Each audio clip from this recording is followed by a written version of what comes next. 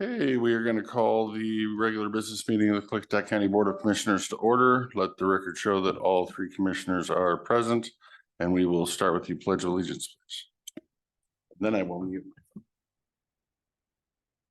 Allegiance to the flag of the United States.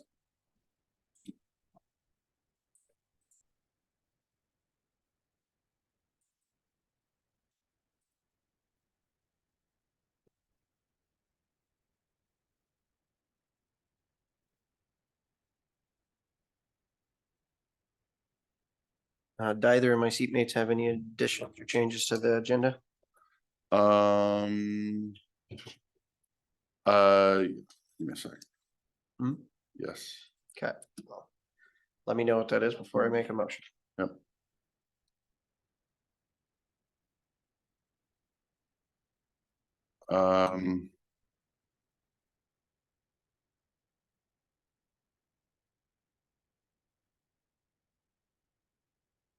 There we go. Testing.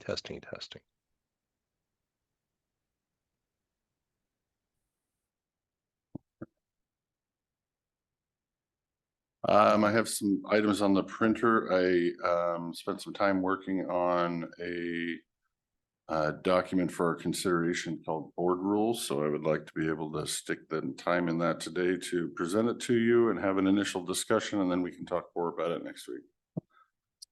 Where we want to put that doesn't matter to me. Why don't we put it under new business? Okay. All right, anything else from either? No. Mr. Chairman, I would make a motion to approve the business agenda, adding one item under board rules to under new business. Second. We have a motion and a second to approve the business agenda with one change. All those in favor of approval say aye. Aye. Hey, Thank you. My items finished printing. Oh, she even stapled them. Wonderful. Thank you. For staff, before I forget, planning on the 5th is going to have a bunch of Mylars that they're going to be in a time crunch if we don't do them. If we do them at 1:30 in the afternoon, and they got to try to get them all hammered by the end of the night. So they're requesting that we put them on the morning schedule. On the 5th as soon as possible, like that, whatever, 9:30-ish time frame or something. So we leave them more time to get those processed on that. don't we usually do that during the consent agenda in the morning anyways? Signing all the Mylars?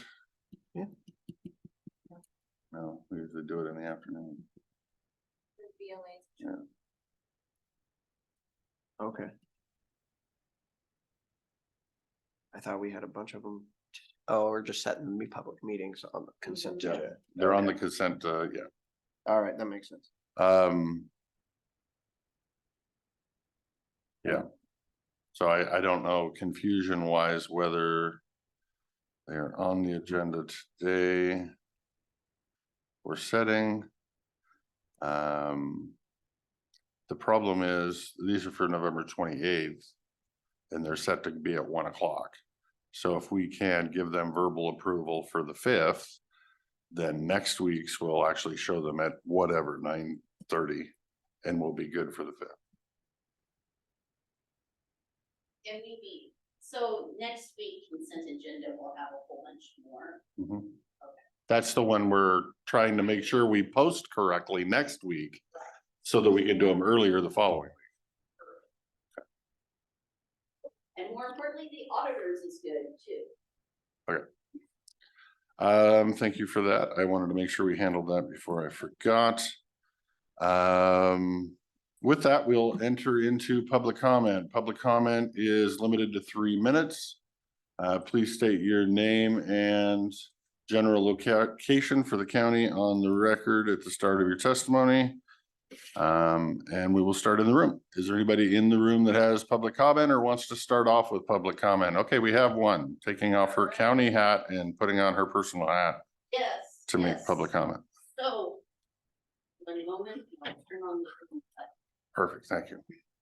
Just wanted to update Hey. you. Oh, Lori Anderson, and just over a year ago, some county employees, we started serving on the 3rd Wednesday of the month at the community meal site.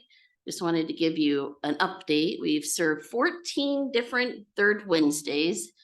We've served a total of 907 meals, averaging 65 per evening. The highest was 86 back in September that we did one night. It's been a great experience. We'll continue doing this. And if you've never been to the community meal site, giving out meals, it's quite a good experience. And then it makes you realize how fortunate you are.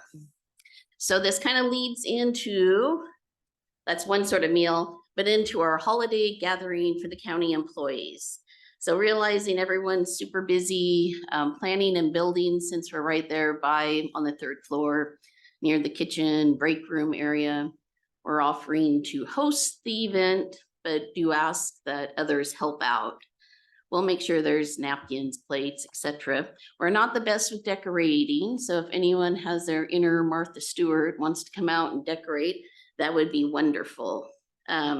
Everyone should bring a dish of some sort. Traditionally, the county commissioners have brought the protein, and I'm not sure if you want to do that. Does tofu count as protein? I believe so. So like a 30-pound log of tofu would be okay? However, whatever everyone wants to bring, it will work one way or another. And we'll have some sort of Google document sheet out there that people can sign up on December 14th, basically 11 to 1:30 or 2. And it should be fun and exciting. What date? Thursday, the 14th of December. Okay. And one thing that we always try to do each year is to try to do something to give back to the community.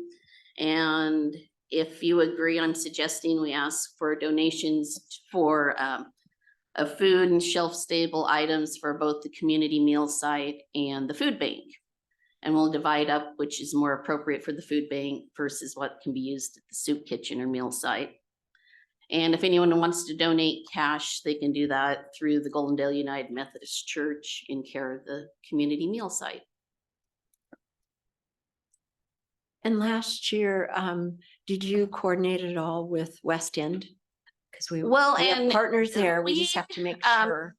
What we need to do, or somebody needs to do, is find a group or a department or some employees at the West End who want to Sponsor. organize their event. And organizing, I mean, more importantly, we have a place to do it and you have the proper utensils and somebody cleans up afterwards. Right, we need somebody down there like you guys in planning that have taken this on to set it up, to have the Google sheet of who's bringing what, and there needs to be somebody down there that wants to facilitate such an endeavor in order to get an Wasn't endeavor it done. public health last year? I believe so. And I just want to make sure that the commissioners, we set the time up right so we can attend. Okay. That's my conflict. All right, thank you, ma'am. I put it on my We did. notes today to talk about this Mhm. issue later today too. So that we can discuss proteins and dates for white salmon and whatnot, so we'll have more discussion later. Let's go online. Does anybody online have citizen comment for the Board of Commissioners today? Jeff Lawton. Jeff, go ahead. Yes, good morning. Can you hear me? Yes, sir. Thank you. Wanted to talk about the dog barking ordinance in the county. It's ineffective. I've got a neighbor with dogs that can bark for 6, 7, 8 hours straight, and another neighbor who's called the sheriff several dozen times. The ordinance has loopholes in it. If your dog helps Bob Sunger catch cougar one day a year, he can torment the neighbors for 364 other days of the year because now he's a working dog. And the reason I want to bring this to the board's attention is not just because it's a serious impact on our quality of life, but the other night I had 2 neighbors. One was one of the dog owners. I've got 2 neighbors with barking dogs. And the other was a neighbor who'd complained, and they were screaming at each other in the dark, up and down the hill. And there was a lot of name calling. There were a lot of accusations that went way beyond the dog issue. If something isn't done, someone's going to get hurt, and that's my concern. So I want to thank the board for your time and your attention. Thank you, sir. Thank you. Can you give us a general location? Oh, I'm sorry. Yeah, I live 7 miles northwest of Goldendale in the Furwood area. Thank you. up by Jackknife Butte, and we're in a kind of a little canyon there, so the sound is amplified. You know, if I go out on my porch and my screen door squeaks, that'll set the dogs off. They can hear it. So even though they're, 5-acre properties, doesn't make any difference. The sound really carries. Okay, thank you, sir. Thank you. We'll go back in the room. Anybody else in the room have citizen comment they want to give for the Board of Commissioners today, or should we try back online first? I don't see a hand. Let's go back on today. No, let's do everybody else first before we. 2662. 2662 online. Name and general location for the record, please. Hello, good morning, commissioners. My name is Tracy and I'm in the Lisle area. So I just have a few things today. One is I looked up Commissioner Anderson's, I was looking up just different people's taxes and anyway, which is public information, but I looked up Mr. Anderson's address at 58 Anderson Road. And I looked it up on Redfin, and it's the first time I've ever seen where they had the flood ratings and the wind ratings and the heat ratings and all of those things were at the bottom of the Redfin when I looked it up. And I just wondered if Mr. Anderson has a subscription to that climate thing, or if there's any way, or if the county does, and if there's any way that other people could maybe use that service to find out the risks on their homes. So that's one question. And then the second one is, I think it was a couple meetings ago, you folks had a consent agenda where you took the, there was some microfiche that was being copied from the auditor's office in May, I think 12th. It was sent to one company and they had it 5 months. And then a couple weeks ago in the consent agenda, you signed it with another company that'll have it for 5 months. And I just wondered who those companies are and what that first company did with our records. If you could kind of touch on that. I looked up the contracts and they were both different. You said there was no money involved in having this other company take over, but who had our records first and copied them? And that's all I have today. So have a great Thanksgiving and thank you. Thank you, ma'am. I think there was another phone number online that popped up at the same time. Is that one 7211? Greg Wagner, cease. Consent agenda has item number 7. It will allow you to sign the critical insight service contract. I want to know if you commissioners have read and you understand what you're assigning. Has the PA, Mr. Cannell, reviewed this contract and rendered an opinion to you?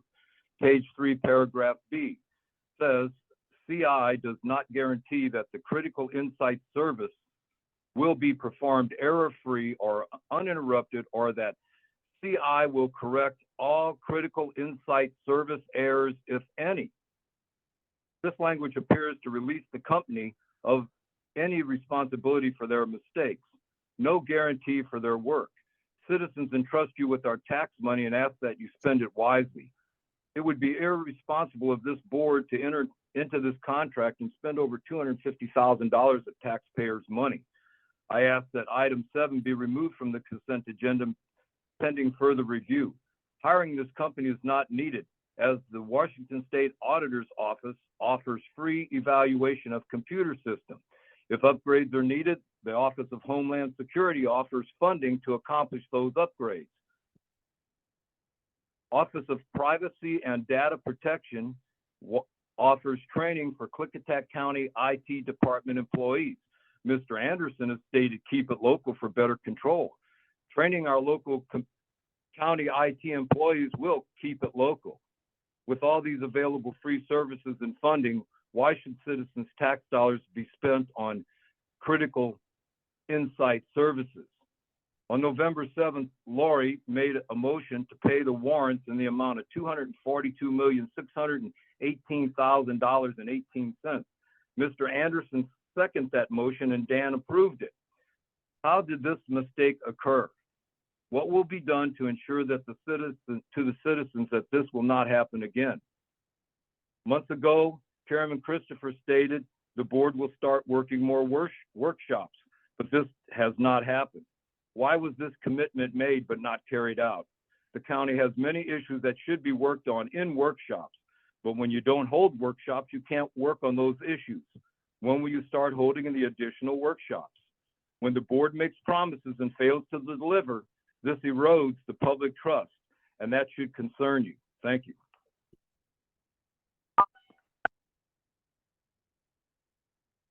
Thank you, Mr. Wagner. We'll go back in the room. Does anybody else in the room have citizen comment for the Board of Commissioners today? None. We'll go back online. Does anybody else online have citizen comment for the Board of Commissioners today? Sherry, go ahead. Good morning, Good morning. commissioners. Good morning. Well, you know, sometimes rabbit holes are really ugly and they're pretty taxing to look at. So I have a lot of concerns, and I second Greg's suggestion to remove item 7 from your consent agenda. I've talked to a network security. I know them personally. That's what they do for their job. They're shocked. They're shocked that our corporation, our municipal corporation, would hire out the networking and the security. You don't have any control when a second company hires that out. Greg's right. We can get this paid for. Our personal corporational IT department should be handling this. And other corporations, they hire outside external third parties to validate their security posture, to ensure that the systems are safe from known malicious actors. It looks like our state can do that for us. So I say take that off the consent agenda. I too read it. You know, Washington State had over $600 million stolen from it, hacked, but you know, that's pennies, I guess, to them. How much are we going to have hacked when our security system is left in somebody else's hands? This is really irresponsible for this corporation to do. And if we're shareholders and we pay you through our taxes, remove that right now, figure it out internally, and stop putting this in other people's hands with no oversight and no accountability. That's all of our personal information, our money, everything. This is ridiculous. Second question. That's my suggestion. Take that off the consent agenda till we figure it out. Where is the microfiche? I see Miss Joby in the audience. I'd like her to answer. Where are our records? They were sent out. She admits she doesn't have access to them right now. I believe that's against RCWs. I should be able to walk into my auditor's office and get my hands on any public document when I request it. Where is our microfiche? Okay. So we have a lot of problems in this corporation. And another thing, Miss Joby, when she answers, where's our microfiche?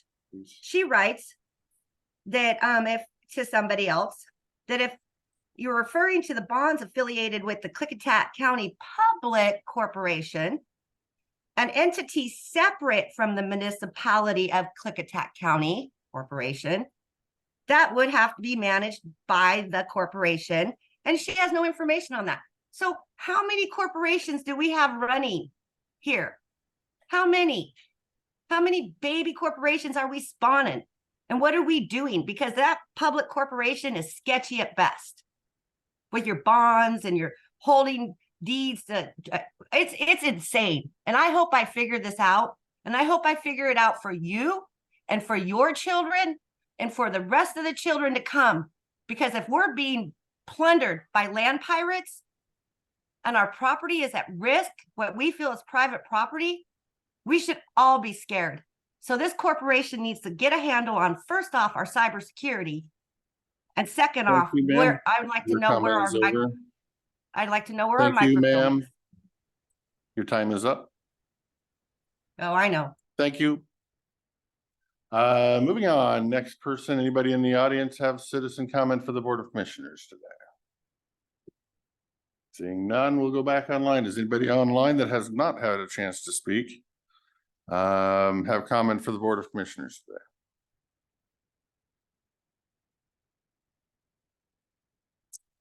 Seeing none. All right, we will, Don up. Bryan. Don Bryan, go ahead. Yep, then he's gone just as fast as he was there. How about now? You're good to go, sir. All right. So just a few things this morning. I heard you, the commissioners on the radio this morning. I'm not sure if that was live or taped or what, but Taped. okay. Anyway, Republic, you guys losing the contracts out there. There might be another break in your funding as we're under contract, and it's expired and we're working on an extension. Correct. They're really not wanting to pay the workers, which I know you guys have nothing to do with. What they're offering doesn't even pay our gas out there and, for the week. But anyway, that's not why I'm here.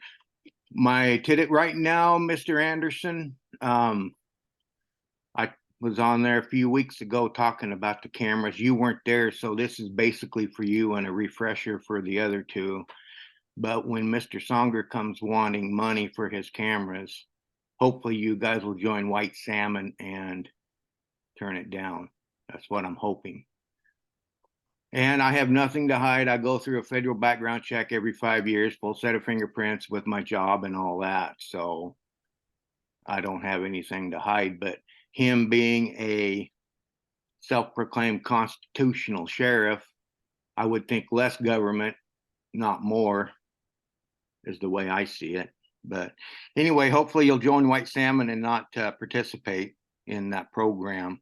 And I was in the building here a while back, and man, that's a really nice building, but can you pipe in some music maybe to kind of liven it up a little bit? It's kind of like walking into a morgue in there. But anyway, have a nice afternoon. That's about all I got today. Thank you, sir. And I hope your negotiations are what you're looking for. We'll go back in the room or online. Does anybody have citizen comment that hasn't had a chance to give it today?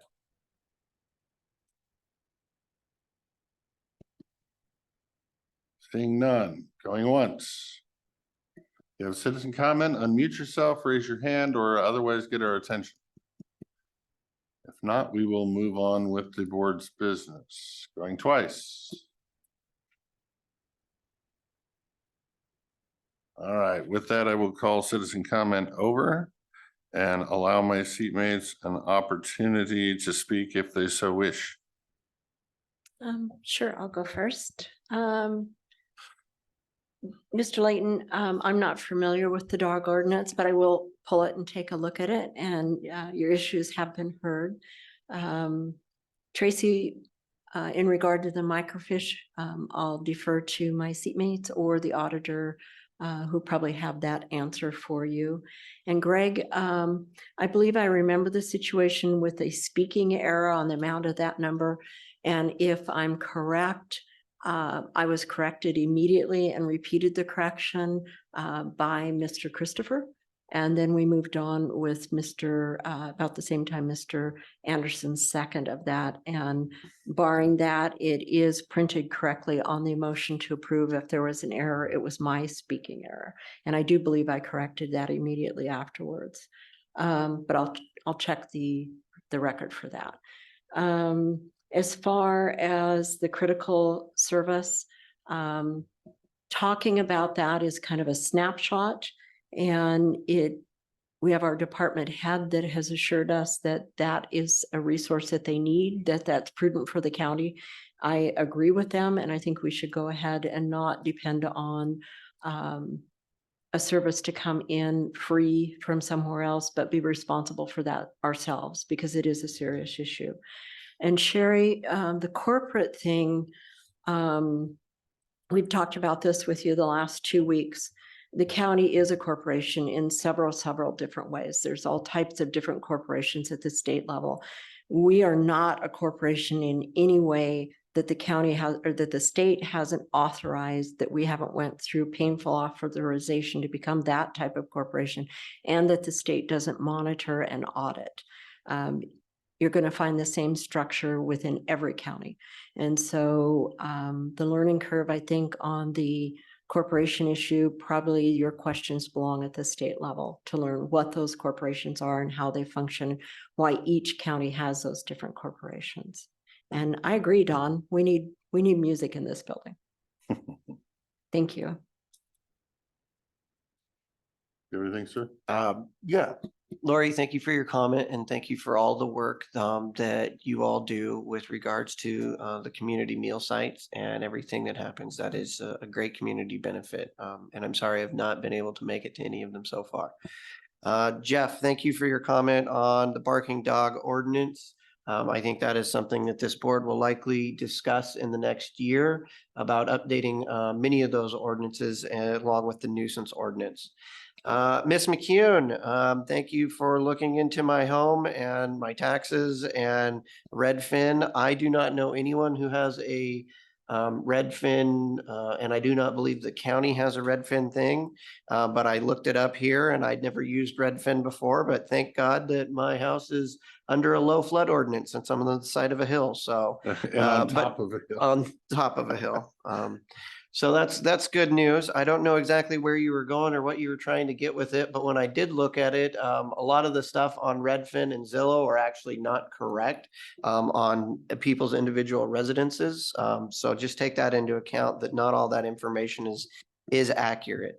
But other than that, I'd entertain where you were trying to go with that comment and what you were trying to understand. Mr. Wagner, the Critical Insight Services contract, I received your email where you said it was for $250,000. That is actually inaccurate, sir. This grant is more in the neighborhood of $16,000. The county taxpayers will not be paying for this. This is a grant through the emergency management, specifically for this purpose. And this is exactly what you would like to do. We have our IT staff who does have secure programs on every one of our computers. There is security on our system. They manage that security. We do trainings through our insurance on security. This is an outside security, which you bring in to look at these potential security threats and issues from an outside source. This is the whole purpose of what we're doing, and it does not cost the county taxpayers any money. When you're going to quote me about doing things locally, that's more in terms of network management. We used to have someone on staff that was a network specialist who has training in network specialty, which is actually the hardware. And we no longer have anyone who's doing that, which is why we're hiring an outside company to come in and work on our network physical structure. So make sure you're not conflating the issues there. And as for November 7th, sir, you are well aware, you look at our agenda, you look at our packet, you can see that when we approve something in the packet, we are approving what is written down. While we make motions and we speak them, we also have to sign them. And so if there is somebody who misspeaks, which I do recall Ms. Zoller making the statement for $225 million, which of course is was misspoken because that's greater than our entire budget for the county fourfold over. And I believe that I laughed. It may not have been able to hear me because I was online because I thought it was funny. And when I seconded the motion, I believe Commissioner Christopher had laughed at it too. So, trying to use that as a weapon against us is it's just frivolous. What you're attempting to do with regards to that. I know words matter, but also let's use some common sense here.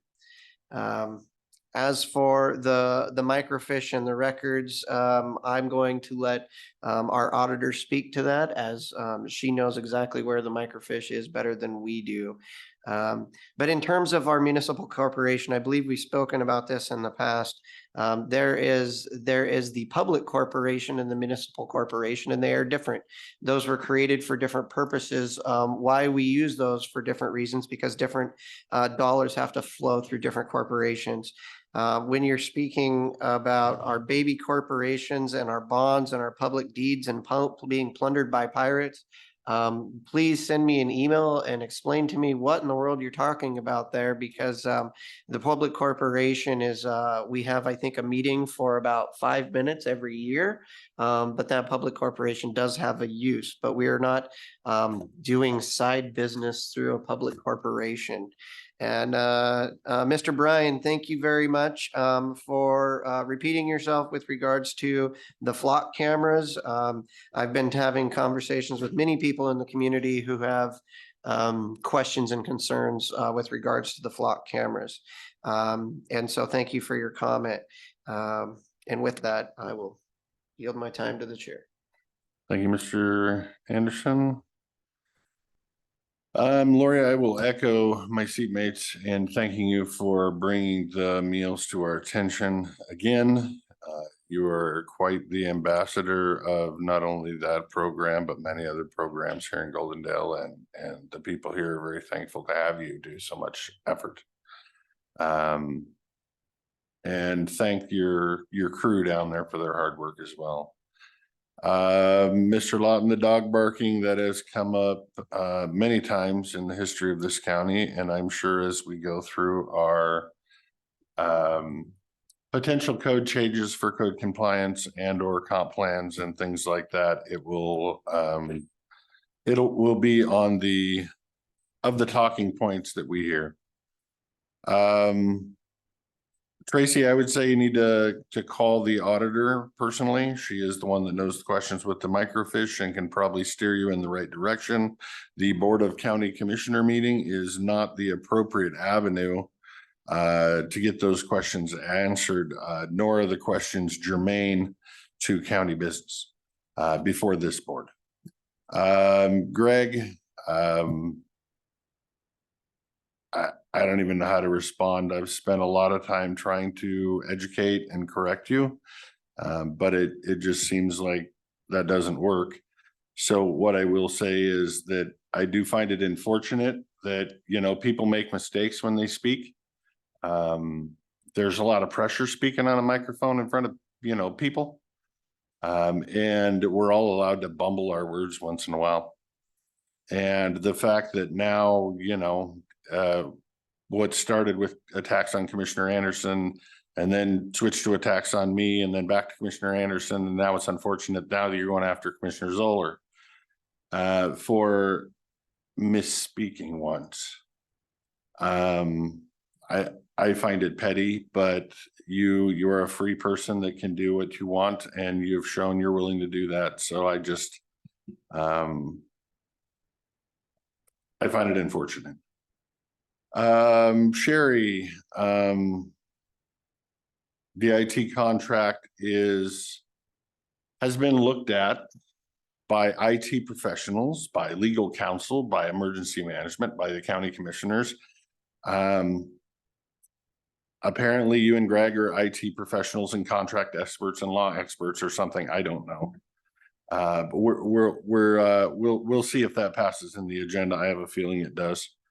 And Mr. Bryan, on the building and the music, I agree with you. I sit in my office and turn my little phone on so I can or link the internet through the local radio station so I can have a little music in my office. I wouldn't mind putting music in the building, but then you'd have to add speakers, add a system, which this is government. So my guess is it would be about 30 grand. It ain't going to be cheap. Let's put it that way. And so I don't know that I can justify spending taxpayer money, even if it's 3 grand, to provide music in the hallways. But I wish a generous donor would just donate their money to do it for us, because I would love to see it. I just can't afford to spend taxpayer money on it. But thank you, sir. With that, we will call a close to citizen comments and move on to the next item on the agenda, which is the consent agenda. And I would ask that my seatmates pull items number 5, which is the resolution in the matter of establishing the tax levy. Item number 8, which is the resolution in the matter of granting funding to the Water Conservancy Board, and resolution number consent. See, I misspoke. You can like put that in the paper next week if you want. Agenda item number 9, which is the zoning ordinance for each to be discussed on their own merits after we pass the packet of consent agenda. I didn't write down which one's number. 5, 8, and 9. What's number 5? 5 is, let me go back to make sure I speak correctly, tax levy. 8 is Water Conservancy Board funding, and 9 is solar prohibition. And I Commissioner, am are fine you with the rest of it. fine? I have, yes, I'm fine with pulling those for further discussion. Any others? No. Mr. Chairman, I would make a motion to remove items number 5, number 8, and number 9 from the consent agenda for further discussion, passing all 19 other items. And I'll second. Okay, we have a motion and a second to pass 19 items on the consent agenda, pulling 5, 8, and 9 for discussion. Any discussion on this motion? Do you want to do those now, or do you want to put them under new business? We just do them now. Okay. Any other discussion? Hearing none. All those in favor of approval of consent agenda with 19 items, say aye. Aye. Aye, motion passes.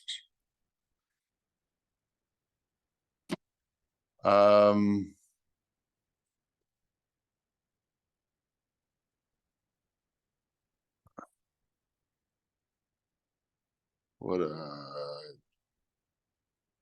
and see what else we have. Election.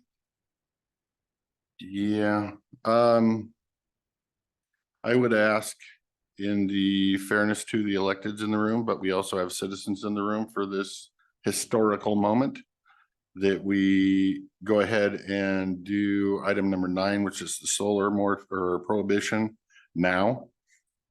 And then move on and allow our elected officials to speak and come back to 5 and 8. At a future time. I don't want to waste their time while we debate. So I'm going to step down as chairman and make a motion that we approve consent agenda number 9, which is the solar prohibition and the townships and ranges in the Goldendale Centerville Valley. And I will second. Okay, we have a motion and a second to approve consent agenda number 9 and prohibit large-scale solar development in the townships and ranges that we've been working on for 3 years. Any discussion? Yes, sure. Thank you for pulling this item, as I had planned to at least have discussion on it if it was still included in the consent agenda. I know I was not here when the decision was made 2 weeks ago to pass this ordinance or to summarily accept the findings of fact. So thank you for giving me this opportunity now.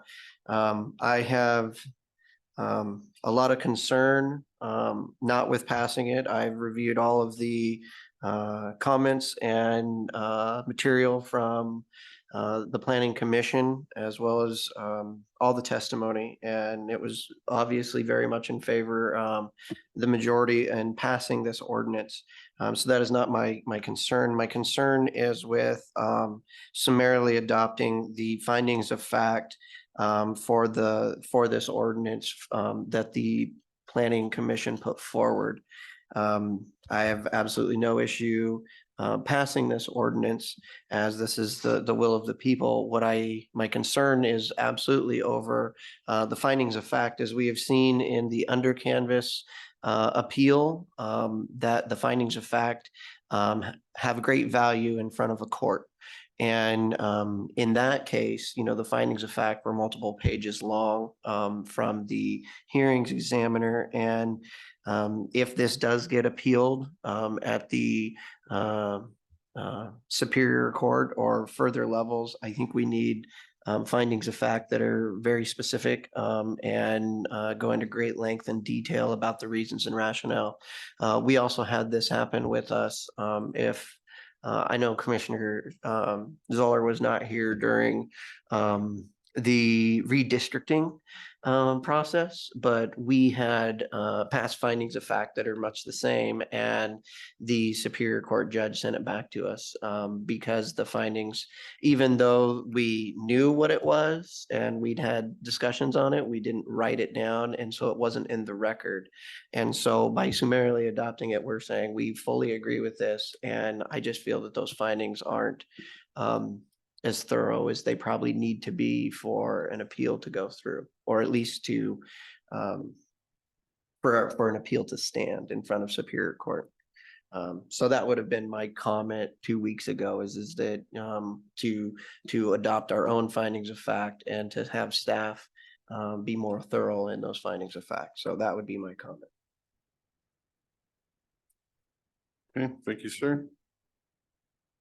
Does any other commissioners have comments on the motion before us? The only other comment I would say is for the public record, from the conversations I'd had last week at the WASAC meeting and where FSEC is going, as well as attending the planning session that Commissioner Christopher and I both attended. What is coming our way from not from WASAC, but from the state and this legislation, it would be my hope and goal in the future that while we have removed these areas from being allowed, there is still the FSEC process that they can override it, which is what they're trying to do in Benton County right now with the Big Horse Heaven Hills project. I think it would still behoove this county and the Planning Commission to set siting standards that are universal for solar development, which is where that originally was going when we sent it to them, so that if FSEC does override or the governor supersede local county decision-making authority, that at least we have citing standards that they would then have to go through individual one by one to say why our standards that we have set locally should not be adhered to, rather than just saying we disagree, we were putting it here anyways because this is the will of the state. That would be my goal and intent moving forward. Okay, thank you, sir. I will take a second to comment on that. I totally agree with you that we need to move forward with the Planning Commission and have them continue their work on citing standards so that we have more teeth behind ordinances like this, so that if SEC wants to come in and blanket summarily throw out our ordinance, they may have to abide by citing standards, which might have population density criteria and other things that I would like to see in there. So I do also want to get our Planning Commission back to work for a thorough, deeper dive on all the issues at hand. So I can agree with that part. Commissioner Zoller has not had a chance. I would like to offer her a chance to speak before we And continue. I agree with both of you. Yeah. Okay. I think time is of the essence to get them to move forward and have those things in place. Any further comments on the issue? Yeah, I would also mention that, there are two sides to every issue, and it's always good to give some deference to the other side. And I did review the comments from the people that are pro solar, that are landowners. And I definitely understand where you're coming from, and I hear what your beliefs are in believing that you can sensitively site solar on your property following the comprehensive plan. There just wasn't enough people that commented in favor of the solar within these areas in order to make that a decision that gives enough credence and weight. Which would change because I'm a large private property rights individual. Being that there is the FSEC process that still exists, I think that you still have access to those opportunities for yourself and your family, having already made business decisions. So because of that, I feel like we are actually not fully removing people's private property rights because there is a state process. But with that as well, with regards to the solar development in Klickitat County and what we were seeing, I don't think that this is going to be the end of what we're going to see from the state legislation wise. And it frightens me when the state is going to continue to preempt local authority every chance they get. Well, and then at Wasac, I'd like to add, I did hear from other counties, there are efforts to work within that legislative power to push back and to protect counties and their rights. And I was glad to hear that from other counties too. So I think we have a very interesting long battle in front of us. I guess I would add, and I don't want to continue in the endless debate, but I will use my second opportunity to say that I do believe this is a long process. It's a long game. This document helps the short game, even though it's for me been almost 3 years in the making. And I believe this document to be the most pivotal document in this side of the county is seen in generations. This document could potentially save this valley from being covered with solar panels like some want it to be. I understand there's political consequences for me for pushing this document because large campaign donors are not happy with me. Well, they didn't donate to me the first time, so that's fine. I fight for the citizens, and this ordinance is a fight for the citizens. So I hope they appreciate it. With that, I am going to step down under Robert's Rules of Order and call a question, which for any that don't know, that ends debate. And we will now move forward on the motion. There's a motion and a second before us to accept consent agenda item number 9. See, I misspoke again there.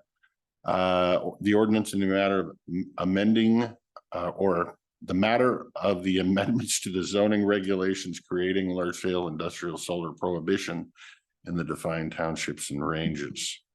All those in favor of approval of the ordinance in question, say aye. Aye. Aye. Was that an answer? Yeah. Oh, 3 ayes. 3 ayes, no nays. Thank you all, and thank the public for their patience and due diligence over the last 28,000 public hearings we've had. And I apologize in advance to the Planning Commission because I believe you're still going to have more work to do to protect your valley. So thank you in advance for your hard work. With that, we will skip down to elected officials election update. Sorry, this was 9:15 on the agenda.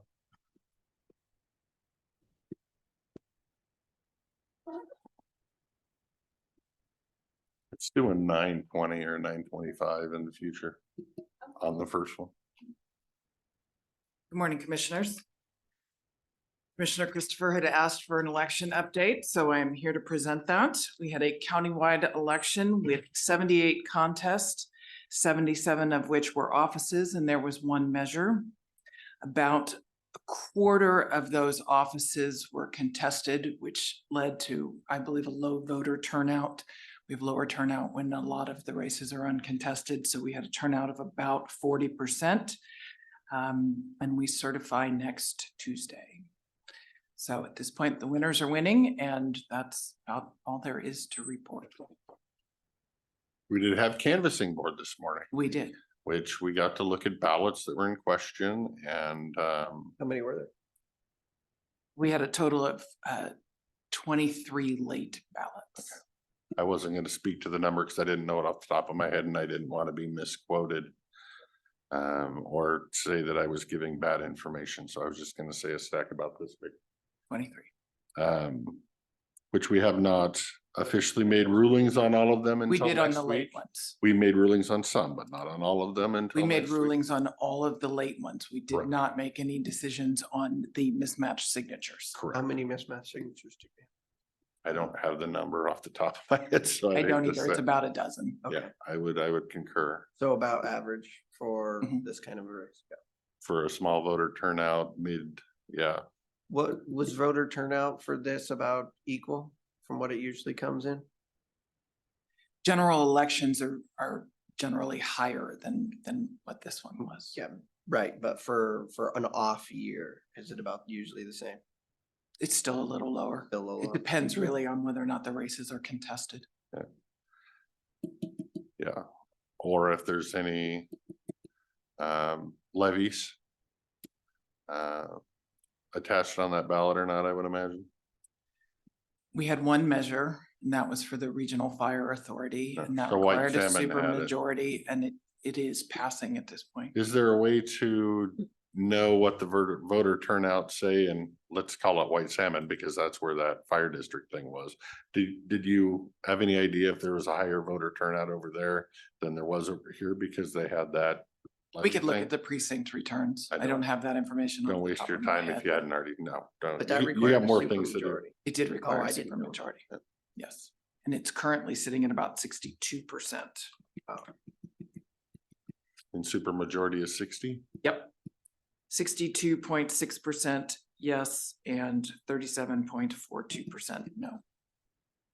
Will of the people. Question, if I may, sir.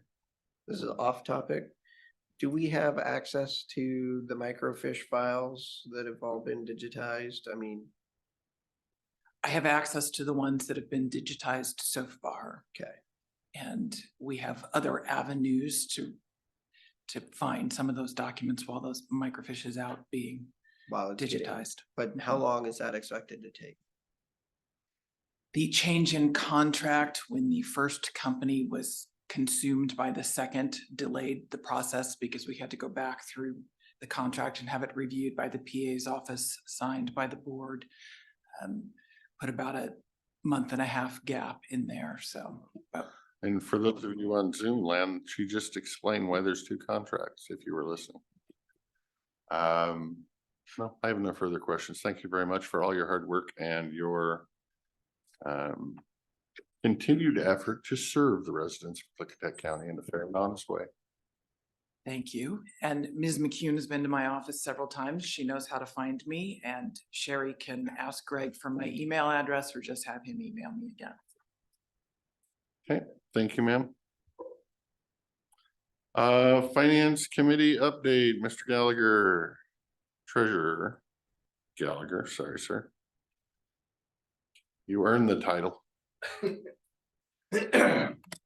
I appreciate your time this morning. I know you guys have a lot going on. Just wanted to give you guys a quick update. We did have a finance committee meeting on Friday and really dove into the weeds on some of the things that we were working on. And so I just wanted to take a couple minutes.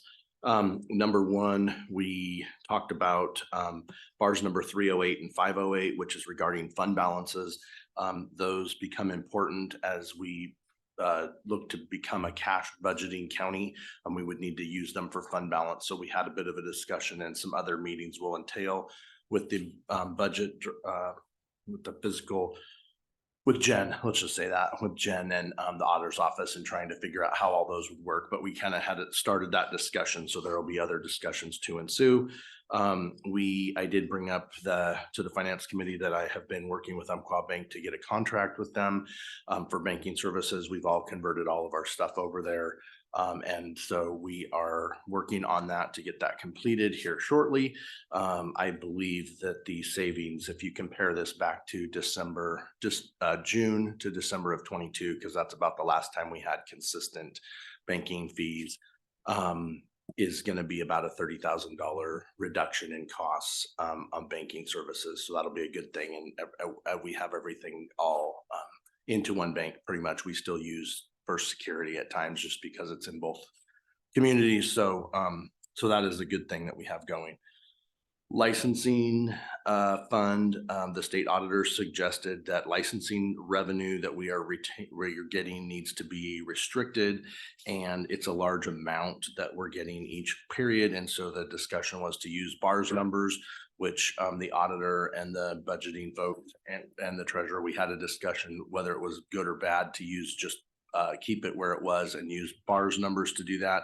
I think the discussion finalized with setting up a new fund, which I think you'll see a fund resolution that'll come your way to set up a new fund for licensing. This kind of started when the state started remitting money back quarterly to the county for dispersal of revenues for running the licensing department. So this will help us keep them separate and make sure that that money is doing its job as to what that money is designated for. See, we talked through the 2023 year-end calendar, just a couple of dates. Cash JVs would be due by the end or by the 22nd, and the regular JVs would be due by the 29th. We'd have a dead period until the close and roll scheduled for the 13th. All those days are up to, that's just kind of a rough estimate, but working our way through. We are to the end of 2023, so we are looking to get through the closing process on that. So we did put a calendar together. We had a lot of working discussion on the kind of 3 projects that we have going on, which are the merger of Fund 107 and 135, which there will be a resolution coming forth, I believe, for that one. The movement of the 138 funds, which is the DDA funds, into the 145, which is behavioral health, which we've talked about, and getting that done and how logistically it will work. And then we've merged the gun range into the general fund and just cleaning all that up and getting that all taken care of. So we had some conversations about that. And then lastly, we had staff reports. Jen mentioned she was going to have a Q3 update today. The auditor, Ms. Joby, said that she had a conversation with Teresa, who is the TDJ CPA that we use for all of our accounting work. And she was on board with helping us with anything that we have in complex from with kind of circling back to the funds, the bars numbers 308 and 508 in the fund balances, and making sure. So she was on board with that. And then we were hoping to have a meeting on November 30th as our next meeting, but I need to get you an email to see if Mr.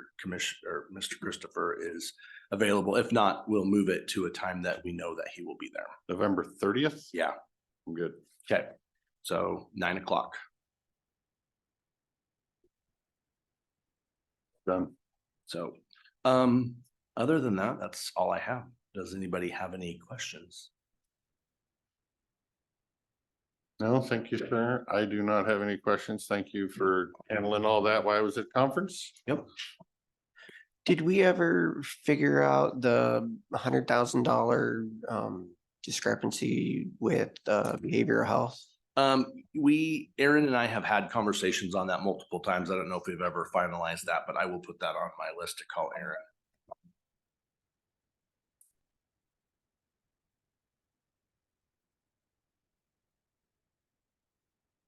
I know we talked about it, but I don't remember Yeah, I just didn't remember if it ever got I think fixed in the end. it's one of those where it starts and you have multiple conversations, and I can't remember exactly how that ended. Okay. So you mean you're busy too, and you kind of get. I am, yes. Yes. On just a separate note, I didn't report this to the finance committee, but we did have fewer tax late notice cards that we sent out this year, so which was good. So we our collection was where it should be. So we sent out, usually we send out about 1,700. This year we sent out 1,100. So It's good. it's exciting. It's If you're in the treasurer's office. Yeah. It's exciting if you're in the 1,700. budget. Yeah. That's 1,700 out of how many total? Well, we only really send them to, it's intended to hit the people that are current that just forgot to pay The second half. the second half. Yeah. So like if you're on your second or third year of delinquent, we're not It's trying to same. hit that person, because we more than likely they're not going to pay. But so that's 1,700 out of how many? Oh, total? total Yeah. 23,000, I 23,000. think, or something like that, parcel numbers. So that's good. That, but we're now down to 1,100. And the collection period this year was very short. It was almost seems like it just came right at the very end within a 5-day window, really. So Okay. it was good. I paid mine. Yeah, good. You didn't get a yellow card. My mortgage company pays, well, one of mine, the other Yeah, one I there you pay. go. Yes. All right. Any other questions for the treasurer? Nope. Thank you, sir. Awesome. for You guys your have a update. great day. We are a little behind. It's 10 o'clock and we're still at 9:30 on our agenda. So we will have the interim planning director, Lori Anderson, has a brief update for us, I think.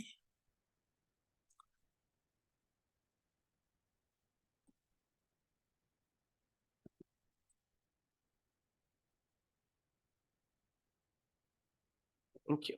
I have something for the board that Thank you. she might have it in here.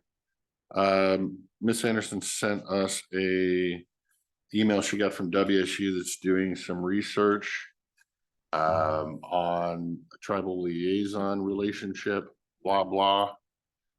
In wants guidance. She doesn't feel comfortable doing it, and it would normally be the position of the planning director. So she's looking for guidance whether she should reach back out and get involved with that in WSU. And I guess I want to get us consensus so she knows what's going on. It is my opinion of that while I believe it is good work by WSU, and I think it could be a benefit to this county, I don't believe without a planning director in place that knows the county, knows the history and whatnot, that it would be a good if we had that, it might be good to get into this study that WSU is doing, but because we don't have that person, I don't believe it's a wise decision to get involved in that study.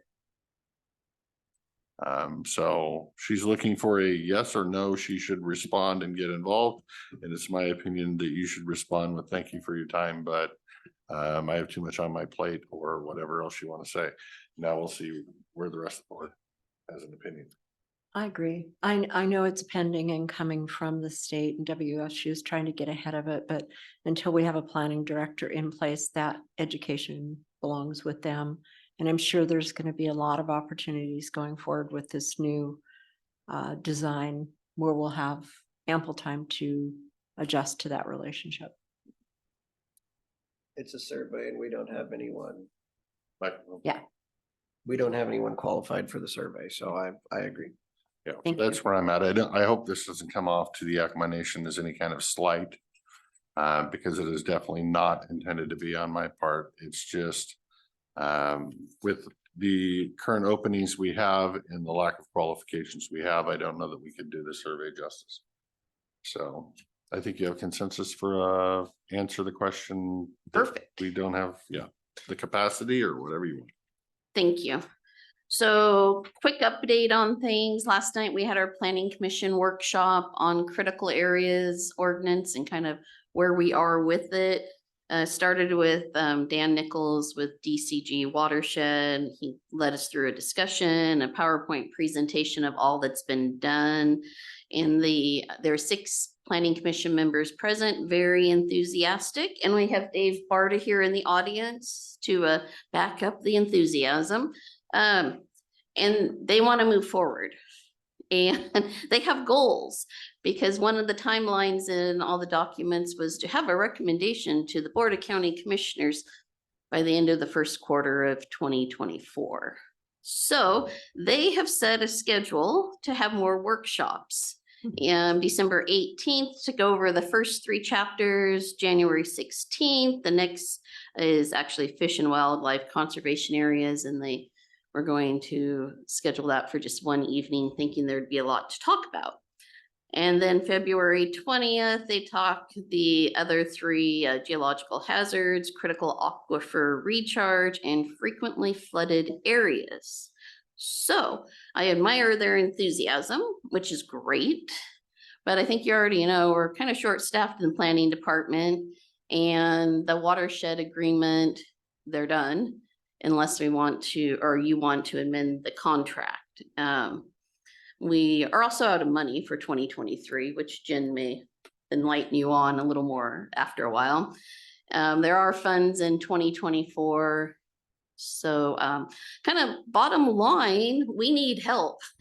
I mean, obviously the planning department, we need to support the planning commission, the critical areas ordinance, and so on and so forth. But we need help. And then now you have other assignments, it sounds like, for the planning commission after this. So I don't expect you to have an answer right now, but Mr. Barta, if you'd like to add anything.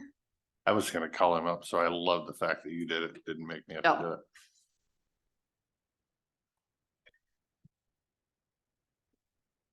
Good morning, commissioners. Yeah, Lori, I think pretty accurately stated what the planning commission's desire is. I don't know if I would classify it as excitement. We do want to complete the project and get that finished. I think that's important to us. I think it's important to us because there was an interruption. If you remember, the last time we truly dealt with it was November of 22. And so about a year interruption takes a lot of refreshing, and Mr. Nichols appropriately went through quite a bit of the information from before. And we are all going to go back and make sure we reviewed the response matrices for the public comments and so on at this point. And then there was a significant discussion last night on critical aquifer recharge areas in some of the wildlife questions as well. And then, so we got some things to do. So I appreciate the work that the planning department is putting in. It is a significant amount of work, as you already know. And so whatever we can do to move the process forward. Mr. Nichols had put the timeline up of potentially finishing it up by the end of the first quarter. And I like to see things wrapped up, but I don't want to see them wrapped up hastily or not, not with the appropriate amount of consideration. But I would really like to see this. The planning commission, not me, the planning commission's been at it a long time. And then once the planning commission wraps up, you have your role, and that will of course add additional time. So anyway. Yeah. I would say thank you, sir. Unfortunately, this one apparently didn't get finished on budget. Delays cost time and resources. Mm-hmm. And I don't know where we go when you've completed your work on the planning commission, where this board goes from there. But I guess for me, what I would like to see is potentially a sample contract from the watershed group on what he believes the financial cost would be to facilitate the planning commission's needs to extend this out another quarter. Or, I mean, I wouldn't just say 3 months, but at least quote me for that 3 months in hopes that they can get to a resolution. And they did provide a draft for $17,000. And I can easily talk or email with Dan Nichols with the watershed group, and they could amend that or explain more. And so it's your understanding right now that they think that 17,000 will do the work that To complete. they're saying there? that was their goal with that, to actually get it to the Board of County Commissioners and ideally finalized. Right. Of course, there is still the appeal on the SEPA that has to be dealt with too. Plus, if they decide to have any more meetings than what are scheduled here, that will also be additional expense. Okay. Thoughts? Go ahead, Jim. I would like to say thank you, Dave, and as well as the rest of the planning commission. We used to do these without a whole lot of outside help. It was staff that did them. And the reason that you could do that is because the planning commission did a lot of work themselves. Mhm. And usually you would have the outside counsel or outside experts come in to amalgamate all of the historical information, you know, so that you could make your findings of fact for your best available science and everything. And that's been done a long time. They have all of that. The only thing I can think of that we're really going to need to look into with regards to findings of fact and for critical areas is potentially the uplisting of the western gray squirrel and what the impacts that could have on critical areas and habitat areas. And we're gonna be looking at, you know, a good portion of the terrestrial habitat. With that though, I think we've got good applications from what I'm hearing for a new planning director in.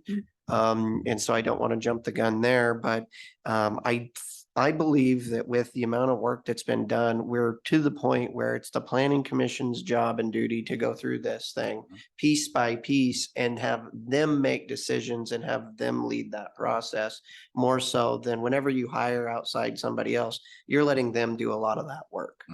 And I think there's a good opportunity here for the planning commission to do that good work themselves.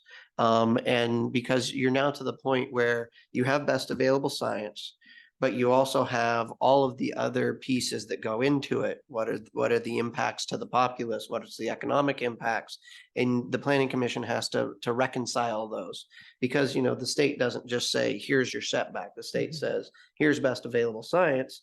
And some counties go here, some counties put it over here. And because you have to take into account all those other factors. And I believe that's their job and their duty. And I think they can do that. So I want to give them a good chance of doing that on their own. And then if they need the support for supporting documentation or information that may need to be from the watershed group or somebody else, then we deal with that. But hopefully we can get a planning director on soon. So that's just kind of my thoughts with where they're at in the situation. I also don't like spending a couple $100,000 and they say we're going to get it done. And then they're like, no, we need more time and more money. It's like, we gave you a lot of money. A couple of times. Yeah. Multiple, five amendments worth of. Well, and I agree with Jake, and I have to say thank you so much. I'm thrilled with where Planning Commission is and how they're functioning compared to 2 years ago. And they're exactly what I remember of Planning Commission and how you should be working. And I'm glad that you all sit on that board and spend the time and are willing to bring your own opinions and education and battle that back and forth to come to the best for the people. I really appreciate it. And I agree with Jake. I think that you're at a level and you have enough information that you could move forward unless we hit something and then we have to look for outside help again. And then Lori's looking like deer in the headlight here. Oh no. Oh, no. And that means me, that's staff, but facilitating those meetings and opening them up for them and letting the planning commission move through this. I think you have a really good chance at doing that and accomplishing the end. My question would be is finding money. Ecology, is there any extensions anywhere? And also Department of Commerce, because we have to answer to them for this critical area ordinance. Maybe there's a pot of funding somewhere from them. If you need something. I guess I would like to hear from the representative here from the Planning Commission on whether you think your board can fulfill and continue working on this project without the help of the watershed company. For expertise or documents or whatnot, knowing the limited capacity of our current planning department. I think there's a desire in the room to get through it, know it thoroughly inside and out. I think we can do a lot of that work. I think we need to be able to come back and say, this is over, this is beyond what we can do. I think I can't speak for the Planning Commission. I think the Planning Commission recognizes, you know, I mean, one of the things that I personally said last night was that, you know, protecting the critical areas is certainly important. We want a critical areas ordinance that is reasonable for people who want to do no more than to build a home on 5 acres that they bought or something like that. We need to have things that are reasonable and that don't bury them in that process. I think we can go through most of that stuff ourselves. I just think we need the opportunity to be able to say this is beyond what we can do. And there's the interest, and frankly, you're correct. I don't feel like an expert in anything, but there are people who really have a handle on specific parts of that and can strengthen the rest of us, so.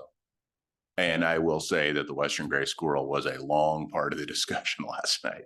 And that's a concern where, you know, you have one of the points I brought up was that you have critical areas, and for example, but then you have what are called adjacent areas. And I don't know where adjacency, so to speak, comes in, but I can certainly imagine it comes in with species that are considered threatened or endangered, more than it would come in an adjacent piece to a wetland or something like that. You can see that it's right on the map. So anyway. Okay, so I believe the board has consensus, and you can correct me if I'm wrong.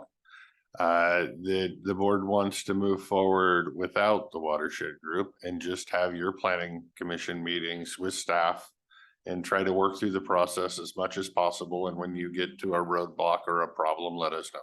Okay. Am I correct? Yeah. Okay. Thank you. Thank you, sir. Happy Thanksgiving. You too. Happy Thanksgiving. I think we're good. Oh, we have copies for you upstairs. Thank you. I'm gonna stay for Oh, okay.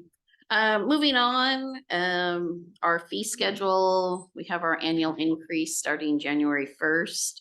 So I've attached a copy, so our increases, you know, it is going up.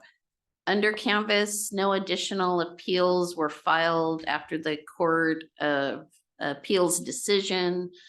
Talking to Rebecca Cranston, the prosecutor's office is continuing to take the lead on that. And Bluebird Solar, no update. Year-end plat filings, you've already talked about, you'll have quite a few of them. Permit routings, we'll probably be able to start routing some various applications in the next few weeks that have been on hold due to SEPA, and I'm hoping you'll give me a little further direction on some of the SEPAs. And requests for qualifications, working with Jeff Hunter, that after the holidays, Thanksgiving holidays, they could come back to potentially doing the RFQ. If that's your desire still. Okay. And I believe it is in the comment. I believe you'll give me further direction on the SEPAs. If you have them, just bring them forth and Okay. we will then give you direction. Okay, any statements?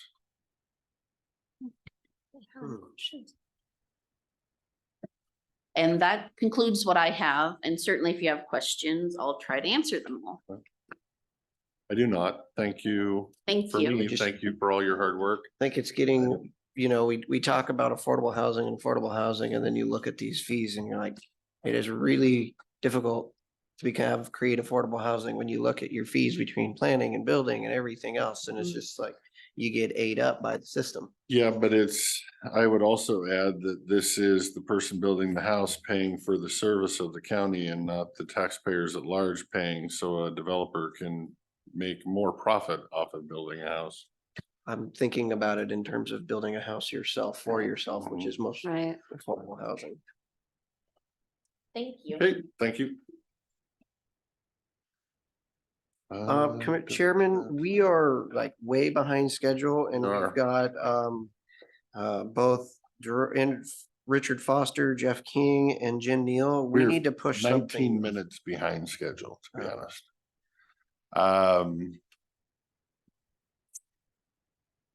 Well, we still haven't done our consent agenda items or anything Yeah, else we too. can scroll those.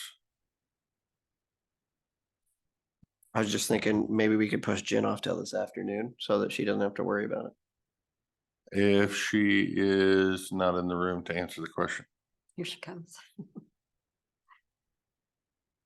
So now everybody in the room, turn around and look at her. She enters and put the spotlight on. Or we move Richard, either way. I'm fine with either. Oh, he's here. And it would be a move until probably 2 o'clock.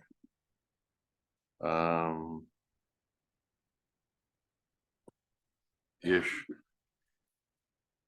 The question's been raised by my seatmate to try to bump one of you on the morning schedule until later, since we're running 19 minutes, 20 minutes behind now. So the question was, are you going to be around later this afternoon to come in this afternoon and or later today if we 2:00. find room, or are you on a schedule today?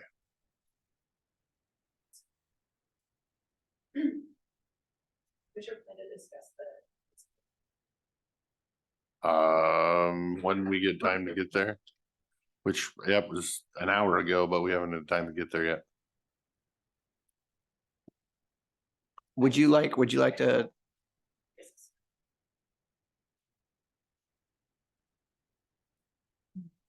I won't have questions. On which one? Number 5? Yeah. I don't have any questions. We want to deal with it right now. You asked for it to be pulled off. That's fine with me. We can do it now. It can be. Perfect. Mr. Chairman, we have before us consent agenda number 5, the tax levy. My motion is to approve. And I'll second. Okay, we have a motion and a second to approve the 2024 tax levy and budget. Any discussion? Hearing none. All those in favor of approval, say aye. Aye. Aye. All those opposed, nay, and I'm a nay. you want Motion to- passes.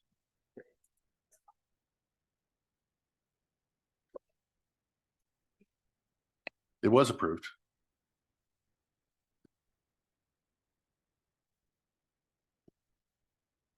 That levy certification and the budget adoption, without certifying those levies, sir, we're not able to collect property tax. You don't need 3 votes to certify.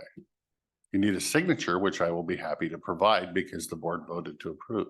Oh, okay. I just wanted to make sure that the public understood, like that's not, it's a standard process. We have to certify, every taxing district has to certify those levies, get those reports back to the assessor, to then Department of Revenue, in order to be able to collect our property taxes. Okay, can I ask, I've never heard of it, not somebody voting no. Can I ask why? We're not in discussion on the matter, sir. Let's stick to the agenda and the schedule. We had discussion.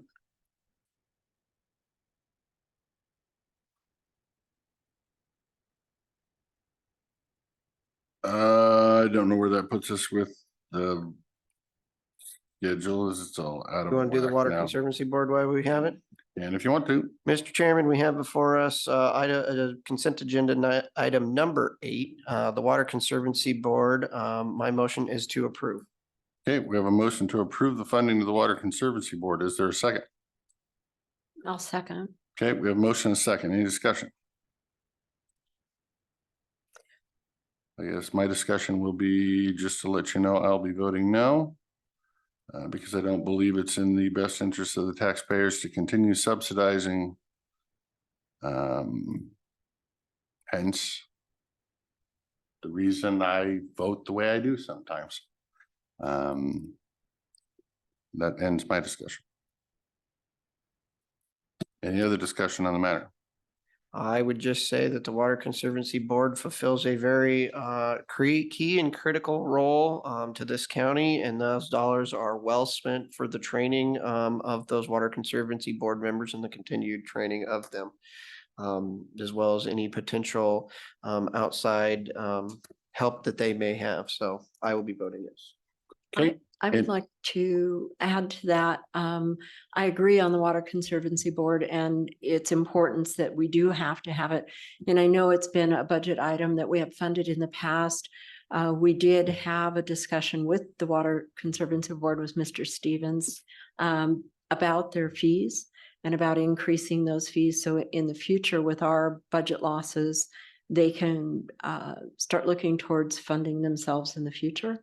So I would encourage them to do that. I did see an application come through not too long ago.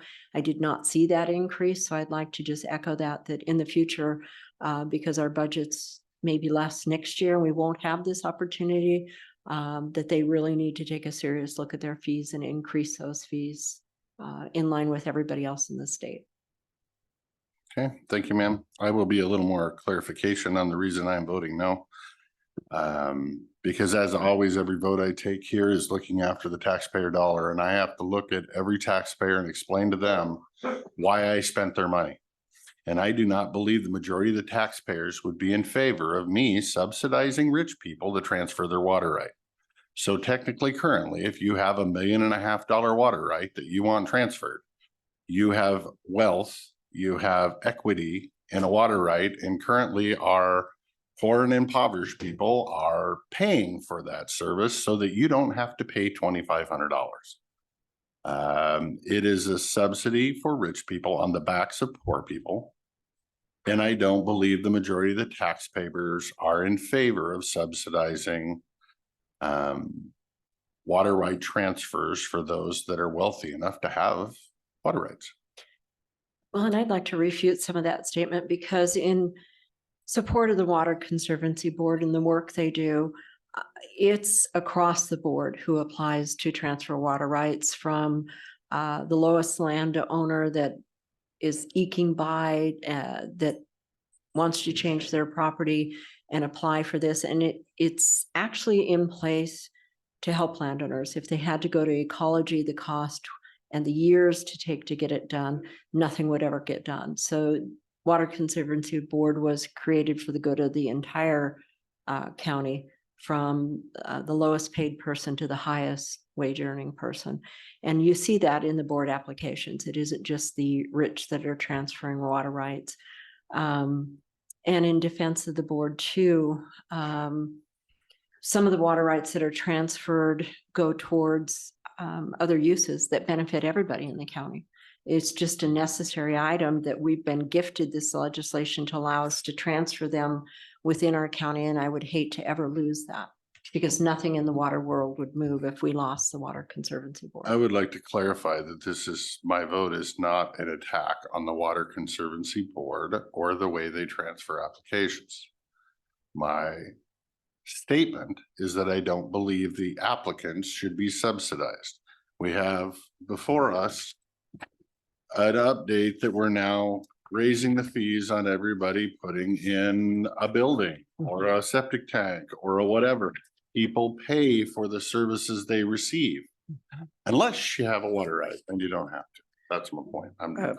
I may refute that as well. And that is that from what I have noticed, the farmers are not usually rich people.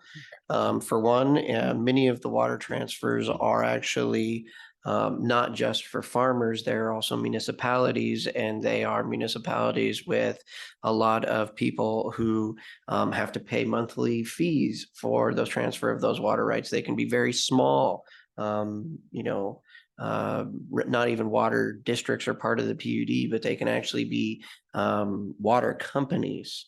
And class B systems, which actually have no money. And that's why we use a lot of subsidies from the state landfill gas fund in order to help these small systems continue to operate. And so we subsidize lots of different things. But also I see this not as a subsidy. I see this as primarily for training of these members who volunteer their time, and they spend a lot of time volunteering, and I don't want to add more to their backs. And with that, I think that's plenty. Well, and the money is well spent in other places too. They do have to pay for the advertising, the required advertising and things. And we all know how expensive that gets to get this type of work done. So like I said, in caution, funding it to keep it going, to have it not fold in on us on this year, gives them the timeline of the next year to raise their rates and become self-sustaining. And that's what I'm looking for. Then I would advise you to make mention to the Water Conservancy Board to be self-funding and raise their rates and actually charge for the services they provide. Sure. If your plan is to not fund them next year.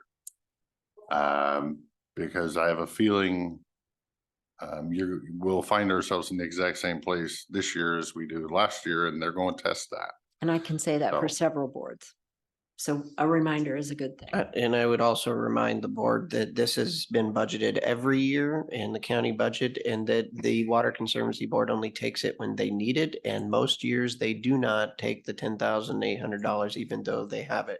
They are very fiscally frugal. All right, I would love to end debate now. Are we done with comments? All right, we're done with comments. We have a motion and a second to approve consent agenda item number 8. So let me get to it, which is the funding for the Water Conservancy Board. All those in favor of approval of the funding, say aye. Aye. All those opposed, nay. I'm a nay. Motion passes. Thank you. Moving on.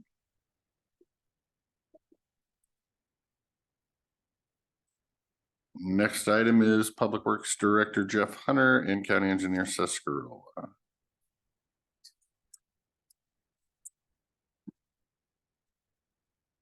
Did we ever get to Jen, whether you're coming back this afternoon or you're just gonna hang out and wait until we see if we can speed things along and get to you? Okay.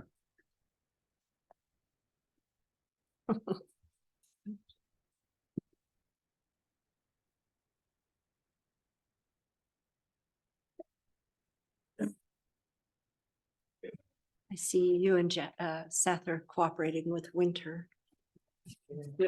Needed to. 6,700 feet. I got a little chill. I bet.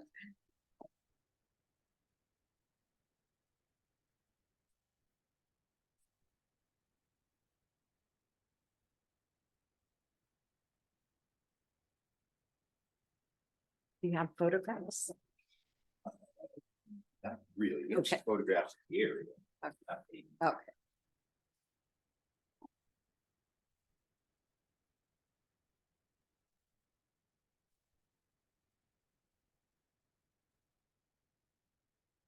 Jesus.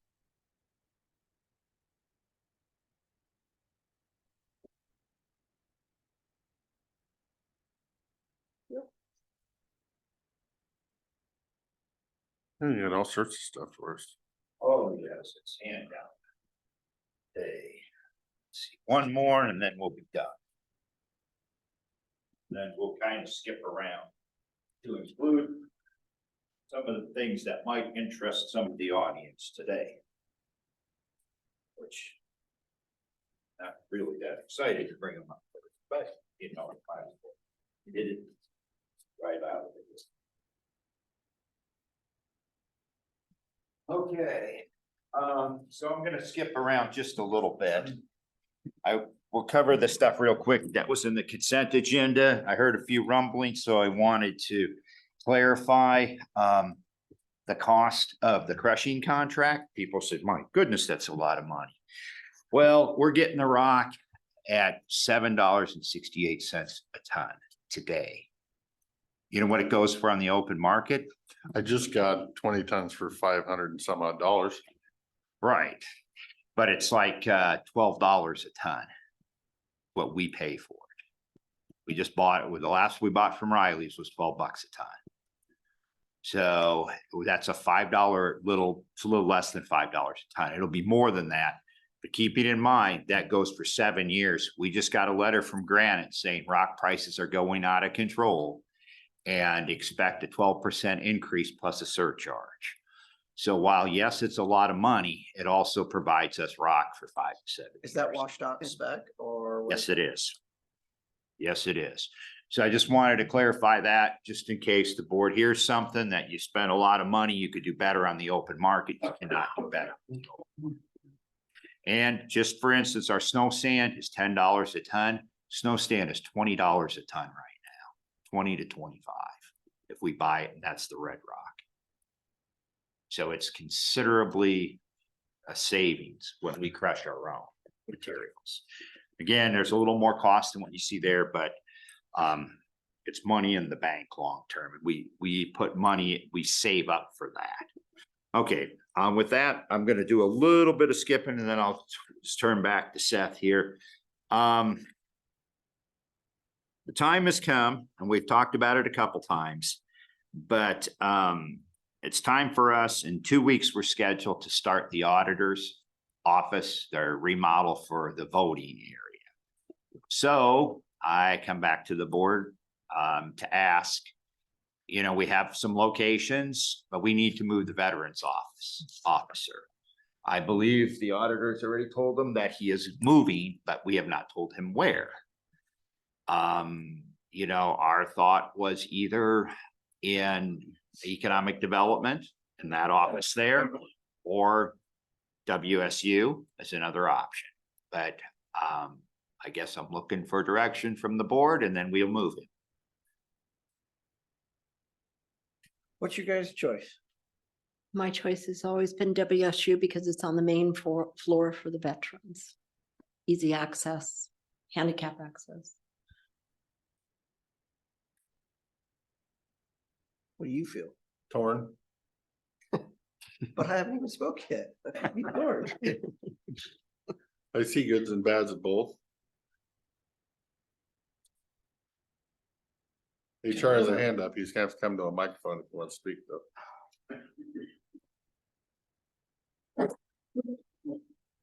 You weren't. We're gonna be negotiating a contract, hopefully with WSU before the end of the year. That might be an appropriate time to talk about their space. Well, I think long-term, their space has already been decided by this board, but short-term, And the person upstairs is a WSU employee, so it might also make sense to move them down. that was my thinking, why we don't have the small business development person moving down. Does the small business development person still have that office space upstairs? So the veteran service officer is going to need an office space, Yes. not a cubicle. So to me, it makes more sense to put WSU in the same hole, in the same door office space. And to me, it would make in sense. The SBDC person is very rarely here anyway. There would be very little confrontation with them sharing a office space with their fellow WSU member.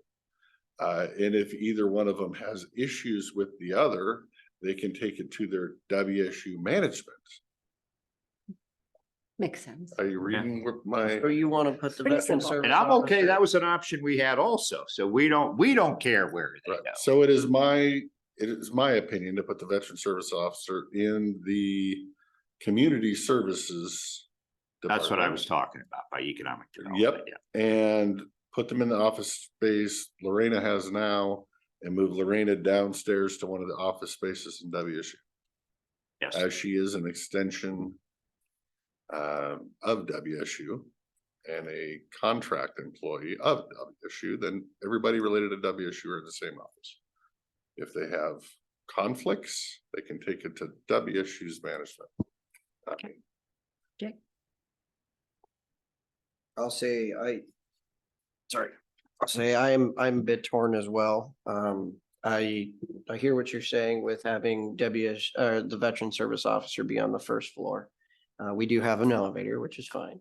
But I also look at that WSU office that seems to be dark quite a bit, and at least the veterans officer would have it probably lit up. And there'd be someone in there more often, which I think would be good. I also see though that Lorena, while she can walk upstairs and all that, she's also in the economic development world more so than the veteran service officer is. And so if the veteran service officer can get an actual, not a cubicle, but they have to have an area where they can shut the door for those clauses, just like Lorena has to have one. Lorena's already there. If we can get a spot for them in WSU, I'm fine with that. But if WSU says we have no available units, then we have to put Lorena downstairs and they have to figure it out, or they have to share that office upstairs. But either way, both of them have records that need to be kept. It's behind closed doors, which is fine because everything's behind a closed door. But when they actually do their meetings, they need to have their own space. Okay. And there's also the upstairs rooms that you could meet. So there's options, but. Okay, so I'm confused as heck now with. And like I said, I'm torn. We just need to make a decision. Yeah. And I think, based on what you said though, with the long term, it seems like the long term decision of where WSU is going seems to already be made, and it's not downstairs. based on kind of what I'm hearing, then, and feeling. Then with that, I would prefer to put the veteran service officer downstairs where we think they'll probably stay over the long term.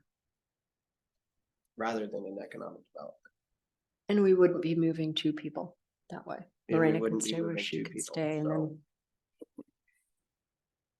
That would be my. Well, see, preference. we have another split decision, it seems like. I'm in favor of veterans being upstairs in economic development. And it sounds like, correct me if I'm wrong, you both want veteran services to be in the office space with WSU.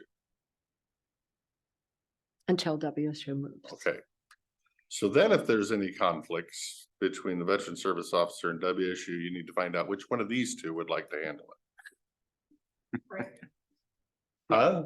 Right. Good. I hope you can. It's a good match. Lori will be the chair next year, so sorry, Paul's too. I see what's happening. Are you gonna tell Frank or you want us? Okay.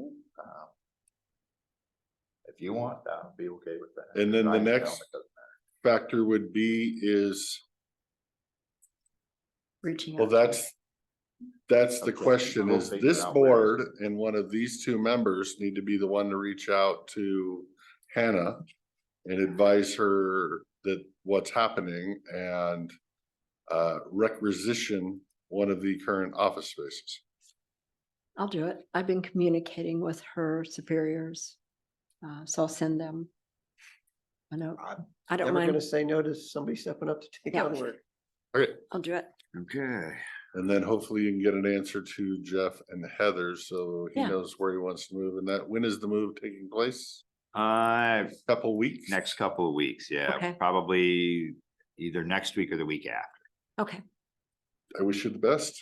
Yeah, I'm good. So, how's the veteran service officer gonna feel sitting with the new,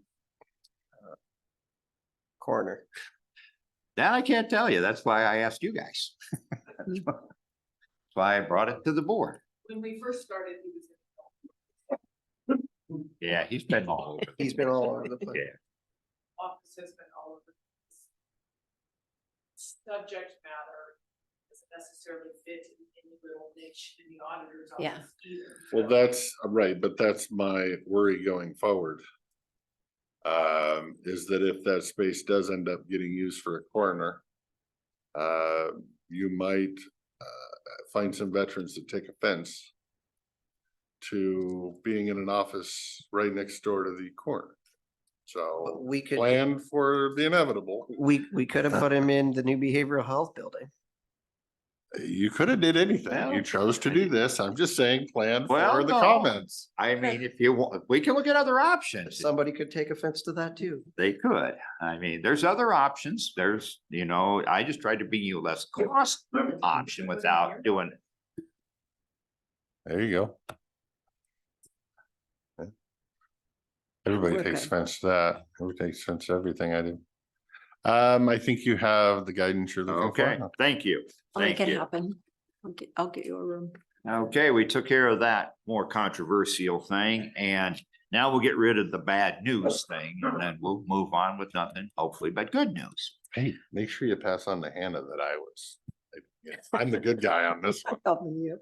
Elle and I, about every 5 years, does a major elevator inspection on us. And every 5 years, the result is the same thing. They find things that we have to upgrade. Now, we can fight them on this, but we don't win. We tried this 5 years ago, and their reaction was either fix it or we'll come down and red tag your elevator. It's that simple. So, I have my own philosophy about that, but I'm not going to get into it. Why is it we pay all this money to this elevator company to come in Mhm. here and keep everything fixed? And then L&I comes in and finds a bunch more stuff that they didn't find. That's exactly how this works every 5 years. And they change rules. And so elevators, unlike a lot of stuff, is not grandfathered in. For instance, and I gave you a copy of the sheet. We've actually done some of the stuff we can do, but we are not licensed or qualified to do stuff that involves the car. For instance, and the thing that irks me is putting railings on cars that have been around since the 40s. And they were fine up until this point. New safety regulation says we have to have them on there. We've disputed that with L&I, and they're like, okay, we've given you guys some leeway because we've been fighting back and forth, but we're not going to continue to give you leeway. Either you fix it or there's nobody that can go on your car. And since nobody can go on top of your car, then your car can't be inspected. Therefore, we don't know your elevator's safe. There's a railing on top of the car. Yes. So the service guy doesn't fall off the car. It's ridiculous. Trust me. In a shaft. Yes. Yes. Trust me, we've gone through this. And a category 5 test is another one, but there's no way we can, they won't even listen to any conversation. Category 5 test is an earthquake test, basically. Is your elevator stable? And it's a warning. The building isn't stable for an earthquake. The courthouse isn't built for. But the elevator will still be there. So, Yes, hey. exactly. But the point I'm making is here's where we go. This is part of a gen conversation. The total cost is 31,000. By the time we had tax and everything else, would be closer to 35. My question is this not on the same capital list that the livestock barn roof is on? And if No. we're not doing the livestock barn roof, is there not funding to switch over? You wouldn't use REIT dollars on this because this is maintenance. Livestock barn roof is, what I'm suggesting though is we had more on the insurance dollars than what the insurance came in, about $103,000 under what we had budgeted. So what Well, kind of, come on, we're paying that out of some other fund, so it's not like we saved anything. Yeah, do your thing. So within their Budget.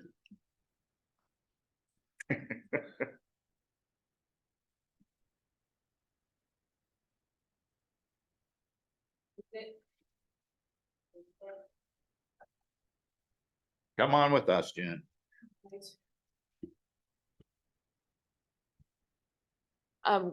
Due to the new allocation methods for the insurance premiums, buildings and grounds in the general fund used only about half of what they originally budgeted on their insurance line.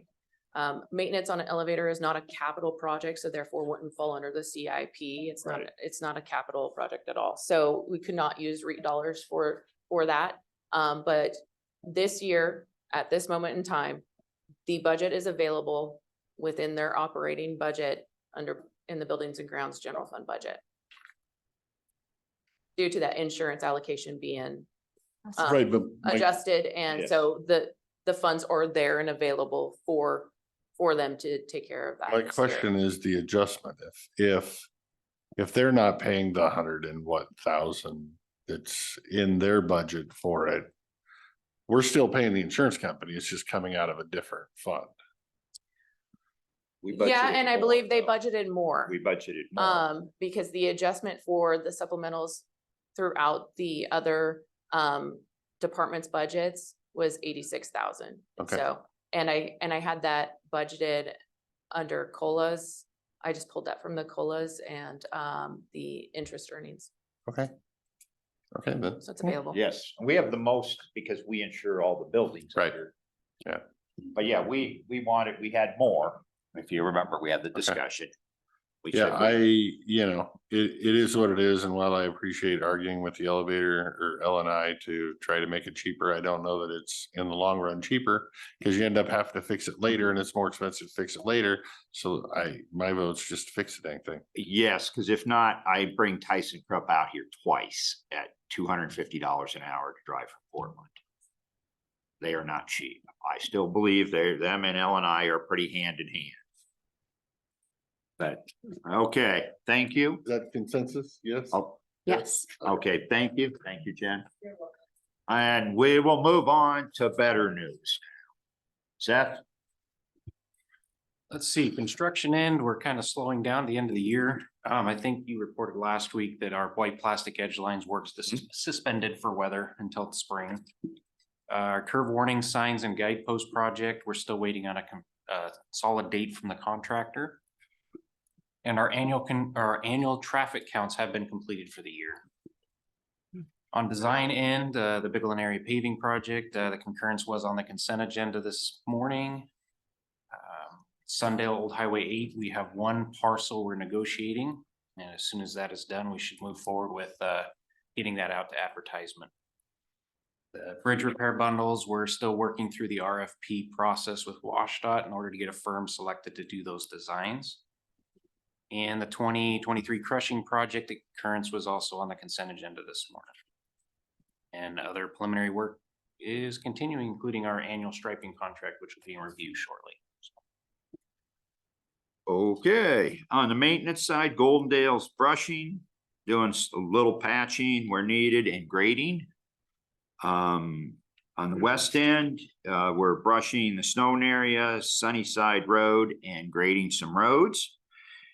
Upcoming facilities, window graphics is, like I said before, is complete. Picnic table will be installed. Go ahead. I was gonna tag on before you jump to the next subject. Go ahead. Okay, with that will complete 307. Almost. Almost. Pictures, just reminding you. Yes, And then I was gonna ask staff, do you have any kind of ETA on when you're gonna be finished with the place cards for the pictures? I am done with the ones that we have for this. Currently, okay. Then Okay. I'll work on getting those. So we will keep reaching out to the person. We've had a tough time touching base with being able to make connection, but we will continue because our goal is, Pam and I are gonna meet with the treasurer and we'll figure out, and then we'll tell you where we stand as far as that fund goes. Jail roof replacement, the walkthrough today. All the punch list items are done. Our consultant comes in as part of their contract, and then they make sure everything is in touch too. Exhibit building insulation, we restart the work next week. We were doing other things this week. Superior Court remodel, project scheduling meeting was held last week. Work will begin the end of March. Wishram Park improvements project will be complete by the end of next week. And we are in communication with Bell Design, who's leading the project over in Wishram for things. Last week's events we heard seemed to go well. The goats got along with the Republicans, so I think we were fine.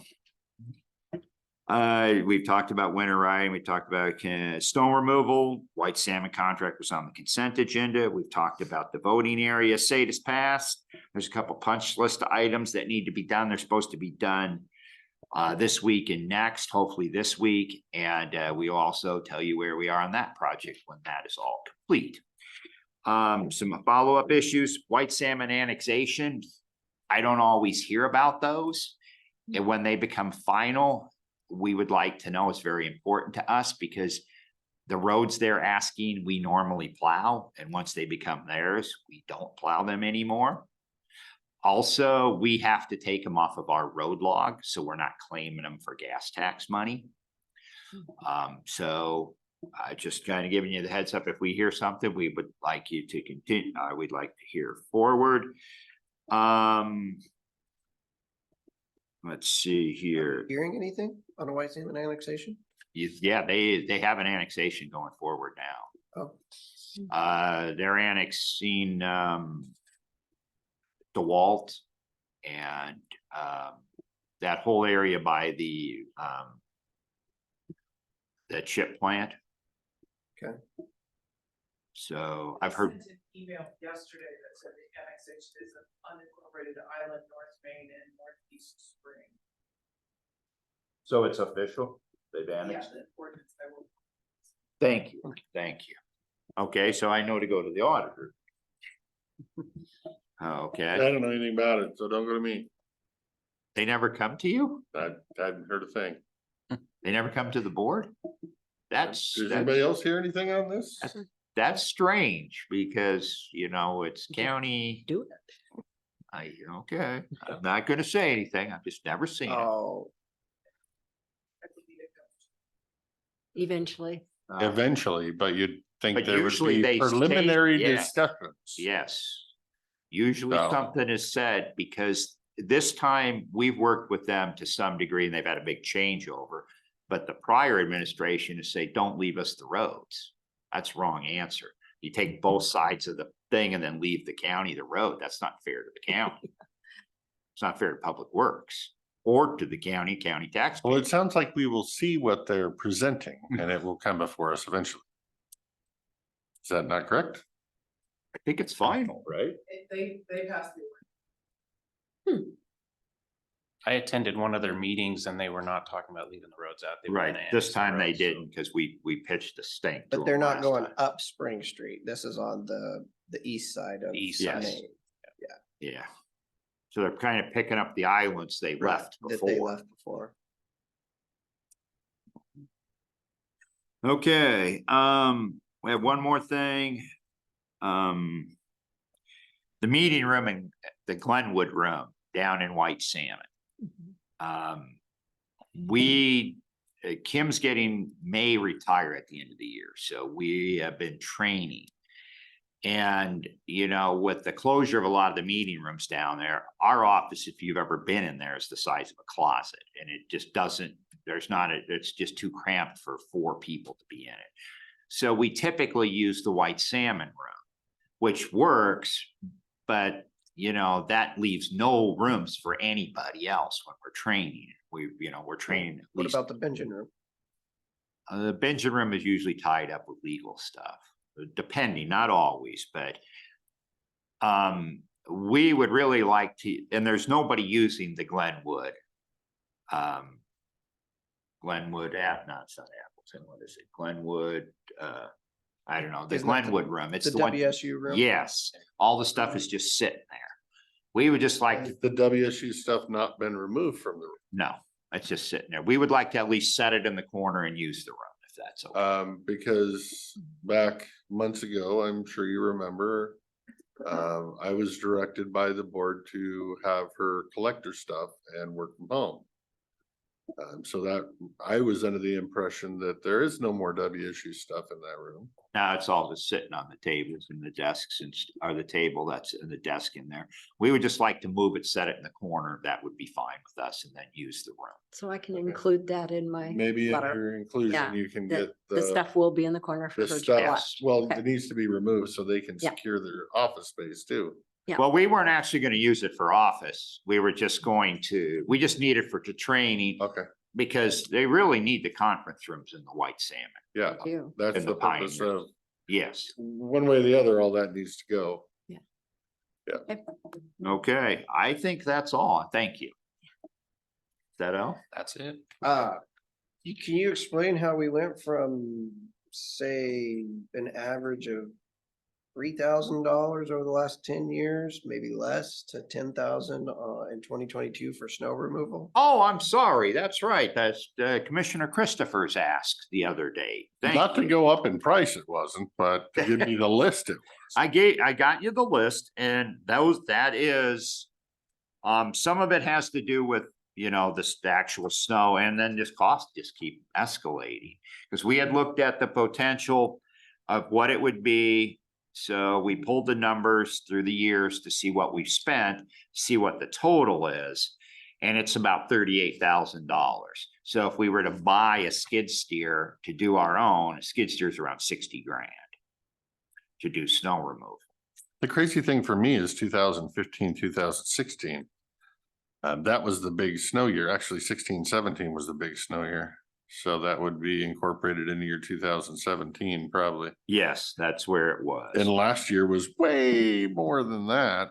And that last year was like no snow compared to the 17 year. Well, we had snow, but the cost was Yeah. quite expensive. So- And we did have some snow. So were they charging us that whole time that skid steer is sitting there and they're giving us a per day rate, or how? Now, how did this it- is an hourly contract that my question was, because the hourly contract rate of white salmon is becoming so high, would it be cheaper and more frugal for the county to build a shop at the Pioneer Center, buy a skid steer, that they can use for other projects and park something in there for the winter so the county can now do snow removal. Would it pay in 10 years?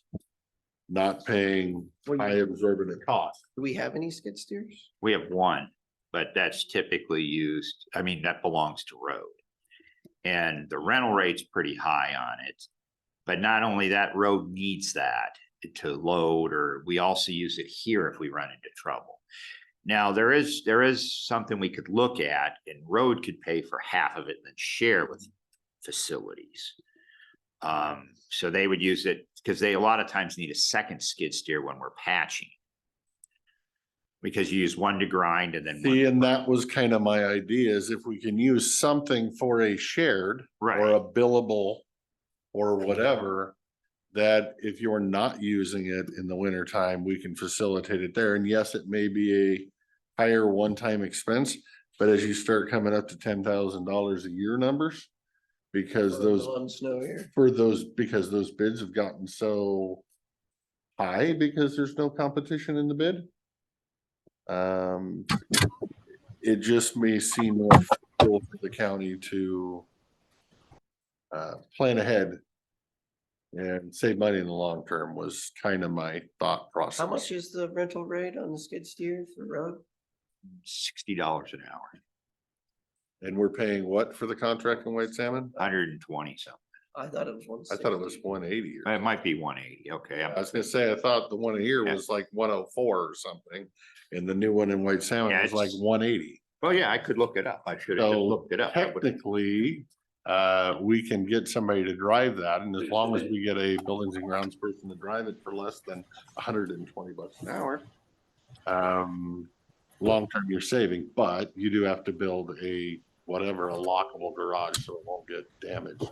Yeah, we could add one fairly reasonable because we already are building a facility there anyway. Shed, it'd just be a little bit bigger, is all it would be. And ultimately what that would mean, instead of losing one parking stall, you'd probably lose two. But the cost wouldn't be that dramatic. I could pencil all that out if you want to see what it looks like. And also look at, if road purchased a portion of it, what that would look like in the recovery. It'd be nice to get the recovery within, get a good one. Ours has had no problems at all. It's almost 10 years old. So. But I could pencil it out. You can make a decision. We don't do anything right now. I would entertain the idea of penciling it out to see if it makes. I want to see financial what this comes in this year. We had a high year in 2017, we had a high year in 2019, but when you average it all out, it's not a whole lot. And so we went with a new company, or are they charging us more hours than everybody else? Are they removing the snow rather than piling it? Where's the coming from? That's the cost. It's actually the cost per hour, because once we lost 20, we had the same person. It was a one person guy. This other company is actually paying somebody. So that's where it's considerably different. Oh, so they're like acting like a subcontractor. Well, no, they have an employee. So here's the big difference for them. When it's an owner operator, you don't have to pay prevailing wage to yourself. Now, if it was Commissioner Christopher, he just did the work. He just does the work. He doesn't have to pay. Now he hires Commissioner Anderson. Now he's got to pay Commissioner Anderson prevailing wage. And my secretary and my accountant and everybody. And everything that goes with it. So the price jumped dramatically. So what you're saying is the new people versus the old people, there is a difference in numbers, and there will continue to be a difference in numbers. Yes, if you get somebody, if you end up with an owner operator, then the problem is those guys get gobbled up by every business because they're reasonable. Right. And they can do better working for 10 people because we require them to be available every time there's 3 inches of snow or more. Well, and that's the thing. I look at last year. Last year was the first year of the new person. Yes. So that $10,209.81 for last year versus the years before that were 1,300 and 1,300. That's gonna be the new norm. So can we build a shop and buy hourly rate on a Bobcat or however that works? Going forward, you know, obviously it's not gonna be for this winter, but maybe we can save some money next winter. There might be an initial cost. But in the long term, when you base it over 4, 5, 6 years based on what we're seeing, we will end up saving. You know, I don't know if we will or we won't. It's interesting to look into it, but it's about 63 hours spent, you know, over that time, over the entire winter time. And so you have to figure the cost of an employee, of us finding someone to do that work. Right now, we're pretty fortunate because the person that works down there used to work on the road crew. So he can actually operate it. So that That right might not now, always be the case. well, you're right. Right now, that works fine. And I think Dale's probably got at least 4 or 5 more years left before he retires. So if But Chris, we want to enter, or at least have him look up some numbers and give us back some more information, or is it dead and we're not doing anything is the question? You got time. I would like to do it because I think you have more flexibility if you have control. Right. Okay. We will do it and bring some numbers back. We are getting. And I apologize, we're past way our past the time, yes. There's becoming, I mean, most of the time, there's like no debate on this board and we just roll through everything. Today, everybody wants to talk about everything. So we are behind. Mr. Chairman, would you entertain a motion?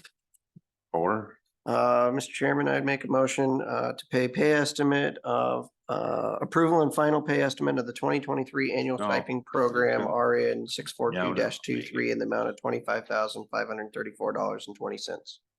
Yes. And I'll second. okay, we have a motion and a second. To pay estimate for the annual striping program. Any discussion? All those in favor of approval, say aye. Aye. Aye, motion passes. Mr. Chairman, I'd make a motion to pay estimate number 3 for the Klickitat County Jail re-roofing project in the amount of $82,775. And I'll second. Okay, we have a motion and a second to pay estimate number 3 for the roofing project. Any discussion?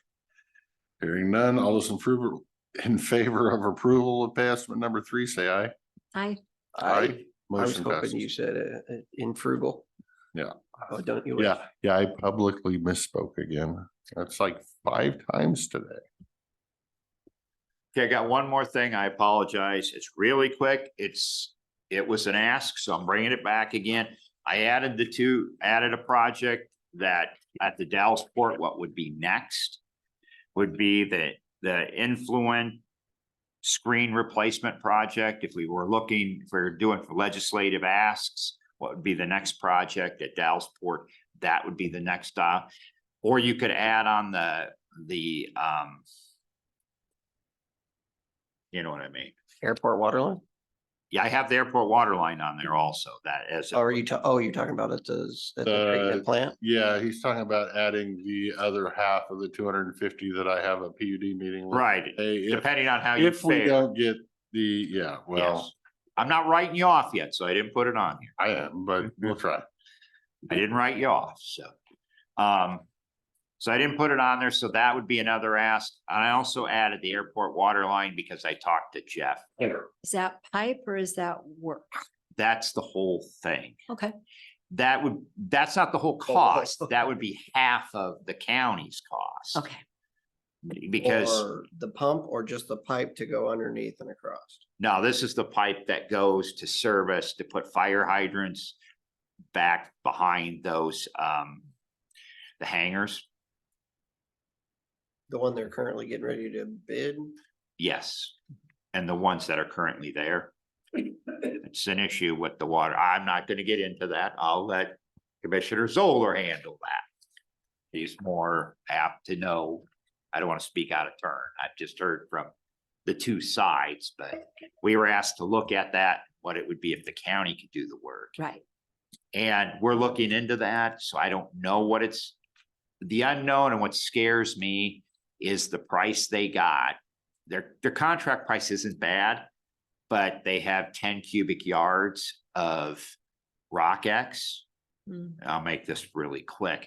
If they misestimated that, the cost is very expensive.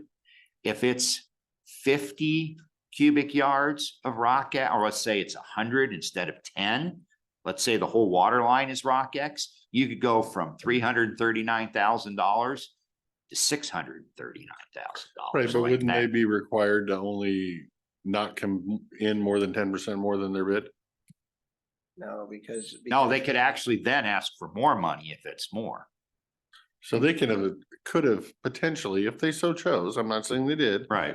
Just completely undershoot their bid, knowing that they would never.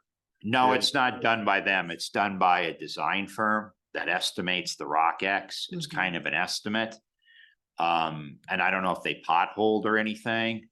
I don't want to speak bad. I know who did the design and I It makes me feel more comfortable. Thank you. But it's just, I caution because that can elevate very fast. And I told Jeff, we'll go out, we're going to meet with them tomorrow. But before we even give them a price, we want a pothole. And so we can give them we have a better opportunity what we're looking at because that rock X will kill you. It's very expensive. Too bad the other people didn't give a better estimate of what. They don't have to though. Because you're just giving them a number, say it's 10 cubic yards, but it's basically, they're given a number of $130, $130 a cubic yard. Well, if it's miscalculated, it's on the owner, it's not on them. Right, they give you a price per yard. Yeah, and if it's 100 cubic yards, that's $130,000. If it's 200, you guys can do the math. Joy. Okay, thank you, sir. But I just, I'm glad you're gonna go look at. yes, I think that's it. Sorry. Thanks. Yep. We might have to go back to extending your time again and then just not using it all. In between this, do you want the voucher certifications and approvals, or do you want to wait? Yep. Go ahead. Mr. Chairman, I make a motion to approve the accounts payable warrants in the amount of $440,000, 200. Now I'm all messed up. Doggone it. $440,200.10. And the account payable payroll benefit warrants in the amount of $857,000, $857,812.84 ending November 13th, 2023. I will second the motion. And we have a second approval for account payable warrants. Let's take them one at a time. Okay. So we have a motion and a second to pay accounts payable warrants in the amount of $440,210. Now you got me all That's a flustered. tough one. And payroll benefit warrants in the amount of $857,812.84 for the date ending November 13th, 2023. Any discussion? All those in favor of approval, say aye. Aye. Aye, motion passes. And the second invoice approval, motion to approve account payable warrants in the amount of $419,912.50 for the date ending November 20th, 2023. Second. Okay, we have a motion and a second to pay the bills for November 20th, 2023. All those in favor say aye. Aye. Aye, motion passes.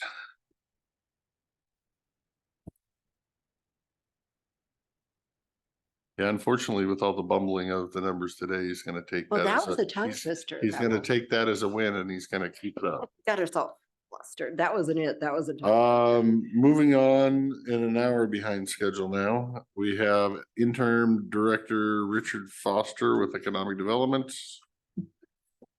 How long do you think you're gonna need, sir? Quick. Okay. Good. Go ahead. Okay, good morning. So for tourism, there should be a resolution appointing committee members for the lodging tax committee on today's consent agenda. Once that's signed, we'll advertise for 2 weeks for the upcoming meeting. And we're hopeful that that will be December 11th at 9 a.m. That's tentative. We will then determine, at the meeting, the agenda items will be determining a budget, application deadline, and timeline for reviewing presentations. We'll then have to present a resolution to go out for RFP, which that is 30 days, and then we will review the requests at the follow-up meeting for that. Klickitat mill site, we had our initial meeting with Department of Ecology last week to start the contract process. We expect to see that contract back and ready to go mid-January of 24, and we'll do our kickoff meeting at that time to plan. Department of Commerce. The Commerce's site selection tool is up and running now, and we will be begin populating it with some various industrial properties in Klickitat County. We're looking to put the Golden Industrial Park as well as some of the properties at Dallsport Industrial Park on there. The Regional Innovation Hub. We are still following the progress on this program. We don't have any new updates at this time. The first meeting for the Brownfield Core Team with MCED will be December 5th to discuss project timeline, criteria, and review public information plan, business retention and expansion. The follow-up for in situ layoff, the South Central Workforce Development is currently working on that piece and assisting anyone interested in their services. We do have 2 business recruitment opportunities. Both are very preliminary at this time. We have some meetings and tours we are trying to get set up. We are hopeful December 13th at 2 p.m. There will be a landfill tour with staff, a business recruitment opportunity, and potentially Commissioner Zoller there. We are working with a couple of sets of folks who are interested in different financing options for either a local small business acquisition or startup. Survey outreach. We will be engaging with the Klickitat County wine growers, doing a survey with them. We're just waiting for harvest to slow down before we do that. What is this landfill tour? So we did have a business recruitment opportunity that was interested in the recycling type of business. This was something that was set up through Goldendale, actually. They were interested in what was going on out there at Roosevelt. And I guess that brings up my question is why is Commissioner Zoller doing the tour? So this is, it's kind of a dual purpose landfill tour. I was trying to do it all at one time, so we're not taking up a lot of staff time out there with the landfill. But we were trying to go out there as a staff anyways, like with county staff, and Commissioner Zoller was interested. She had an opportunity last year, couldn't make it for road condition services. Just one of those rolling things where I have Yeah, not been out and on a tour yet. So I got invited. that's kind of bringing my question is you're not there to take a business on a tour and show them the wonderful things. You're actually there to learn yourself. Yeah. Yeah. Okay. Yeah. I And just wanted to make Just sure never been she there. had the talking points if she was going to try to be selling. And I yeah. don't know that she has those talking points yet. And for the gentleman that wants to go out there from the business recruitment opportunity, if he can make it, he can make it. If not, he's not going to make it. So he's kind of a second priority. So, but he's tracking on what's going out there. So, but it's mainly for staff. Go ahead. City engagement, Benjamin and White Salmon, they applied for the middle housing grant. Both of them did through Commerce, and they have not heard anything back yet. Centerville, the Centerville Grange Hall was awarded a $5,000 grant from the Community Development Project Fund to remodel restrooms and replace ceiling tiles. We are working on closing that with SEEK to get those funds approved through their board before we present the final MOU and resolution to the Board of County Commissioners. Pub talks in the chamber. We are currently working with Department of Commerce, both of our chambers and MCED, to get 2 workshops scheduled, one for Chat GPT and the other on an agricultural topic. Broadband. We are continuing to follow Department of Commerce and the Washington State Broadband Office monthly updates and working with MCED and local ISPs to formulate a deployment plan once funding becomes available. We have been reviewing the Washington State Broadband draft proposal number 2 Public comments are open on that proposal until November 30th. Additionally, we have been having ongoing discussions with Click Networks in an effort to seek a support partner for county broadband assistance. We will continue to develop this relationship even if Click Networks doesn't qualify for BEAD funding, which I don't think they will. A follow-up on the internships. We have compiled a list of potential business matches for Sue, who is the youth services specialist who works with the ESD 112 YES program. Again, this is a program that pairs kids throughout the county with businesses in their field of interest for a paid internship. And the program is unique in that the business has no out-of-pocket expenses as the YES program pays the wages to the intern. I'm gonna run through my portion real quick. KCPTA, we got a meeting January 23rd, 2024. We're gonna be reappointing the members of that board next month. Infrastructure, Golden Bell Pump Storage Project, the new final environmental impact statement, FEIS, was delayed from October to December of this year. For legislative updates, this is something that we are a member of the Washington Economic Development Alliance. This is closely tied to commerce within the ADO. And legislatively speaking, there are three main priorities or four main priorities. Is we're looking at extending the life of the innovative partnership zones, which is very similar to the innovation or the ICAP program that McKed was awarded. It's very similar to that. They have a match program. It's an act relating to promoting economic development through increased opportunities to secure federal funding. So basically grant writing, trying to expand that program. The manufacturing tax exemption, they're looking at making some amendments to House Bills 1170 Washington Best Manufacturing Act. Basically, they're looking at the state in 2021 basically passed an act trying to double the manufacturing base within 10 years in Washington state. And this includes some incentives regarding the definition of manufacturing facilities. And then what's also very interesting is going to be the House Bill 1398. And basically what this is they're going to mandate data sharing between state departments. More specifically, between they're proposing that each state department must collect the following information from the Department of Revenue, Department of Labor and Industries, the Employment Security Department, and the Department of Licensing within Washington state and by county, and share that with the Department of Commerce within each ADO. So right now, there's not a lot of data sharing. Our software that we have, we don't share with, not allowed to share with the Workforce Development Council, for instance. And so everybody's very siloed right now. So this act is looking at trying to force cooperation. Columbia Gorge Regional Airport.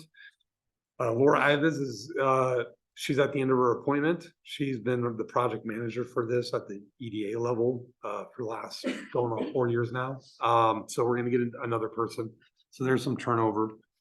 Currently, we just got the application for the Washington State budget allocation request. We're working on that. We're going to try and have that completed by the end of next week.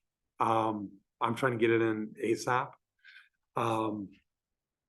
We were able to successfully meet with Senator King and Senator Gina Mosbrucker, and they're very supportive of the request.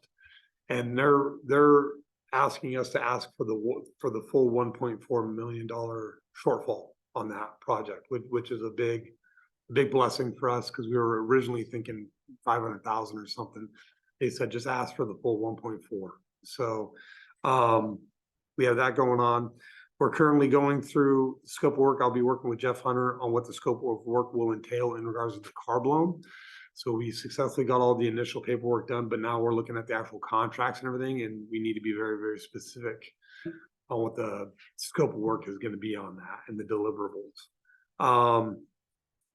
Another alligator that's gotten kind of close to the boat is going to be the WSU SPDC services. I've been ghosted a little bit, but I'm making a priority to try and work with Cheryl up at the state to try and finally have this contract extended for the year and have the next one in place for the next 2 years for Lorena. Advertising.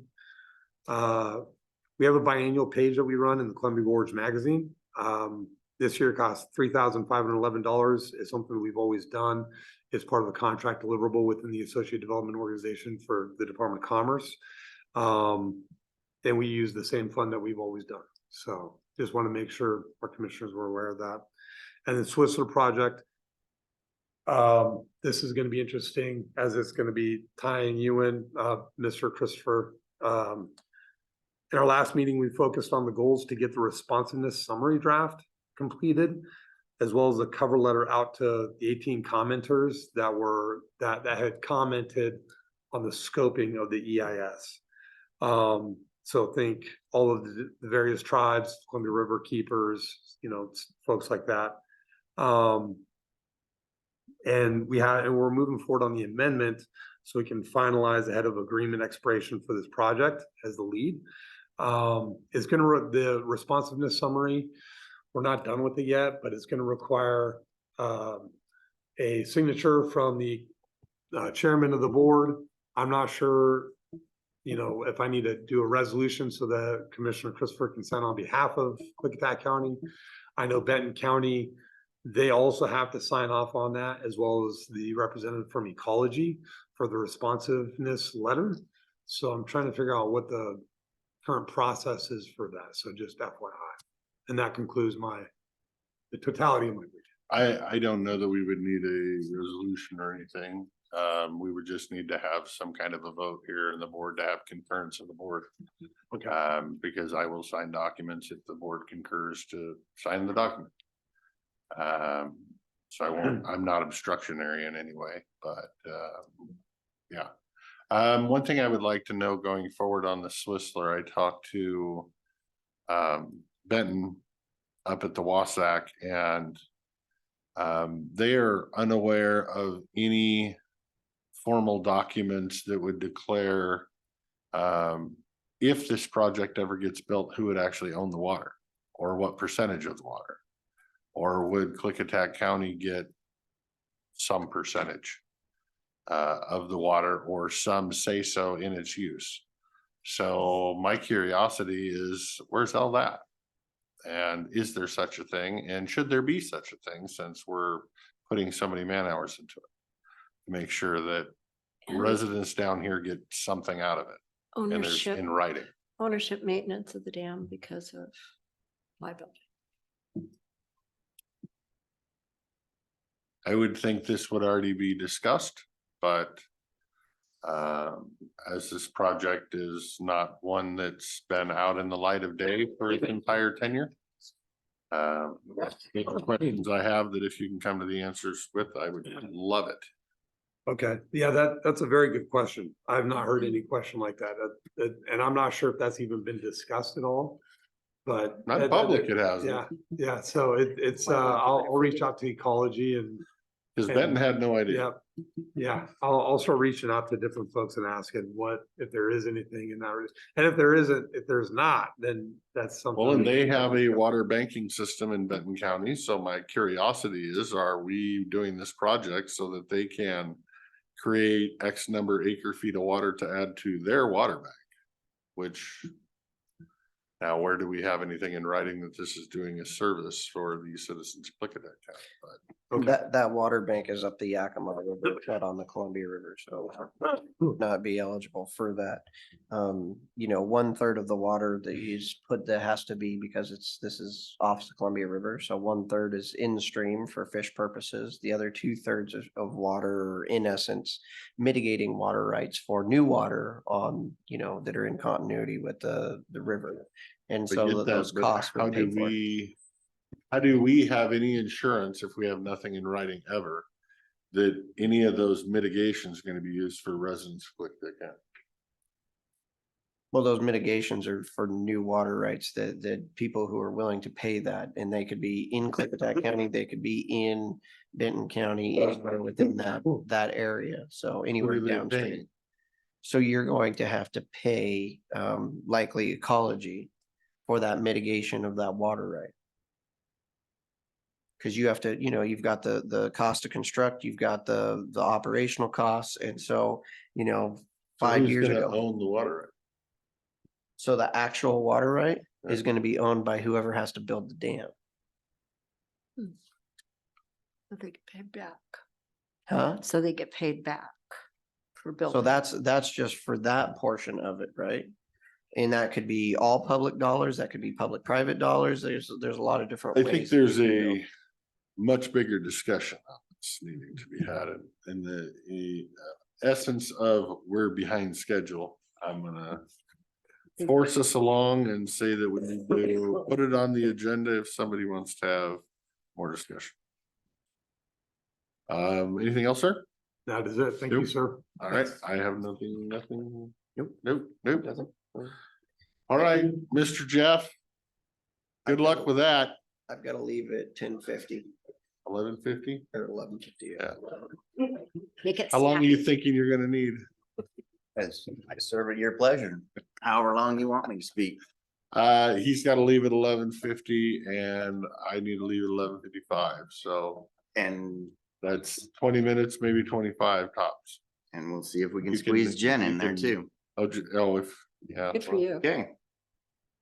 You ready That for would me be to a new start? record. Yep. Go. Yep. You've read it? Yep. Got any questions? Nope. Excellent. There you go.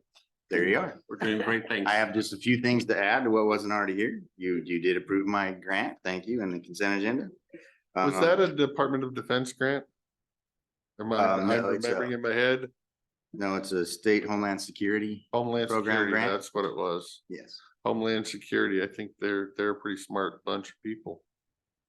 Just pointing that out there. No comment. Under the radio system, I do have things to point out. The Klickitat generator continues to fail sporadically on its weekly tests. It did fail again last Friday, the 17th, and is still inoperable. Public Works is looking into that. And I'm gonna try to do whatever it takes, especially during the season we're going into with power failures. No additions to anything that I had already submitted until we get down to the radio project. I mistakenly misspeak, but I mistyped. My primary focus this month, well, now it was last month, the month of October, I spent most of my time on that project. And although we have Satis Pass radio site on the air successfully and performing very well in our system, as Director Hunter mentioned, we have a number of completion projects and punch list items still in process. And so I'm making sure all that works. Under 911 call taking, the rescue task, or excuse me, the cross-discipline training task force did meet last Wednesday, the 15th. I'm happy to say that we got representatives from all 7 disciplines that attended that meeting. That was good, at least one person, if not 2, from each of the 7 emergency responder disciplines. And it was well received, and I think we have a clear path forward. The fund, skipping down to the next bullet, Fund 107, 135 merger, which will now be named the Emergency Communications Fund 135. If all goes according to plan, should be implemented January 1st. I've got a meeting scheduled with the Finance Committee Tuesday, December 19th in the afternoon. So that's another correction on what I submitted to you. It won't be later today. It'll be next month. And an update on the Lewis County 0.2% emergency communications. Can I clarify? You said he had a meeting with the Finance Committee on Tuesday, December 19th. That's correct. That's what I've got it scheduled for. I'm looking at the rest of the Finance Committee to see if any of them know anything about this. The Finance Committee, it's with the auditor and the treasurer. Okay. Go through There you the go. 107 Okay. and the one. Just making sure I didn't miss a meeting on my calendar. Got it. Right. So this isn't with the finance. Right. So members of the Finance Committee. There you go. I received the invitation and I accepted it. Lewis County's initiative for the emergency communication sales and use tax. As of yesterday afternoon, it was still being rejected 52 to 48%. Does that take a super majority or just a majority? Just a majority under my. Thank you. And then we did meet with the school emergency planning working group. yesterday, and we're still working on the goals. One thing that's been added, it's not on this list, is collaboration with emergency management, local emergency responders in each school to conduct training and exercises for those school emergencies. There are no additions or corrections to anything else. I do want to point out that under grants, the very last one, the 23 shush that was approved today, the FEMA is still holding out on the national priority area projects that we submitted for and were initially approved, and now they're withholding funding. That was for the PUD to do those 2 projects to increase security at their remote sites, both potable water and wastewater and substations. So that part of that grant is still on hold for FEMA. Phil might have something to add about training of new employees. Nope. We just have one trainee that came out of training. So she is out and currently working today and looking into the next 15 to 20 days for the second trainee to come out of training and be released. So it'll be good coverage for December vacations. Great. So now the hard question, how is the morale of staff down there? My perspective, really well. Yeah, I think it's really well. We're working on different things, and the approach of building training and their capabilities along with their skills is going well. Thank you. So In our collaboration with other agencies, we've taken some slings and arrows from small number of people about our training. Now those same agencies are asking us to train their people. So that's a turnaround. And as you can see, we'll be providing training at Boldenville Police Department next week. We've already been approached by the Sheriff's Office to provide similar training to their folks. I think that's gonna go a long way, so. Yeah. Thank you. And the other thing that's helping with morale is that we can see light at the end of the tunnel. When this next person comes out of training in the next couple of weeks, we will be fully staffed, fully trained. We have one person on FMLA, but that will decrease the amount of overtime that everybody's having to do greatly at that point. And we've already posted, and we're planning to, I know, superstitious folks, through the hiring process at the beginning of next year, to utilize those casual communications officers in training slots so that we can be prepared for what we see coming in future gaps with retirements and so on. And so just one, in addition to preparing for the future, that is part of the training that we attended, and being able to loan communications officers as well as receive loan communication officers if there's ever a dire need again. So that would put us into that. Okay, I have a comment for you, sir, on many hats. Thank you for your service to the county with all you do at emergency management. Thank you for your volunteer effort with the fire district. And thank you for volunteering as city councilor, sir. You were a statesman and a gentleman, and you'll be missed. Yeah, thank you. Move on to next thing. So state party, he's like, cool. Free. Anything else? I have nothing. You did good. Nope. Thank you both. Thank you.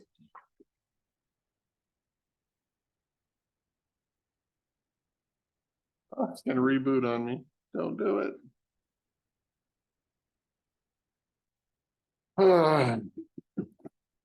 Well, we have a whopping 10 minutes or something if somebody wants to fit 10 minutes in, otherwise we'll have to. Want me to try? Whatever works for you. Just wait for this afternoon. Or it can wait till this afternoon, or you can give part of it now and part of it this afternoon. It's up to you. I just didn't realize they were all sticking around. I'm feeling kind of. Yeah. We should have stuck you in. Yeah.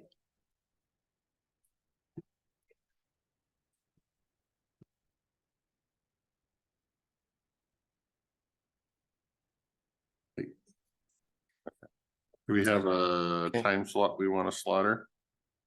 Right after board rules or before board rules? Yeah, let's just do it right after the presentation at 1 o'clock. Okay, 1 o'clock or 1:30? You're gonna need more than that because Courtney's coming in at 1:30, so. I'm assuming Courtney's gonna be about 15 minutes. I think it's probably gonna be 1:45 when we do Jen, roughly. Okay. Sounds good. I have a phone call I can make before this next one, so I have no problem adjourning. Recess it. I can't use Yes, the time. good job. Good job, Steve. See, we're just misspeaking all over today. Feel free to close. It's Jacob A. at Klickitat County. I used to love it when Dave used to do Gotta that. leave for your condo and Dave Belize. Sauter and Mr. Chairman, I would make a motion to recess for the lunch hour, noting we will be back at 1 PM. And I will second. all right, motion is second to recess. All those in favor say aye. Aye. Thank you all for fumbling through our bumbling. Alrighty, it is 1 o'clock. We will call back to order our business meeting of the Klickitat County Board of Commissioners. And today we have a presentation from the Goldendale Chamber of Commerce to talk about all sorts of fun stuff I see. So if you can make sure your mics are green and then introduce all of your party members, or you can bring more chairs up if you have more party members, or however you want to do it, and share your screen and all that good stuff. Did I not share it already? Hold on. This one? So I'll interject. This is a dual in a presentation with Goldendale Chamber and the Mount Adams Chamber. I'm sorry, my blue card does not Oh, mention. that's okay. Just keeping us all on the same I, page. I was wondering why you're not familiar to my face when the rest of the crowd is, so that explains it. Is it not working? Do you have to get permission to share? I'm just plugged into the thing. Are you on, so I think you need to come into the Zoom. Okay, I guess, yeah, I can do it that way. And then you share it, and then if you're. And I have to be connected to county Wi-Fi for that, right? Yeah, you have to be connected to the internet at some point, whether it's your phone on a hotspot or the county Okay, Wi-Fi. I'm connected so- to the internet. Okay, So we'll just go. and if you go to Zoom, I can give you the meeting password. 1 second.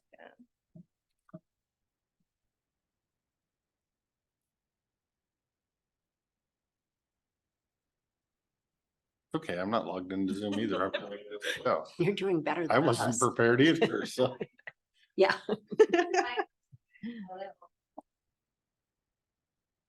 This is my first meeting too, so. First one's always the hardest. Wait, nope, it's the second one. Nope, it's the third one. Wait, it's every meeting. Depends on the day. Might say Mindy on it, just so you know. I just like. Okay. Oh, I okay, don't know hold why it on. says that, but.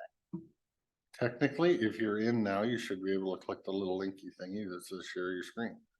Recording in progress. Oh, turn down your microphone. Yeah. Wait. Oh, sorry. You. I'm gonna My mute. mic is off. All right, and then. Okay. When you log back in, do not use your audio. It'll ask you if you want to Yeah. use your audio. Don't Okay. use your audio. I'll try. Otherwise, you get feedback from the mic to your Right. computer. What's it? Yeah,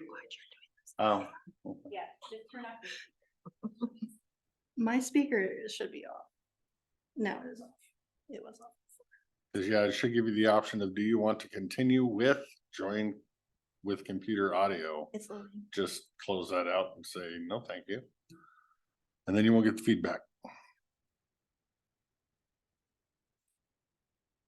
We know that because we've done it, had the same issue. Okay. I was just thinking that you become an here. IT tech just through this role. Let me. Oh, I'm seeing the share up there. Here we go. Winner chicken dinner. Oh God, now Hey. you just let everybody show up to these things now. All right, now that we got the hard part out of the way. Sorry about that. So to start, I just want to introduce myself. I am Taya Finch. I am the new executive director. How do you pronounce your name again? Taya. Taya? Yeah, it's I like a was with a good at Y It's a little weird, yeah. But I'm the new executive director at the Goldendale Chamber of Commerce, and this is Tamara. She is the executive director at the Mount Adams Chamber of Commerce. Can I ask a clarifying question? Interim No. or official? Official. As I Congratulations. say, yay. Congratulations. Thank you. Thank you. I'm very excited. So first, I mean, obviously, thank you for allowing us the time to be here. We just wanted to talk about what the chamber has done, what both chambers have done over the past few years, as well as what we are going to do in the next couple years as well.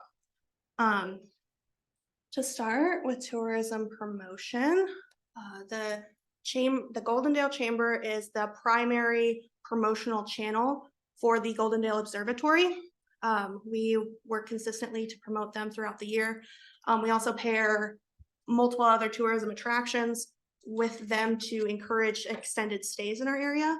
We were also able to increase event promotion via our website by 66% in 2023 compared to 2022.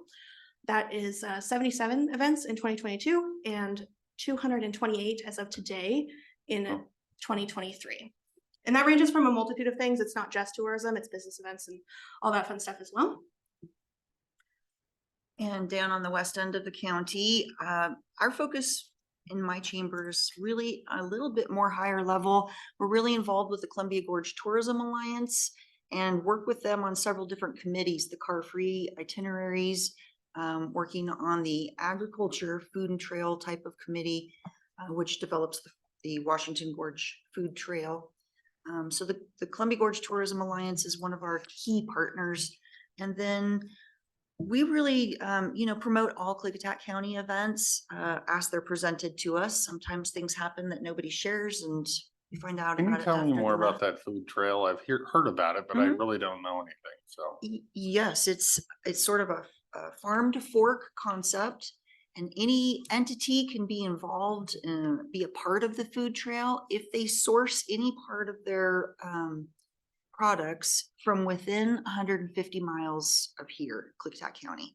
Huh. So that's the radius for considering local is 150 miles is where they're sourcing in, and be that hops from Yakima Valley or, beef or something like that. There are things that come a little bit further out, but would still qualify.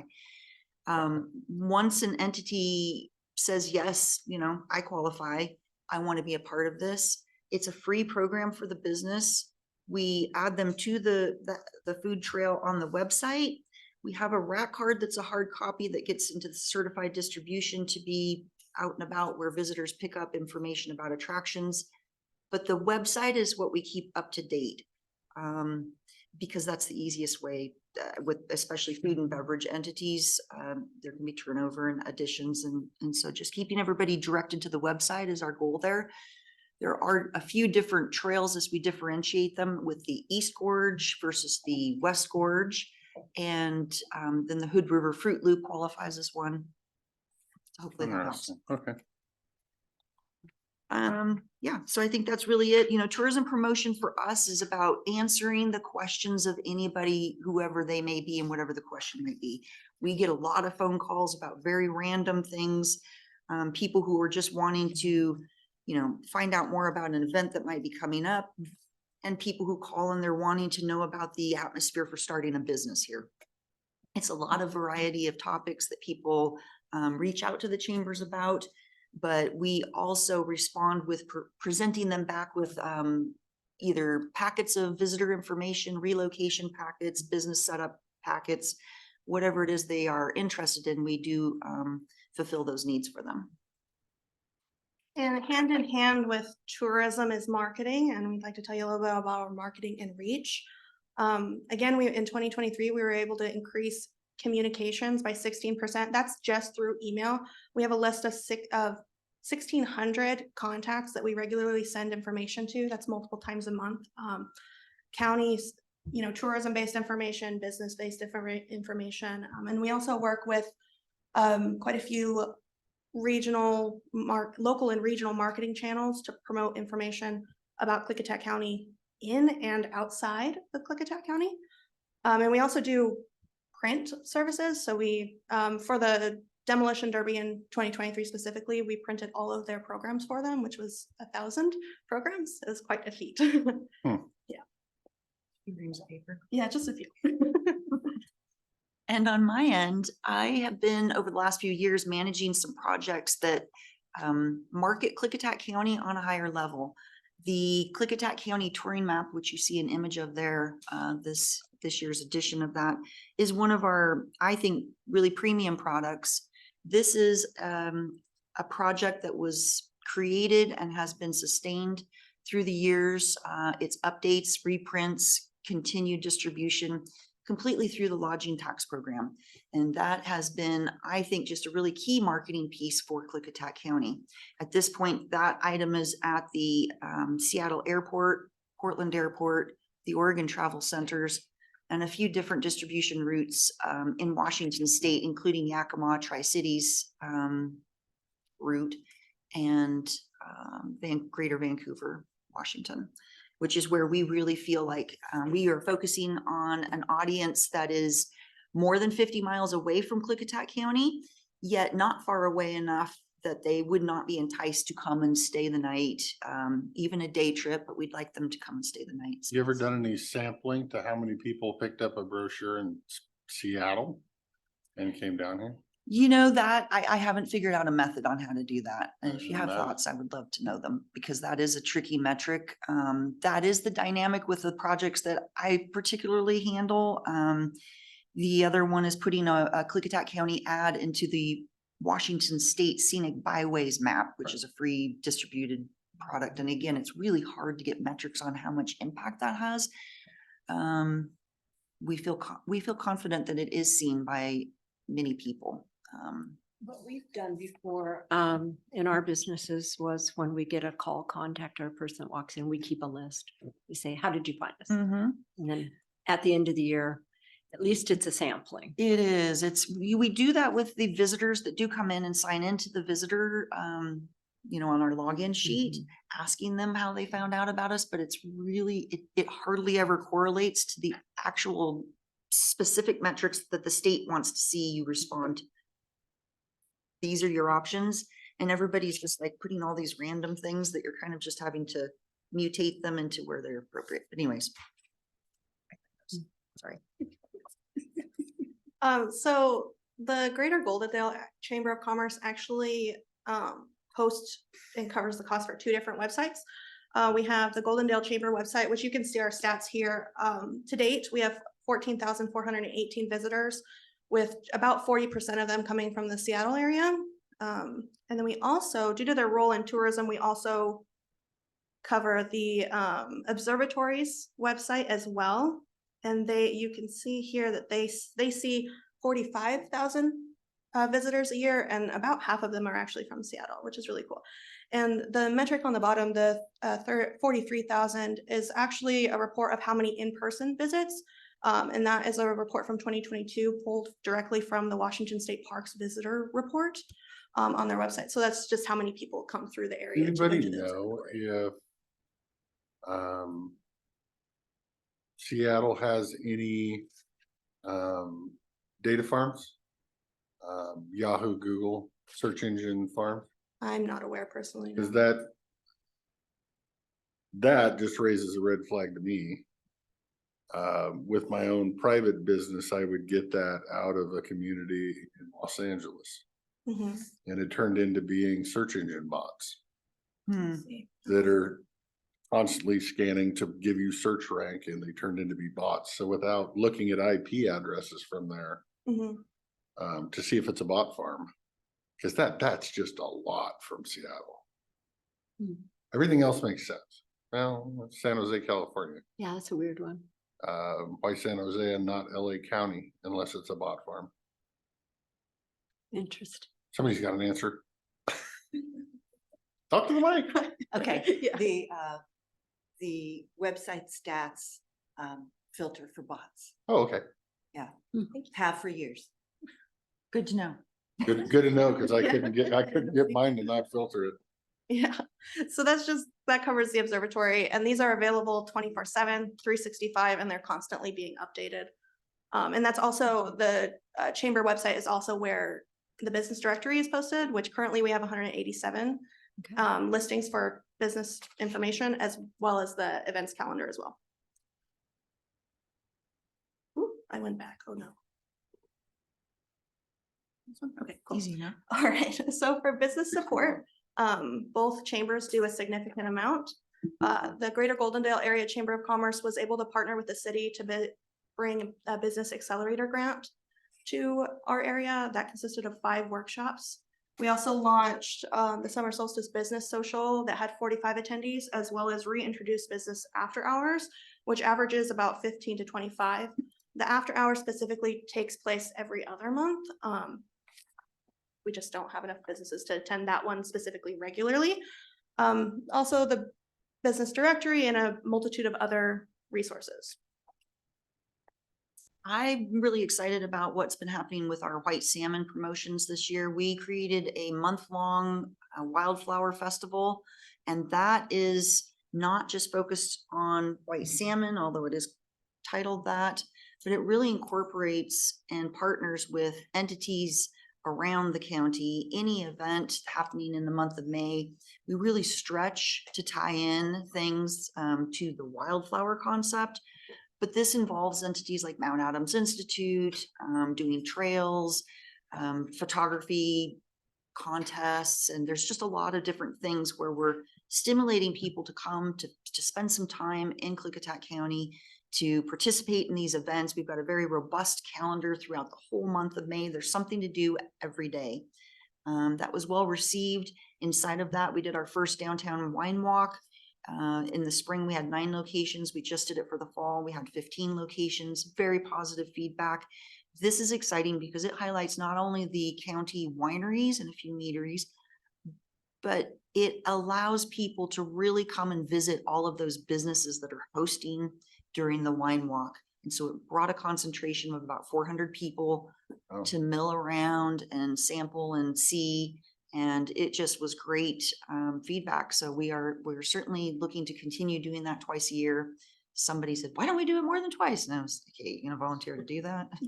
So You mean people were whining about it? yeah, they were. That's impressive numbers, though. We're excited. Just over 200. I don't have the total exact number, but I know it's over. How many did you say were in ours? I have 187 at the moment. And we probably have some crossover too. Oh yeah, so. more than likely. So for economic development, we did do a few things, but the gist of it is both chambers actively, consistently partner with multiple organizations such as the SBDC, Mid-Columbia Economic Development District, to bring or to support business and so much more, bring a lot more economic development into the county. I would just really, agree with that. I think that also the economic development continues for me by really pulling together some focus groups. The White Salmon Business Alliance is a committee underneath my chamber. And then we're now looking at developing the same thing for business Bingen business leaders to come together in a group so that they can give me guidance and my board on what they want to see, how they want to be represented. What kind of promotions do you want? What's the tagline for Bingen? We haven't quite got there. We're following the Explore White Salmon template. But economic development for us is about really supporting those people who want to have an idea about a business that they'd like to start it up and create something, to those who are already in place and just need to make sure that they're maintaining, that they're on track, that they have the tools to still be successful and not just be stagnated. You mentioned, sorry to interrupt, but you get to things and questions pop and I want to learn. You mentioned how many businesses you have in the area. Are you planning to mention, or do you know how many paid memberships you have in White Salmon and in Goldendale from business members? We have 130 today. And when I said paid memberships, or when I said that around 200, that is my membership That is number. your- Yes, I'm not really sure of the available businesses in total, what that number would be down there. So I would also like to add that the library has a list of 1,300 businesses, and we've actually been able to acquire that list. So our directory is free for standard use with just your contact information, your name, and your address. So throughout 2024, we will actually be working on contacting those businesses, ensuring their information is accurate and uploading it to the site. I've just learned something new. Well, learned something new today. So moving on to the next slide, we really come to what's next. So in 2023, we were able to increase our staff, and we've been able to maintain that. So our staff will be working on increasing the visibility of our service area. So this goes for events that are on the calendar. We are working on a few ideas such as table tents with a QR code posted at local restaurants, stickers with a QR code posted at gas stations. I'm really obsessed with QR codes. And we're working with Scott Robinson as well as the Washington State Department of Transportation to have visitor information signage on Highway 97. That's your typical blue signage. Increase in regional tourism promotion through digital print and public relations. And because we've been able to maintain staff at consistent hours, in the spring of 2024, we'll also be increasing our hours to 9 to 4, Monday through Friday. The majority of the year they were at 10 to 2 on Mondays and then 10 to 3 on the rest of the week, while seasonally being open 7 to 2 on Saturdays. So Saturdays will remain the same seasonally. We'll be consistently open 9 to 4 throughout the rest of the week. And as I mentioned before, we're going to contact those 1,300 businesses in Klickitat County and have their information on hand. We're also, again, thanks to the library, we were able to have an introduction to ESD 112 and their local rep. So after Christmas break, we'll be getting an intern or 2 at the chamber. So we'll be able to start that program. That will be helping our young entrepreneurs. And we're also working on a job shadowing program and maintain our commitment to economic development and revitalization. So even though Art at the Heart just finished their phase 1 through 4 of their project, they're moving on to the next one already, and that's in the works. So that's our kind of our roundabout goals for the next couple years at the Chamber of Commerce in Goldendale. And down on my end, my board and I are very interested in taking on the project of updating the scenic byways management plan for the 3 scenic byways that we have here in our area, which is Highway 14, 141, and 142. It's a little daunting. It does seem to be a big project, but I also feel that it is needed. These management plans have they've been neglected for some time, and there are so many businesses on both of those corridors of 141 and 42, 141 in particular with, from Hewson, Beasy, all the way up to Trout Lake. But I also know that Klickitat has become a lot more vibrant. There are more businesses in Klickitat itself, and it is another one of those scenic byways that we have available. So that is something that we are very much wanting to get a handle on. Our business outreach is going to continue. We really had a good year of presentations working with SBDC and giving more kind of higher level. We want to take that now into more focused, really specific targeting topics that are of value to those members, the business owners, and kind of help nurture them throughout the oncoming year. That was with feedback from them after our last small business resource presentation. We're continuing to develop some new events here in the county, working with partnering businesses who will do the majority of the legwork on that, but working in queue so that we're smooth across the board. Are continuing to promote visitor marketing that reaches out to people who live more than 50 miles away from Klickitat County. That's critical to pretty much everything that we do. It falls back to that root audience that we want to be targeting with information and enticement about Klickitat County and coming here to visit. And then my project that I'm looking to do, this has been kind of bubbling for a few years, and that is to replace the signage that is at the 4 Mountain Viewpoint out here on 97. And it has a duplicate sign that is on Highway 14 at the junction of 97. And those currently are a big kiosk that have a map of the county. And they're super faded and worn and very outdated. And so this touring map image that we have that is up to date, we'll be using that if this project is approved, and updating those to county maps. I thought the Historical Society was already working on those wayfinding signs out on 97. Not that You you're can check anywhere with them, aware but of? no, the county, there's a gentleman named John something who brought it to my attention a couple years ago and keeps bubbling up to me and saying, hey, I think we could get those signs fixed. And talking with the Economic Development Department this summer, they would like to see those signs get updated as well. And I told them I was ready. I agreed. And I've already got some estimates on price for the project to get those done. That's fine. So I said I've heard it somewhere and I could swear it was the Historical Society over here. But I could be wrong, I but would certainly, I can check with them. I was gonna Would say like it might not hurt to reach out and just make sure you're both never- not reinventing the wheel. And you can't collaborate, and it's also one of those, people are very protective of their sandboxes. Yeah, well, So just double check. no, I too completely understand that.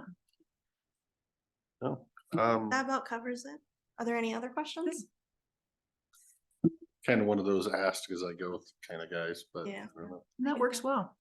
I would just like to say that I think the Goldendale Chamber and the Mount Adams Chamber both worked well together to represent Klickitat County. Having our two chambers, one at the east, one at the west, we really have good coverage of all of the businesses, the events, and we meet in the middle. And we do often converse, Oh, yeah, and absolutely. probably more so as Taya gets settled in Yeah. her role. And I imagine so. I've been with at my position for 8.5 years. There's been a lot of change and a lot of growth. I've learned a lot and continue to learn things all the time. I really enjoy this position, and I'm very proud actually to promote, to have these marketing programs and to have some nice products that we can actually represent Klickitat County and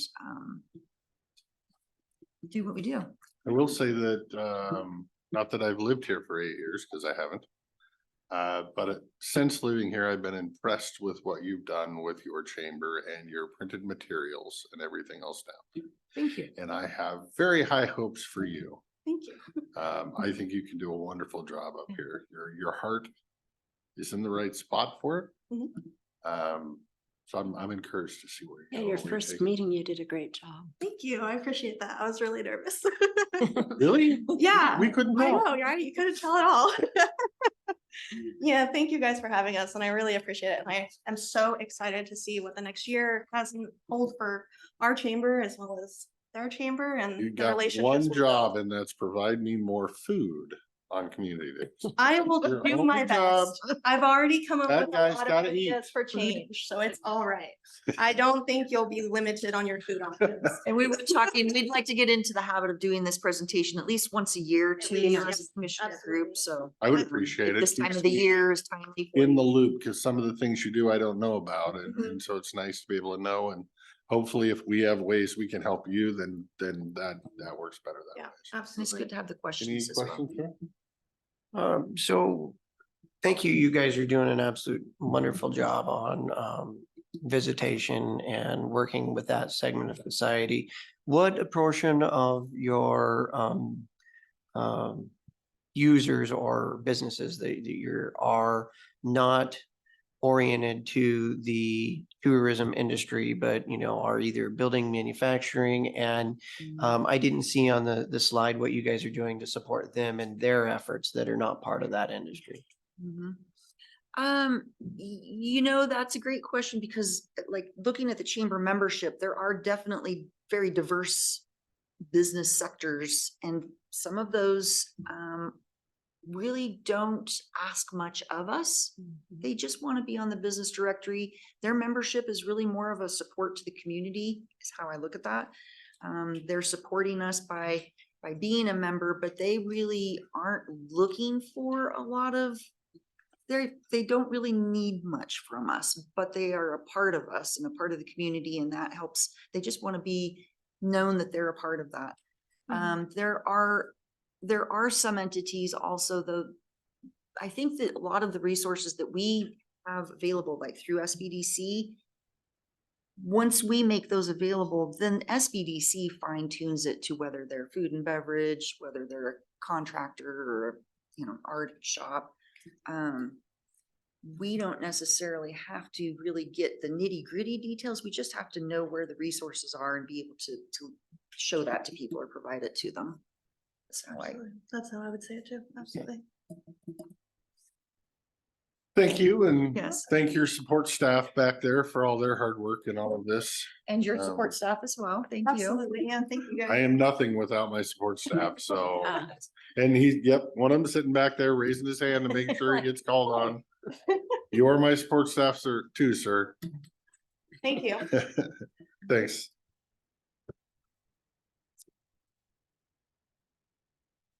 And we are now at 1:30. That went a smidge longer. And there's Courtney. So the next item on the agenda is 1:30. It's Chief Adult Probation Officer Courtney Cook. Apparently has a grant presentation for us. So feel free to speak whatever you like, share your screen, whatever you want to do. Okay, thank you. This is actually a pretty straight cut forward grant request.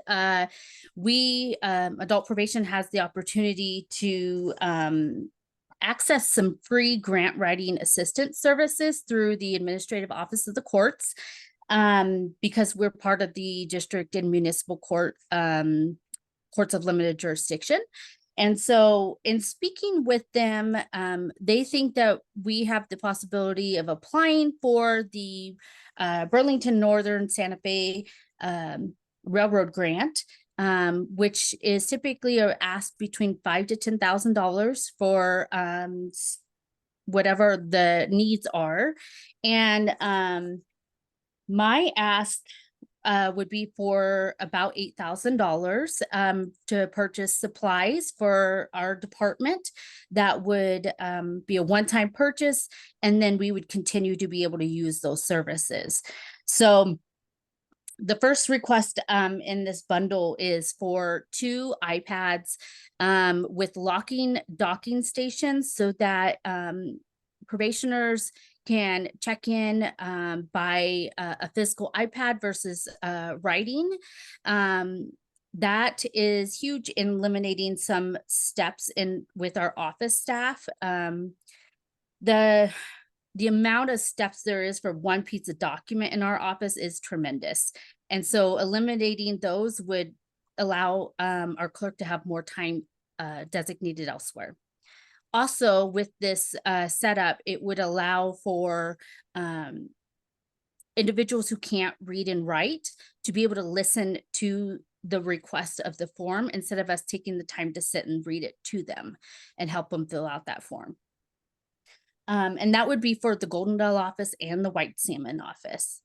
I think for future purposes, I would love to see the possibility of creating for low risk offenders to check in through that database system. It would be like a fillable PDF form so that it automatically sends it to our clerk. So eliminates that paper trail, the hard paper trail. It would be electronic. Also, the request is with this funding would purchase 2 security cameras for our Goldendale office to tap into the already courthouse camera system. One being pointed into our main lobby and the other being shooting down the hallway after you pass the first locked door into our office, which then points towards the our bathroom, which is where we do a lot of our drug testing. Unfortunately, I've experienced individuals who've gotten a bit aggressive, and it would be nice to have that extra security measures in place. One, so that law enforcement can look back and see what really happened and appropriately handle the situation. And 2, I know dispatch and the jail and the sheriff's office are always watching those, and it would just be nice to have that extra security. Since our office staff, we cannot arrest, we don't have that authority or power. So again, it's just that security piece, not only for us as the employees, but also for the other individuals that are inside our office during a potential incident. And the other one would be for handheld metal detectors for both offices. They're fairly inexpensive, around $250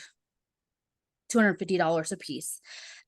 Those would only be for individuals that we have search ability, which are active probation individuals. Two, a lot of our individuals come in to do check-ins with backpacks, bags. We don't know what's in that bag and what they might have bringing back into our office. So if there's a situation or an individual that causes us some kind of concern, it would be nice to be able to scan the bag to make sure there's nothing that's harmful to us bringing back into our office. So this is the request. There's no match to this grant. At this point, we would just be applying. It comes open in the next couple weeks, and with your authorization, I'd like to move forward in that. Courtney, this is Commissioner Christopher. I have a question. On the iPads that you're speaking of, are they going to have to be uploaded with county software, Windows or something like that? Are we going to have to buy more subscriptions in our Windows bundle or any of that, or do you know? I don't believe so, because what our ask would be to make it a kiosk. And I've talked to IT about this already. They said that it's an easy process to do to make it a kiosk. I already have, myself and my clerk has the subscription for PDF editing. So we can create those documents on our end and then push it into that iPad. Yep. Okay, you're good. You answered my question. I don't have any other questions about the issue. Do you, either Macy Bates, have questions they would like to ask? I do not. Well, I, for one, am big on employee safety, and most of these issues seem like a safety issue. There is doesn't appear to be anyway, any fiduciary contribution by the county. So with that, I'd be in favor of allowing you to apply for the grant, and then obviously if you got it, I would want to read the contract, but we get cross that bridge when we get there. Absolutely. Thank you. Yeah, I appreciate you and your staff, Courtney, and anything for your safety. Thank And you. I like the kiosk idea for your clients. We have HR. You might need to bring the mic closer, but you can try. I'm gonna wait for you to give her approval, which I think you've just done to apply.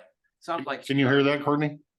I did. Okay. Sounds like she's already addressed my issue. If this kiosk is gonna be on the county security system, if it's gonna be, linked in the state or the county, and it sounds like she's already talked to IT about if the grant's successful, how to integrate it into our system. So, Right. That was the main question I had. thank you, Courtney.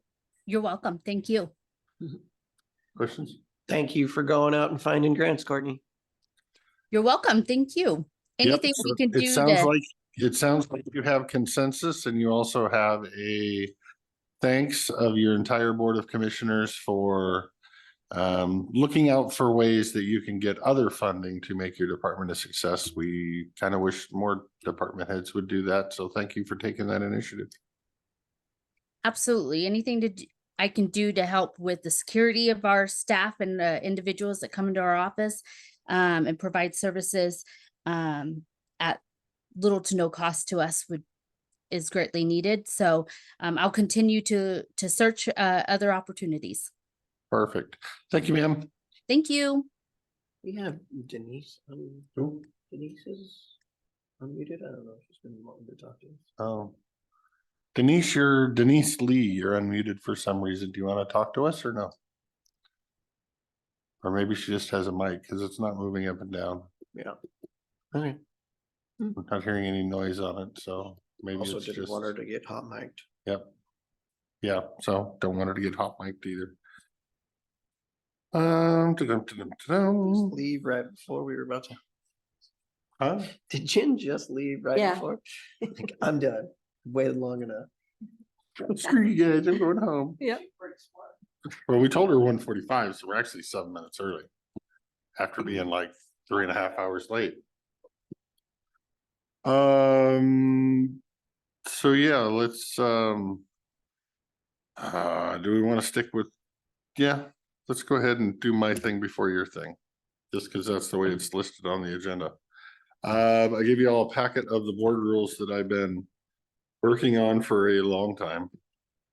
My hope is that you can read them in your own time, which I know none of us ever have time, but hopefully you can look over it and highlight and make notes and things like that, because I would like to either have it on our business agenda on an afternoon coming shortly or on a workshop coming shortly where we can sit down, have the discussions, hammer out details, and get some policies and procedures in place for rules for this board and this chamber that give us a little more order in chaotic times. I've always thought that these were something that needed to be done, and now as we go election year, next year, I believe that it's going to be even far more important to have order and decorum in all entities in this chamber. I will say that I looked through MRSC. There was 6 or 7 different choices. They were all relatively the same. They all had little pieces and parts. And so this isn't any one county's or one city's rules and procedures that I just copied. I used one for a template, and I want to say it was Tacoma, but I'm not sure. But I went through all of them, and in my opinion, adopted all of the good parts and left out some of the not so good parts. So I hope that you would entertain it for serious consideration or edits or something to get us started.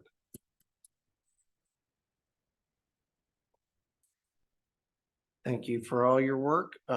Where did you steal it from originally? I want to say it was Tacoma.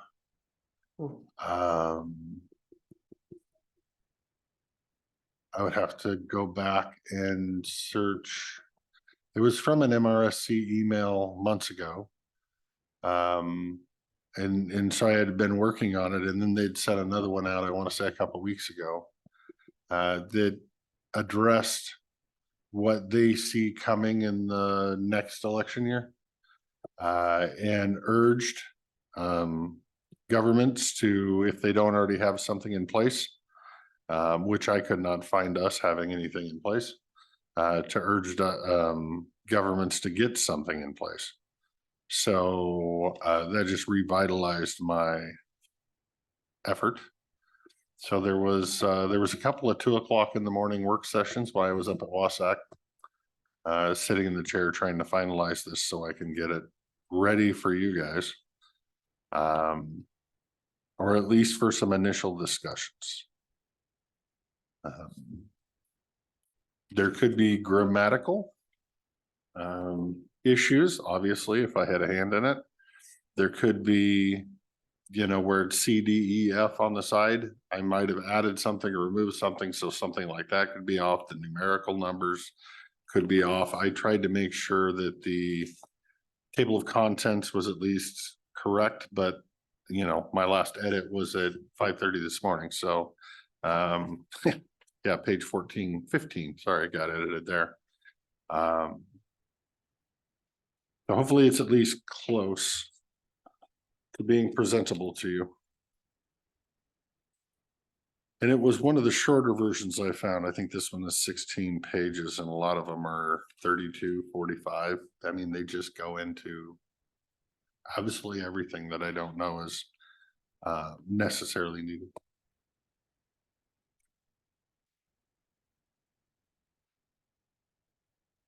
I will look at it this week. Perfect. Want to put it back on the agenda for next week to talk about it? We can, if you want to talk about it. While Commissioner Anderson's gone, you might be able to come up with a couple of ideas or something that can be We could fixed wait. before he even gets We can put back, it or 2 we can weeks do out. it on the, do we have a workshop actually scheduled? Cause God, I would love to sit down and do it like we did short-term rentals and just literally go line by line through the thing and what do you like, what don't you like, what needs changed, and then I can work on another draft and present that rather than 15 minutes here or there. But it's up to you guys.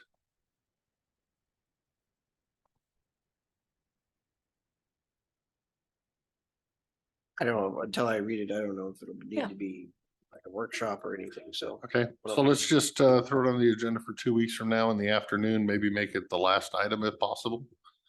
So it can be 15 minutes or 1 hour or however long that discussion takes. And then we'll just kind of go from there. Okay, that was that. Kind of nice to have that off my plate right now. I'm kind of tired of looking at it. Next item is 145 that we postponed because we were running behind from this morning.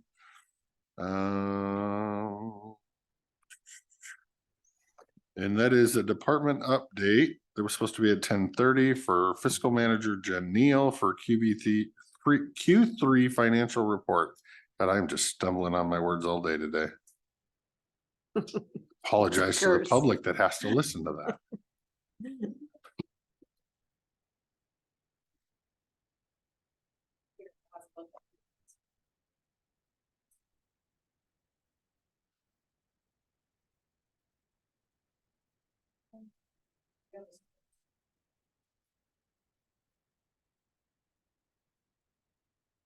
Like a charger, Jen? I got one. Say that plug should work. No, it doesn't. There's the secondary one down there, isn't there? Yeah, and For I didn't- Dell's, I and thought there didn't was a, get one. I thought there was a Dell charging docket there. I thought there was. I mean, if not, what a travesty.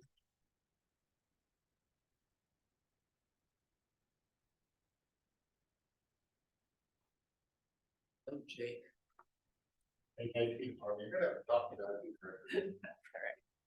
I take full responsibility. For the second time today.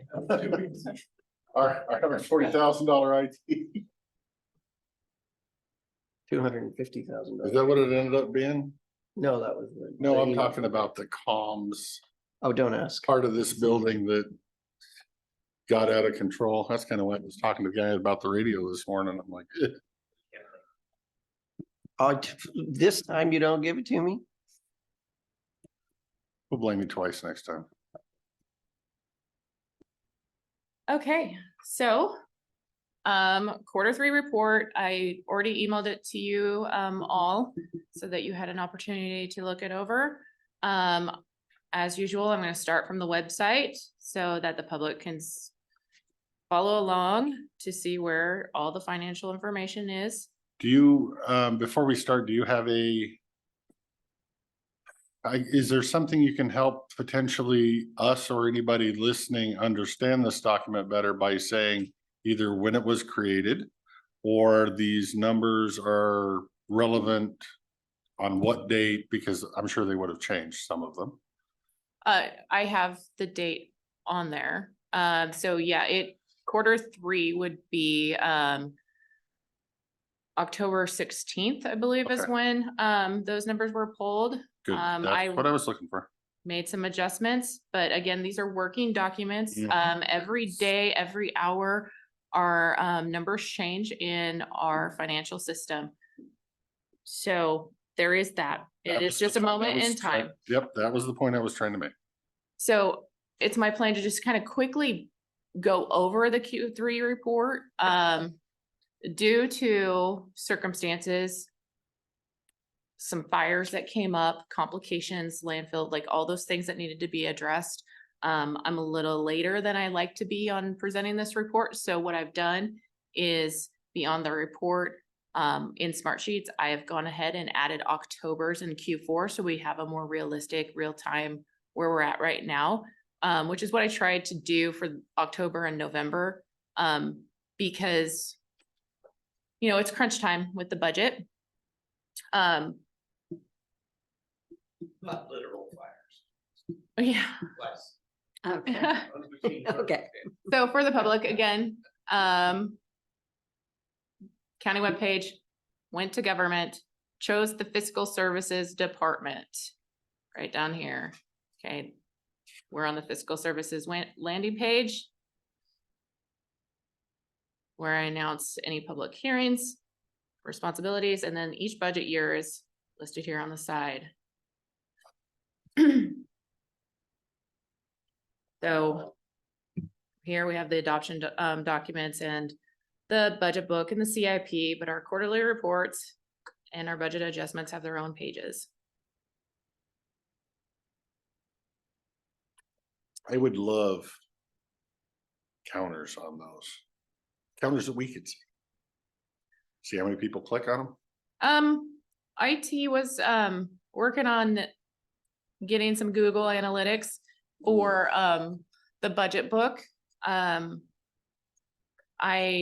did not do a press release, a news flash, for those that sends out an email when it gets added to those who are subscribed to the website. I didn't do that, and I think the count would have been higher if I did.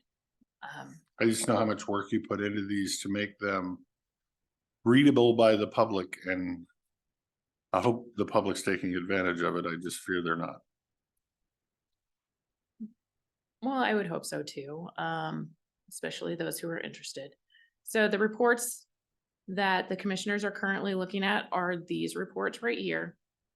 But in addition to that, the more real-time data is in the Smart Sheets tabs below. So we have revenue, and it gives you where it's actual dashboard that you can play around in. All funds and expenses and general fund. So all of that is available to the public at any point in time. And when I say real time, it's when I update it. So it's not daily real time. It's when I go in and update to prepare for quarterlies.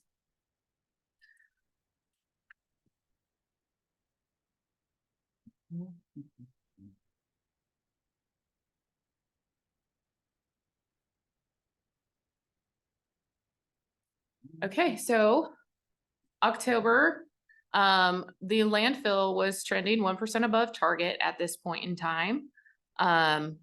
We were receiving some new waste, I believe from Portland, I'm not 100% sure there, that drove our revenue up with the landfill. There's an ebb and a flow to revenues, just as there is to expenses. And I've stated this in every quarterly report. Revenues tend to trend lower in the first and third quarters because our property tax collections are in the second and fourth quarters. Our interest earnings rose well above budget. And our sales tax revenue is continuing to trend 8% below target. That's 2 quarters in a row now that it's stayed at that 8% below target. At this point in time, we have a couple funds and departments that were coming in at the end of the quarter a little higher than target, but we've addressed those through the supplemental process already. And you'll see that in the expense side of the dashboards. 75% is our target at this point in time. We're at 73% as a whole overall with revenue. Like I said, landfill came in at 76%, sales tax 67%. Again, with the ebb and the flow of revenues and expenses, this quarter we were our net cash flow, meaning the difference between our revenues and the expenses that we spent throughout that quarter came in at a negative number. Quarter 2 was a positive number, ebb and a flow there. A lot of it's related to projects and when those get started and get going. Page 4 is revenue overall by fund plus the quarter 3 ending cash balances. What is sitting in available cash and what is invested?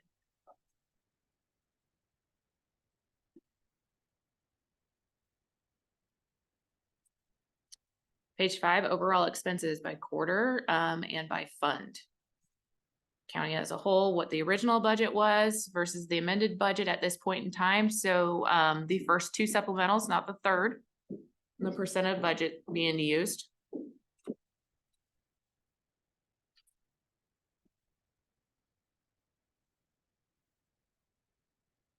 Page 6 is general funds specific. Again, our target is 75%. The general fund has expended 67% of their budget, so they're below target at this point in time.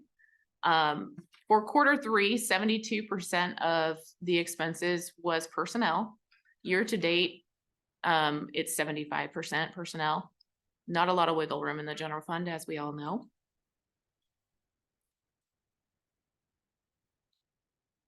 General fund revenues, our top 5 revenue sources are property tax, landfill, sales tax, interest, and then the general government fees, which is pretty small in comparison when you're talking the property tax and the landfill. Overall, our revenues came in at 75% in the general fund, so right on target.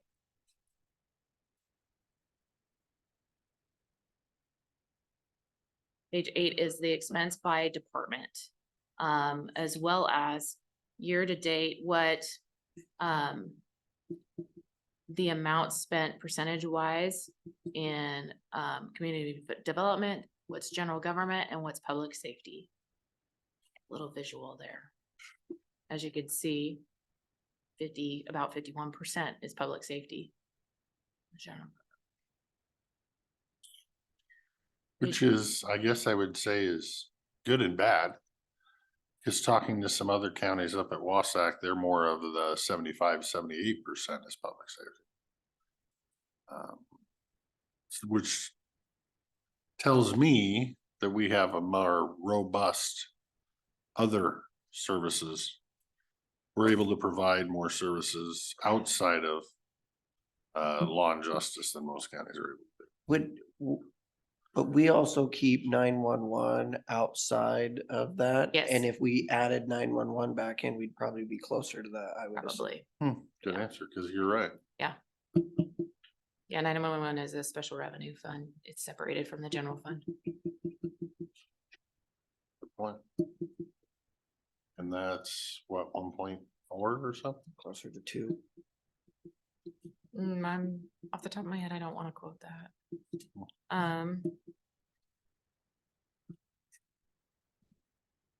Yeah, hard to remember numbers off the top of your head, and I appreciate you're not wanting to quote, because Yeah. we will get quoted. Page 9. Huh? I'm not sensitive. Page 9 is Fund 125, our cumulative reserve fund. This page explains the fund. We have a couple of revenue sources that go into there. It's where our emergency reserves is housed at $5,250,000 sitting in the emergency reserves. It's where our distressed county sales tax is $0.09. That's where that's being held, and the projects related to that come from. And then just our cumulative of other revenue sources that come in. It's where we put the local, tribal, and consistency fund, and there's those other random things that come into this. So I could be wrong, but again, I'm going off my memory. It looks like that number is, our reserve number is higher than it was before. It's not gaining momentum like I'd like to see, but at least it's not going down. We, by resolution of the board, put $250,000 a year of landfill dollars into the emergency reserves. And then hope to not spend out of it. Yes. So Jen, the way it's written here on the right, it says invested is 75.9%. So does that mean that the $0.09 are not being invested and getting a return on those? What does that mean on that? That's a really good question for Craig, the treasurer. I hope I hope that's in some investment somewhere, and I'm sure he is. I imagine it is. Anything that's not been asked to be invested is invested in the pool of general fund, so. Yeah. That, So any available cash that's not been asked to be the, invested di- is the difference, I invested. think you brought this up before, and I think it was because you had brought it up to be invested, so the interest can go back to the 09 fund Yeah. Rather than rather than the general fund. But It would then be if the we, 125 fund. if we had a project and it's invested and you have to have it in for a year, we wouldn't be able to take it out for a year. It's really liquid. You can pull it out at any time. That's why the amazing Well, thing we're getting. I think is 5%. the way Greg was explaining it at one point, some of the investments are liquid and some of them aren't. And so he does keep a portion in the liquid part and a portion in the not so liquid part. But I think you had asked that question to him before, just so that interest would go back into the 0.09 and it got kind of settled to, as long as we're getting interest, fine. But you'll have to check with Greg to double check that. But I think you brought it up before.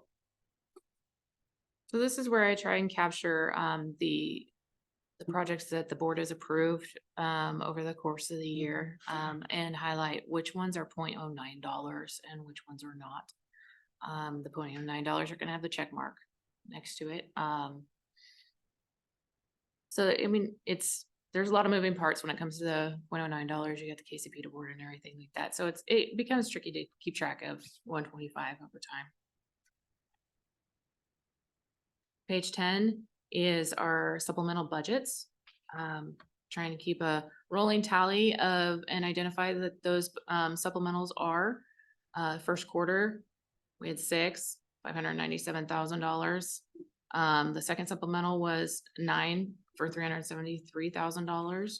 So a total of 15 at this point in time, 970, almost $971,000 total adjustments.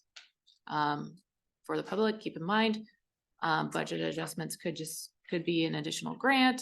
Those types of things come in. We need the expense to go along with it to get those in the budget. Right, and for further clarification on that for the general public, it's just because there was budget adjustments of 970,000 doesn't mean we overspent 970,000. If we had if the health department got a $250,000 grant to administer, I don't know, breastfeeding or something, there's 250,000 in and 250,000 out as they administer the program. It doesn't mean your tax dollars were used. That would, under that scenario, that would make up 500,000 of the 970. So don't just look at the number. You have to do the research too. And the supplemental packets are all on my webpage as well, right, under the budget adjustment tab.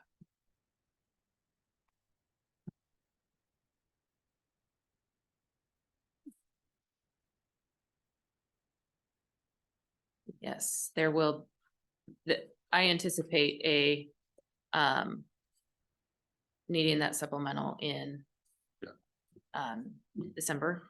So, which I find unfortunate, but also as we start getting tighter and cutting out this, that, and the other and not leaving a lot of money in budgets, supplementals are going to be a much more fluid thing.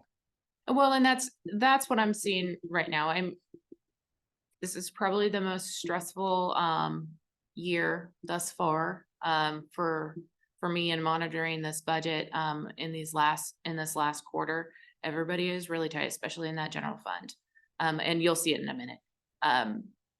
But yeah, we're definitely trying to navigate those. And I want to also add that this some of the supplementals that we've done throughout the year so far are also due to the fact that we budgeted those COLAs in non-departmental and a general fund, and we have to go through the supplemental process if we need to get it into another fund.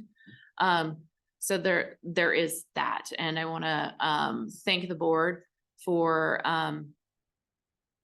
agreeing to go ahead and just stick with statute for this last supplemental of not going to a public hearing, because we don't really have the time to be able to go to that public hearing. And I think Commissioner Anderson, I think you were not here that day. So the auditor, in doing research for something else, had to ask MRSC for clarification on supplemental budget adjustments.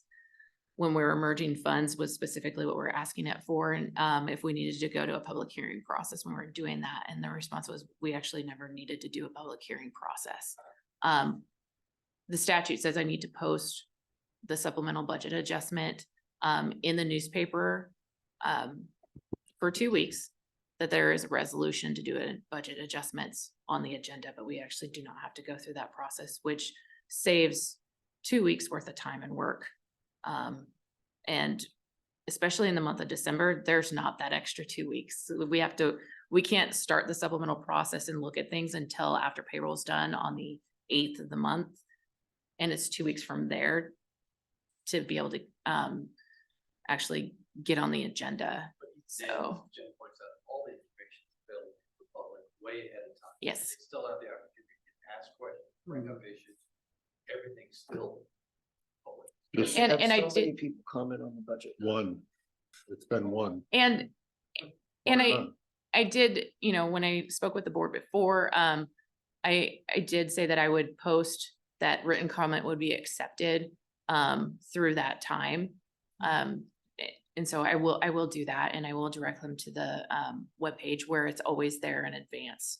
I always have it there 2 weeks before it's on the agenda. The moment I'm done putting it together, I put it out there, and I post the, you know, I note the date that I posted on the website as well. I think our financials much more public than they've ever been passed. You're gonna have to sit next to her if you're gonna wanna talk too much without your mic, or we have to run another mic for $5,000. He's saying all good things, people. So like I said, I wanted to give a more clear picture for the board because we're a little late on getting this Q3 out. And so I've added October in, which for revenue side is when we receive the last payment that we're gonna get from the landfill. So as you can see, it came in higher than budget for the first time almost ever, like with the exception of 1 to 2 years. But like I said, we were getting additional waste there, where we're gonna see the hit on their Q4, which is gonna be our Q1. So as discussed before, when getting notified of the landfill contract issue, we were aware that it came in at $423,000 over budget, and the treasurer has deposited that in cumulative reserve for it now so that it can be used during the 2024 budget. Because it's gonna be needed there. I have a question on the sales tax by quarter. So when you look at 2023 and 2022, it looks like Q1 this year was bigger. Q2 this year was Should've been bigger. double. Yes, It should have been double. We started collecting it in April, right? April. Of last year, so Q1. But if you should've- remember, we weren't seeing a full double in April because some small businesses were a little late to the party. So we really didn't start seeing full double till at least maybe May, June for sure. Right, and so, but when we're looking at this from 22 to 23, rather than that little incremental increase, it should have been double. What did we forecast sales tax as this year? Total, Yeah. all funds, 4.9. Cool. That goes to various pieces.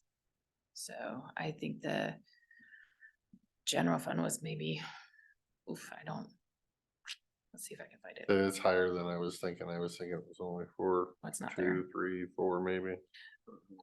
No, It was, I want to say it was 3.9 or something like that, and I'm just spitballing. The 4.9 involves other funds and other pieces of sales tax that we normally don't account for. Don't look at, Yeah. right? That's what I'm saying. So that number's, I wouldn't say new to me. It's just we don't normally lump it all in the same pot. Usually when I'm talking to you about sales tax, I'm talking about what goes into the general fund. Right. but still, we're about 8% below where we hope to Yes. be. And just like Q2, we're still trending 8% below.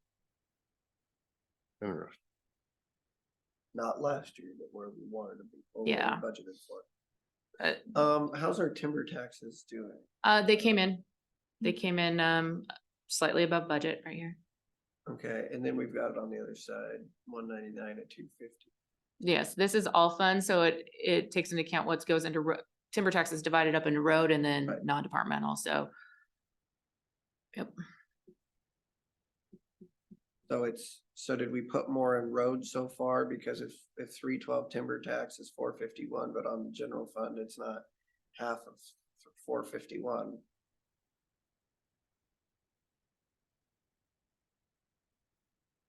Yeah, the allocation is a little different. It's not a 50-50 split.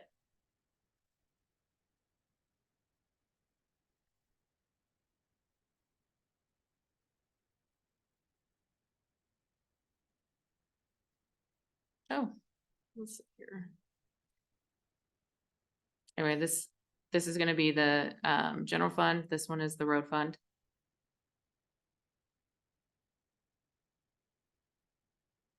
I can't speak to the allocation methods that are set up for that, but And are we gonna get any more? in No. last, or you just get that one? no, it's usually just that amount. Okay.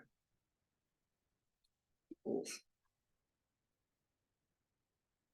Yeah, allocation method on that would be interesting. Not that it matters, not that we get to pick it, but.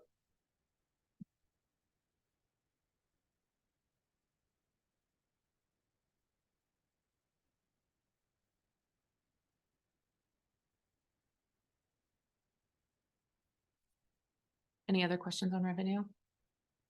No. Excise taxes. It's not, but not great. Remember that with doing the sales tax, we lost part of the excise tax, so. That's still gonna be an adjustment with our numbers when we're looking historically at things. Oh, true. It's not gonna be in our averages. We're looking at yearly, going back to when we actually used to get that excise tax. Yes. So, all funds, we're looking at 66% of budget, which, at this point in time, October, we should be under 83% of budget. So we're doing pretty good there. Outside of the general fund, though, a lot of stuff is, we have a lot of program specific. Yeah, but it's like some of those Project do have specific. red lines, but it doesn't scare me that they've used No. 94% because Marine is done. I mean, Exactly. they're done for the season. There won't be any more expenses, so. you And know. law library, Uh-huh. that's $400 budget. They They've spent already bought 375 of it. They bought whatever Computer project system. list that they had. Same with the trial 134, the trial court improvement. It's a capital project going on in there. So, it was front loaded there and they have one more. They had to get a supplemental to use some fund balance, in the last supplemental because they needed to finish it up or had something else come up. So Right. I'm not concerned about those either. It's kind of a false alarm with the red dots there. for the It is until For the it, general public listening anyway. yeah, but I try to stay consistent in what I'm doing and And as long yeah, as we could talk about it publicly, I think it's fine.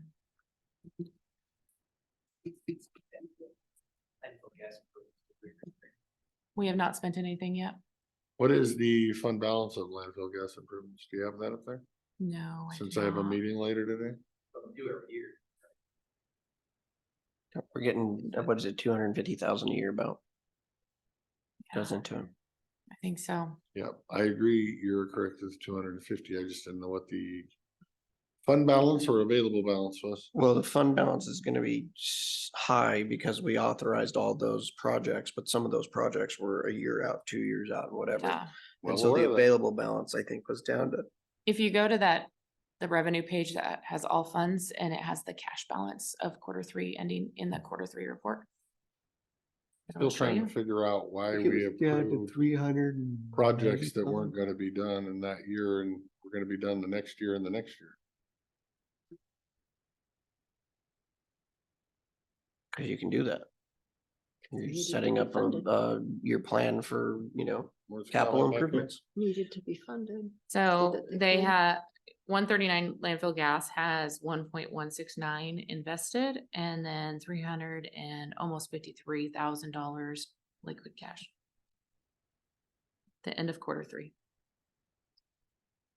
Has it had its 200,000 put into it for the year?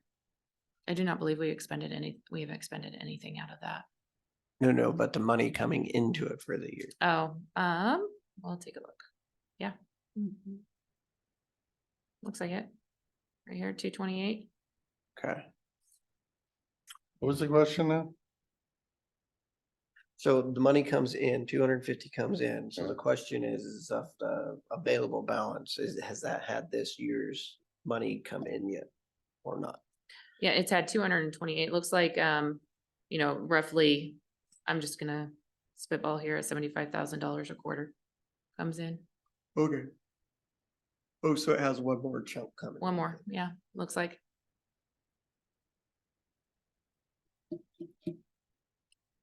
Any other questions related to revenue? Nope. Okay. And how about overall expenses? Are we ready to move on to the general fund? I'm good. Okay, remember, general fund is more people. At this point in time, we should be under 83% of budget. We're at 78. Still doing good there. Our amended budget is $19 million. We spent from the 18.7 that we originally budgeted, and then have spent 14.6. Again, I'm going to caution that the yellow and some of the red, I'm not concerned about. So we run extremely lean, and we've cut back for 2 years in a row, have made drastic cuts into these budgets, all budgets. So we are going to run super tight at this point in time in the year going forward. I have a question. Mhm. It seems like from looking at some other counties don't have the commissioner's budget anywhere near as high as our budget because they don't have things like commissioners non-departmental in the commissioner's budget, because it looks like that's an expense on us. That you're paying. Commissioners non-departmental is not in that commissioner's budget. Non-departmental is Department 14. What is exactly that Number 7? Is that That's gonna just be your wages and travel in theirs? and whatever office supplies that they have. It covers their wages though, too, right? Yours and the 2 And staff right. that you have, plus your travel. And the minimal office supplies that they have and the copier expense.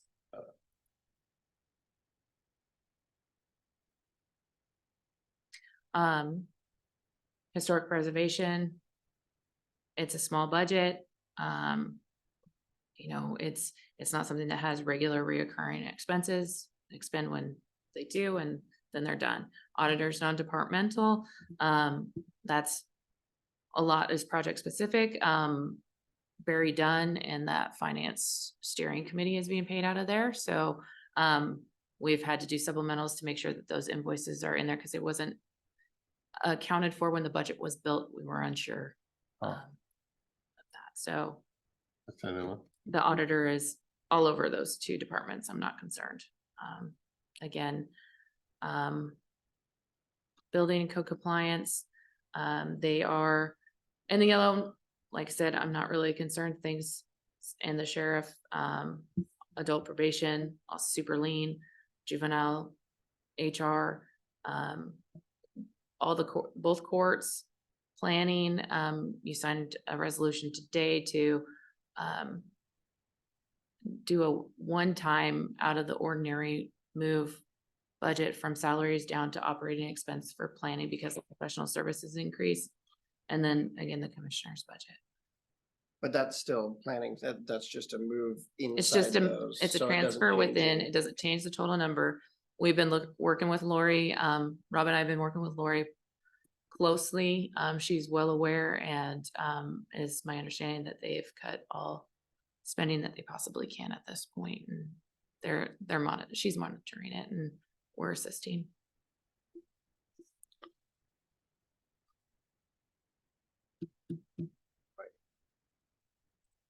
Okay. Any other questions related to this? I don't. You do an amazing job, Jen. Thank you. Thank you. I do have a couple more things. After this morning, I want to, I feel like I need to, for my own peace of mind, make sure that the board fully understands, what was on the consent agenda today and what happens in the situation that it doesn't get adopted. Why would it not be adopted? So after today's, with item number 5 being pulled off, and so let's just work through the situation that 2 board members did not vote yes on that. And you got a secondary no vote on the levy and adoption packet. Huh? You voted no. on- If, Yeah, if two, yes. Okay, I feel like I need to go through this to make sure that everybody understands what that means and what would happen. If that levy certification didn't get approved, we would not be able to send that to the assessors, who needs to send that to the Department of Revenue, that authorize the assessor's office to be able to levy tax. We would not get any property tax. $10 million from this budget, we would not be able to collect. We would also not be able to hold any property tax for the state's portion. So keep that in mind. And when you don't approve that levy, you also don't approve the budget. So those things can go hand in hand. So we would have to cut $10 million worth of services, property tax, and not Could you- approve the Could you budget. not, I think, okay, I'm gonna step I- forward and say we can potentially being a little over dramatic. Potentially, could you not rework that levy number to not take the 1% plus new construction and just take what you're currently taking without assessing new taxes? That was definitely a question for the assessor. Okay. That is just a statutory number. The state has a statutory The 1%. way that document is written new is construction. 1% plus new construction over and above what we're currently taking. That is a new tax. Yeah, We the could have did it. $50,000, the $50,000, yeah. The new construction is. And then whatever new construction. We So I just wanted to make could it, have. I just wanted to make it very clear that when you're talking about property tax and the levy, and you're talking about the estimated new construction and the 1%, it's $250,000 as a whole. Okay. Correct. That you would have to work around. If that's allowable, I'd have to confirm with the assessor.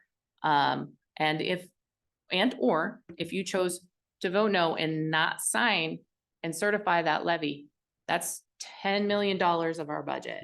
And I think the question is, we've always taken the 1%, doesn't mean we always have to, but that discussion should have occurred during when the budget was being built, because we built the budget with that as a Absolutely. revenue source, A not lot of much. things should have been discussed while the Right, budget and I- was being And built. we decided we should explain, it's nothing to do with how any of you voted. You have a right to vote however you want.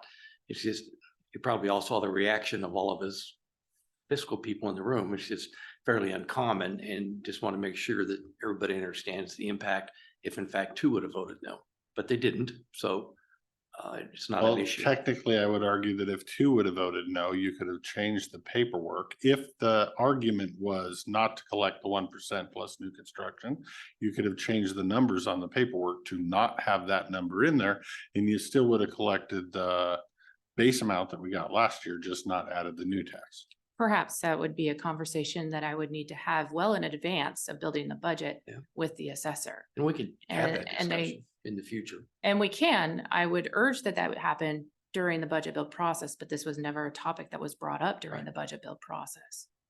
Have I ever mentioned to you that I would be a no vote on this budget? No, and you've never mentioned to me Really? that Okay. you were a no vote on the 1% property tax either.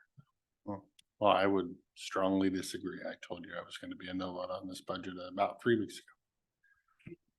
On the budget or on the levy? All of it. So Oh. it's a shocker. I just don't think anybody believed me. So Well, Again, it's just a process question. It's just a process issue that all of this can be discussed, obviously. in any direction you want to take. It's just probably more efficient to do it earlier in the process. We're not going to take 1%, then we budget less expense and balance the budget as best we can. And Yes. But it's just a process thing. And I'm glad that we have 2 votes in order to keep this ship afloat. And I I stand would for, argue the ship would have floated by not implementing the new tax as well. I don't, that would be very drastic considering that we're looking at a $1.6 million landfill deficit. I would argue that it isn't a $1.6 million landfill. With all the information I have now, and you were right. You know what? I apologize. You did. About 3 weeks ago in your office, you told me you'd be a no vote on everything from here on out. I didn't say so- from here on out. I said for this year. So We'll see what I happens stand during the corrected. You are- budget process you of were next right. year. I'm sorry. I forgot about that conversation. I have reluctantly been a yes on the budget since I took office, as it's been getting cleaned up and expenses have been removed. But I'm now at a point that if we're going to continue to subsidize things, I'm not gonna vote for new taxes on our people to subsidize things. So, And again, we're not questioning or challenging your vote or any other commissioner's vote on any issue. We just want to make sure everybody's fully aware of if we can build things in the process earlier, which Jen's done a good job of overall, then we can have these discussions ahead of time instead of almost December. But Yeah, because again, I it's thought just a we were process through. question. And to make That sure would that rearrange the everything. full board understands the ramifications if there were 2 no votes. Yes. That's a significant and you guys should definitely understand what that means. right, I would just argue it doesn't mean $10 million. It means $250,000 because you can redo the paperwork and sign it later that day. It just It doesn't have the potentially- new. Like, I can't speak to Oh, that because I need to speak with the assessor for clarification on that, but. Well, 100% sure, so you can go get 100% sure, but we can keep the current levy amount without raising the levy. Shall we amount. move on? I just, Thank you. if it was a complete no on the levy, then that's what it means. It's, And thank you for the information. You're I've welcome. Never seen it happen, so it's good to know what could happen. And remind us during budget session, when we're in those talks, you know. and I did validate that information with the assessor who did in fact check that with the Department of Revenue this morning. I just handed you a packet that is from a workshop that I held back in February. And then we discussed again in March. It has been brought to my attention that potentially one or more of the board would like me to do financial assessment of grants. And so I thought I'd bring that back to you. I've not been approached personally, but it's being talked about. So I just want to bring it back to the table. If you remember, the board had asked me to build a grant policy and a grant committee and a rubric to analyze and assess grants fairly across the board. We built that grant committee to look, have lenses from every aspect of finance, from the budget, HR, the treasurer's office, and the auditor's office. So expense and revenue, so that we weren't missing any scope of where a grant could impact. So because in March, the board had decided to not pursue that policy and process going forward.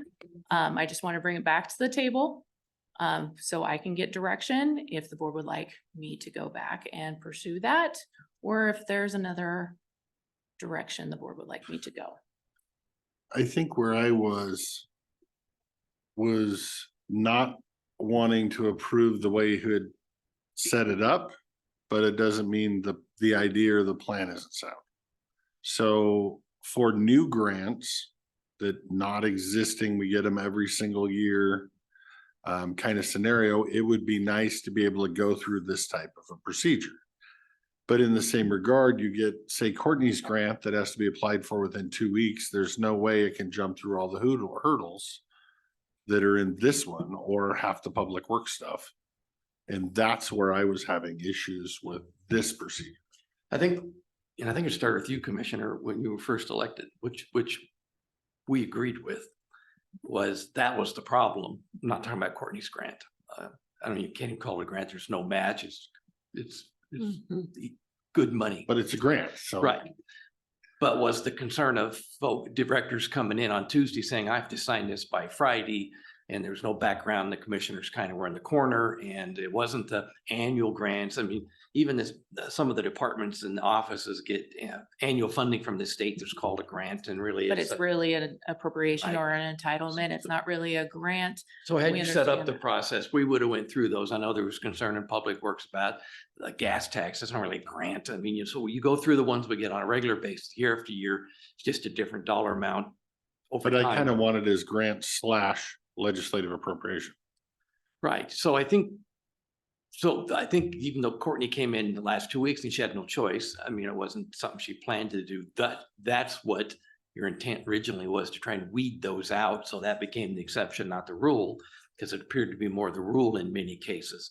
And we all agreed with that. And the Finance Committee talked about it. I'm not speaking for the treasurer and the auditor, but we did talk about it Friday. We're all still in agreement that if that's what you want to do, it should be the group concept, because there's so many different lenses looking at it. And then fairly quickly, we would go through these ones that are routine and not make everybody go through it all the time. We just never got to that point, because I think pretty unanimously you said you didn't want to proceed. So, which is Yes. fine too. Yes. But if you want us to, we still think the group concept, the working group, would be the most efficient approach. Absolutely. And currently in our current systems and the way that we account for grants, it's not an easy task. It's basically would have to be hand calculated. We can pull job codes, we can pull some bars numbers, but there's no grant portion of our software at this point in time. In the future, I believe that there will be, but at this point in time, it's not. So it's extremely cumbersome. I was in support of this for my whole time being in this position. It was a lot of work to build that. We had a lot of discussion over the course of, the year about that, and how it was going to be laid out. I didn't just throw it in front of you guys. Okay, we talked about it at length. And I think it would be a disservice if it all just landed on me, because it could, with more people looking at it from different angles, you get a much larger picture and different perspectives instead of one person and, just looking at the same stuff day in and day out. I mean, that's the whole point of the rubric too, is to analyze each grant and assess them fairly and without bias. And the same's true for legislative appropriations, because you Absolutely. are correct. You wanted those to go through the same kind of scrutiny. I And essentially wanted a policy so that if anybody went out and got themselves a grant or a legislative appropriation without the approval of the Board of Commissioners, that would be in violation of county policy, kind of a scenario. And I provided a policy as well, that we went through draft. And I just want to clarify, just because a grant doesn't have a match doesn't mean it doesn't cost the county. Right. There's reporting requirements that cost the county. We hire outside source CPA firm to put all those grants together on our annual report, as well as the auditor's office. And if I was to be tracking these by hand, and trust me, my ultimate goal is that there would be a whole nother page for grant reporting in the quarterly report. But with our current system and the way it is, I don't have a way of doing that unless I am hand calculating every grant that this county has. And that is really difficult to do because every grant is on a different schedule. Every grant has, different dates that you have to turn stuff in by. And so all you're doing is taking a snapshot in time. And departments are managing those in different ways. different ex- Absolutely. And they're spreadsheets, required to. Smart sheets, whatever. According to every different state agency they have to go through, or federal agency, and it just, and so at the time, my thing was, is are we creating something to actually fix a problem, or are we just trying to deal with a policy issue here? Because somebody went out and got some dollars that did not go through the Board of County Commissioners, that then they were gonna be looking for another match at the county level. And so are we creating a policy to stop that from happening? And is this the most efficient way to do it, including and creating all of this additional workload for staff? Well, I think to me, it comes down to how much additional workload, because you're talking about monitoring every grant we have. I'm not interested in monitoring every grant we have until we have a financial software that can actually do that. Right now, I'm only looking at new grants. So I want to know, have we applied for this grant? Is this the shush grant that we've gotten for the last 20 years? Does this really need to go through that whole process and get looked at? Maybe eventually when we have the software to do it. Because yeah, that's a hell of a workload. I'm looking at those new things that haven't been. And I hope it's coming across that I fully support having some sort of assessment and evaluation of grants. And I mean, it was our proposal from the beginning. And I do fully support the rubric and everything that I put together. There is some work to be done with it. And I'm afraid that if we only do it for some and not for others, that creates this huge gray area that I really don't know how to direct people, and they don't know what to do. There'd be a huge learning curve even for this task force. Or And then over time, I think the workload would balance out, because we would know, well, we've got this funding source, grant, or whatever you call it, for the last 20 years. So we understand it, it's year in, year out. But the new ones, so I think over time we would get to ultimately where you wanted to go. We just have to, but again, we were told unanimously, don't do it. It said to me, it Let's comes table down to what you want to do. If you want to just do new ones, I'm a yes. If you want to do them all, I'm a no. It's your choice. Well, it's not our choice. That's not our That's choice. why That we're here. was Well, the board's choice. it That's why I'm depends bringing on it what back. you're asking for. I'm not asking for anything. I'm just asking for clarification, because in March, the board said, no, we're not going this direction. For any of them. And then I got word that the board or a commissioner might want something from me in regards to grants. So I need to bring it back to the board so I can get board consensus to be able to do that. If, or not, and just see where the board.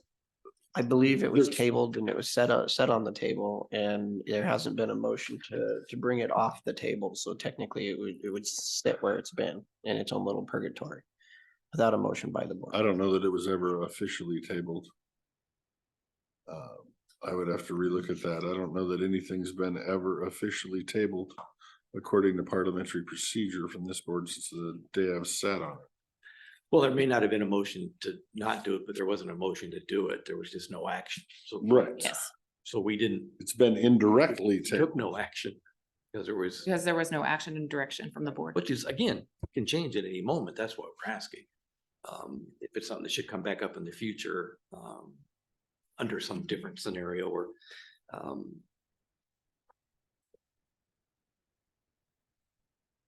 think we came to kind of a sensible resolve during the last discussions in March, because it became so big, so deep, so wide that it was just like, okay, let's just leave this alone for now. Let the departments do what they do. If we need to create a simple policy that directs departments how they apply for a grant, or notify the commissioners prior to doing it, if that helps, until the time that we have software and a plan.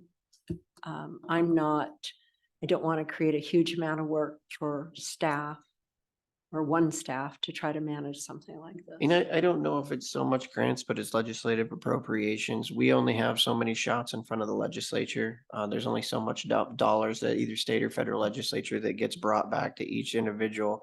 And we try to all be on the same page, making sure that the county's asking for the same thing. And when you have subsets within the county asking for different things that might not align with the goals of the legislative authority, you have some issues. And I think that's kind of where a lot of this started with. And again, that's a simple policy. Is that something you could embed in Dan's document? In Jen's document here, dealing with. Or in the one Dan rules had? of the board. The one- No, Okay. because it's not a rule of the board. This is a little bit different. This is more Yeah, this fiscal. is more of a policy. I said I did have something in there for when we bring proposed changes to the board, just like these rules that I just brought to you. That you prepare the amendment in writing, you include a brief statement and analysis of the effects of the amendment. And I actually had a line in there. I was wondering if I still had it in there to run it past finance to be able to provide the board with a fiscal impact You're looking for of such a fiscal notes, much like how kind of the the same state idea, but I legislature have did it. pulled that language out of this procedure. So, I mean, I always try to fix the problems that are actually there that are systemic. I think, when we started looking at this was kind of a one-off issue that we hadn't come across. It's putting us into an awkward situation, potentially with the public and with other electeds. And when I look at, the grants, having been involved as a county employee and going through that grant process, there's a lot of different grants out there and then there's grants, I know it's we applied for a $200 million grant within 2 weeks because our federal not delegation, but our lobbyist had never told us about it last year. And sometimes you do have to jump really fast. And if we create a system in which doesn't allow you to be nimble and agile, you might pass up on $200 million. And that's something I don't want to do.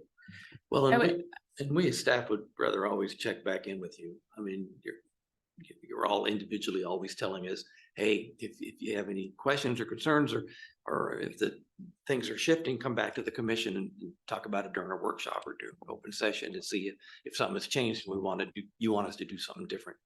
That's all we're doing is checking in. But then, it's the same. I know behavioral health is getting like $50,000 or $75,000. Here you go. Here it is. It's just given to you. And it's like, okay, well, how does that fall into the grant program and everything else? And So- I would just like to clarify, in front of you today was the budget adoption resolution. Within the budget adoption resolution are our finance policies. These have been, I've not changed them. They've been in there since before my time. Policy number 2, all contracts in the name of Klickitat County that require expenditures of county funds, grant funds, or any services performed on reimbursement shall be approved by the board. So there's technically already a policy. It comes before us. right, we were just trying to. Yes, everything will have to come through the board, and if somebody goes and gets a legislative appropriation for a. Don't say Just let sleeping dogs For fly. anything they so choose to get it for, it can come here and this board can say, no, we just have to be in the public eye, defending the action in front of a bunch of people that they're gonna get their feelings hurt. That it would be much nicer to be able to say, you need to do it beforehand. And kudos So to a Courtney. wider range of people Right. can say no beforehand.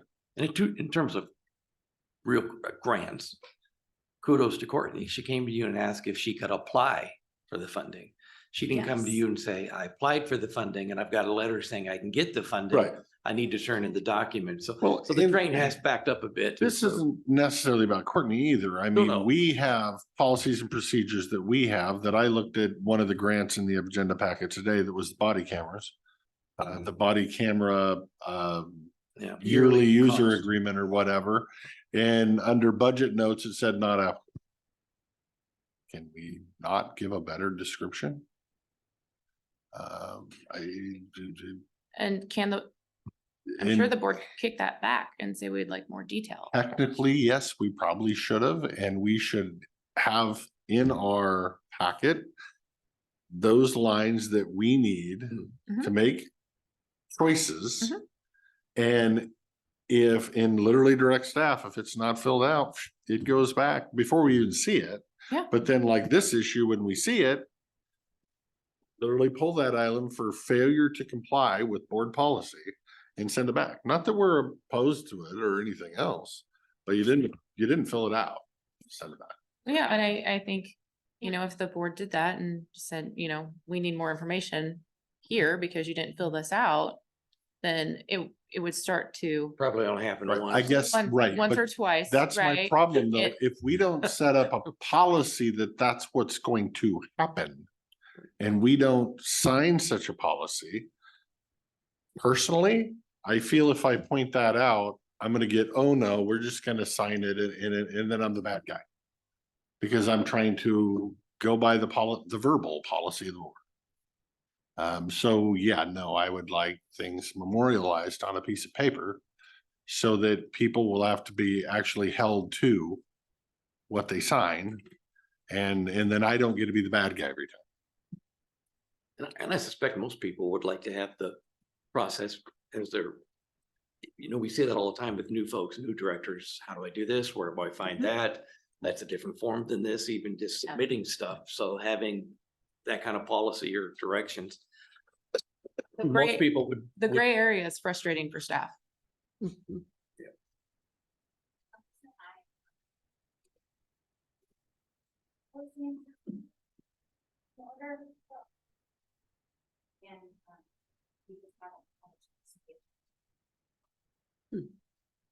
We still have house cleaning to do. And we have this stuff. I mean, this stuff's out there. I'm just saying it's easier.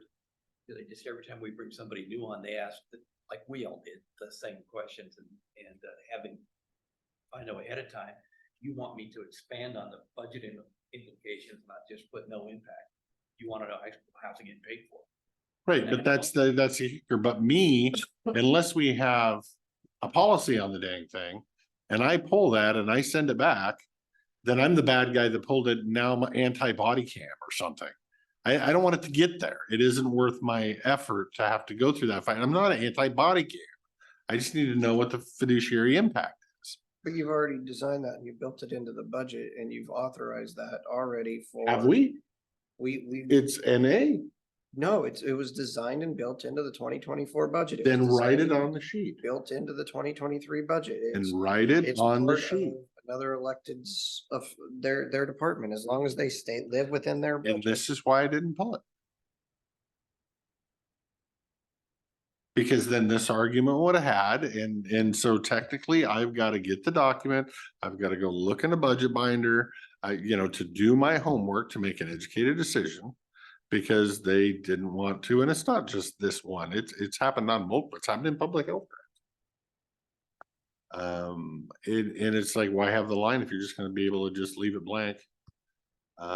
So, it is what it is, and unless we have a written policy, I would say that if that was coming in higher than it was budgeted, or it's higher than the budget amount, then it would need to be on there because they're gonna have to move dollars around and everything, but. how do you know? It's NA. But if you've already budgeted for it in your budget, there's a line item to go against it. Then I see NA is fine, or you just write, it's in the budget. How do I know that's there though? If I can interject, sorry. I don't see that you would be a bad guy by saying, hey, you wrote NA here. Can you let me know if it's in the budget, what the plan is for this? Like, fill it out, bring it back so we could look at it as a whole. And I don't see that as becoming the bad guy. And I see that as pretty simple, and I can't think of a single staff member in this county who would balk at doing that. I think I we're mean, more in some- agreement than we're not. Yeah. I think Commissioner Anderson, you're correct. Commissioner Christopher, you're correct too. If I'm a director and I've been listening to this conversation, I'm gonna elaborate when I submit and say, it's in my budget and it's in this line item. Isn't that I hard? just add, then I don't have to, then the implicit becomes explicit. Yeah. I mean, so I think we're all kind of in vicious compliance with vicious agreement that I think it's easy to do, whether it be a policy or a directive. I'm only talking directors. Frankly, if you tell me that's the way you want these, anything that my department submit will have a more explicit explanation on the budget impact. It's easy to do. And if I know that, then when I get those calls and questions, I can make sure to reiterate that. Do we have board pending? Cause I know somebody has to go at 3. We're kind of beating around this. Over. Thank you. I don't. Yeah. I know things that, you know, we've talked about, we want to get done by the end of the year. How are negotiations or discussions going with WSU? Are we gonna have that done by the end of the year for the start of next year so that we can sign it by the end of the year? I've reached out, Skamania County has reached out, and neither of us have heard anything back. So with my next email that's going today about the room and some changes, I'll reach out again and I'll reiterate. If we don't have an answer by the end of the year, there won't be budget. So they're going to have to You just gotta realize have- there's a time frame. Yep, Budget's already there. You'd have to like pull it. yeah. Right. Well, I understand that. Right. Right. Well, they could spend it and submit a bill. Whether we pay the bill or not, it's a different story. And the Yeah. person paying the bill may not know there's no contract. But I'll push on it in the next Okay. week. Next one, I know I keep getting people asking, where are we at on Title 12? Are we gonna have another meeting on Title 12? And try to get that finished by the end of the year? People are, you know, bringing Yeah. up short-term rentals, like we've got all these Yes, I know. board I've pending heard The that. things. plan Yeah. with Title 12 is we got it last week. I was gonna read it while at the Wasatch Conference. I did not get a chance to look it over at the Wasatch Conference because I was finishing this. It is still in my briefcase. And I'm lugging that heavy thing around everywhere I go, and my hope is that I will have it I read by next. Really, Got it last week. we're, in paper form, or I remember I haven't been Nope. here for, You didn't get the book? I haven't been here. I've been in It's the probably in east. your office. Okay. we're really so close on so many of them, short-term rental, Title 12. But you're right, we have very few weeks to schedule to Short-term get done. rental is all but done, but waiting on Title 12. We need to be done. I'd like to get everything off my list this year that's out there. Start pending. clean, yes. Yes. That would be nice. Potentially. We'll see how it goes. Let's do it. Good. So, No promises. Don't want to Is surprise there a anybody workshop in later. December? Did we already determine that? we usually schedule at least one on a Thursday. I don't know which Thursday she picks. So Title 12 is supposed to be looked at by us to be able to make any changes to Jeff before it goes public. So I would imagine we'll have to look at it. We'll have to have a 15-minute longer conversation than Jeff than we normally do. And then he will post it to public hearing. Then let's have that next. He's Jake waiting will for be us gone to next look it Tuesday, over but you and can leave make any- comments, Jake. We have a BOCC workshop scheduled for the 14th currently. Okay. And so the question would be is do we need to schedule one for the 7th as well in order to get some of this stuff done? I'm in. I think, you know, what else is on your guys' to-do list that we want to get finalized by the end of the year? I mean, if we need to have a meeting, you know, with the WSU people, that would be a good time. you Okay. know. If you can get a response or, I'll reach out with that when I send this email today. I'll offer that. We'll have workshops on the 7th and we'd like to, if they're On the 14th, we're gonna try and, if you may recall, resolve some of the open issues with some of the departments. Solid waste, okay. code and compliance. I think we anticipate there's gonna be a military leave for 90 days, which may push some of those decisions down the road. But I think I talked to Lisa about having time on the 14th to address the ones we can address anyway, or at least actively say we're gonna kick them down the road a little longer. And where are we with the planning applications?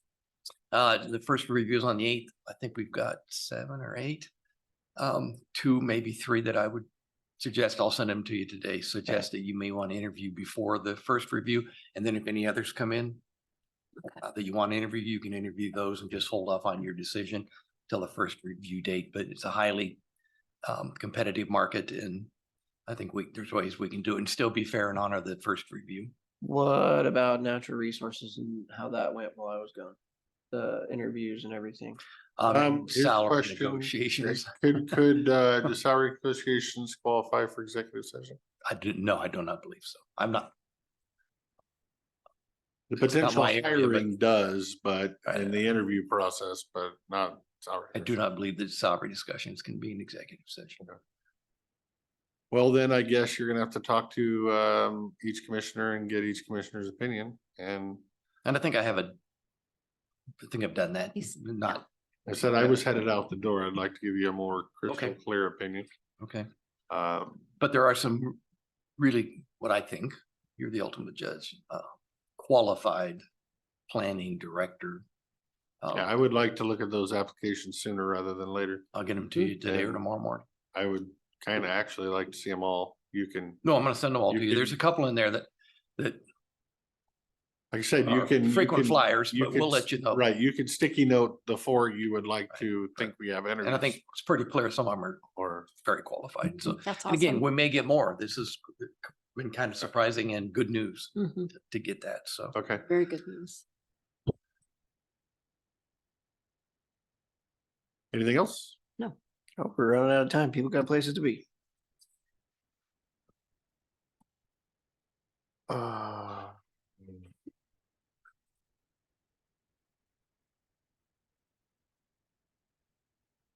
Looking through my list.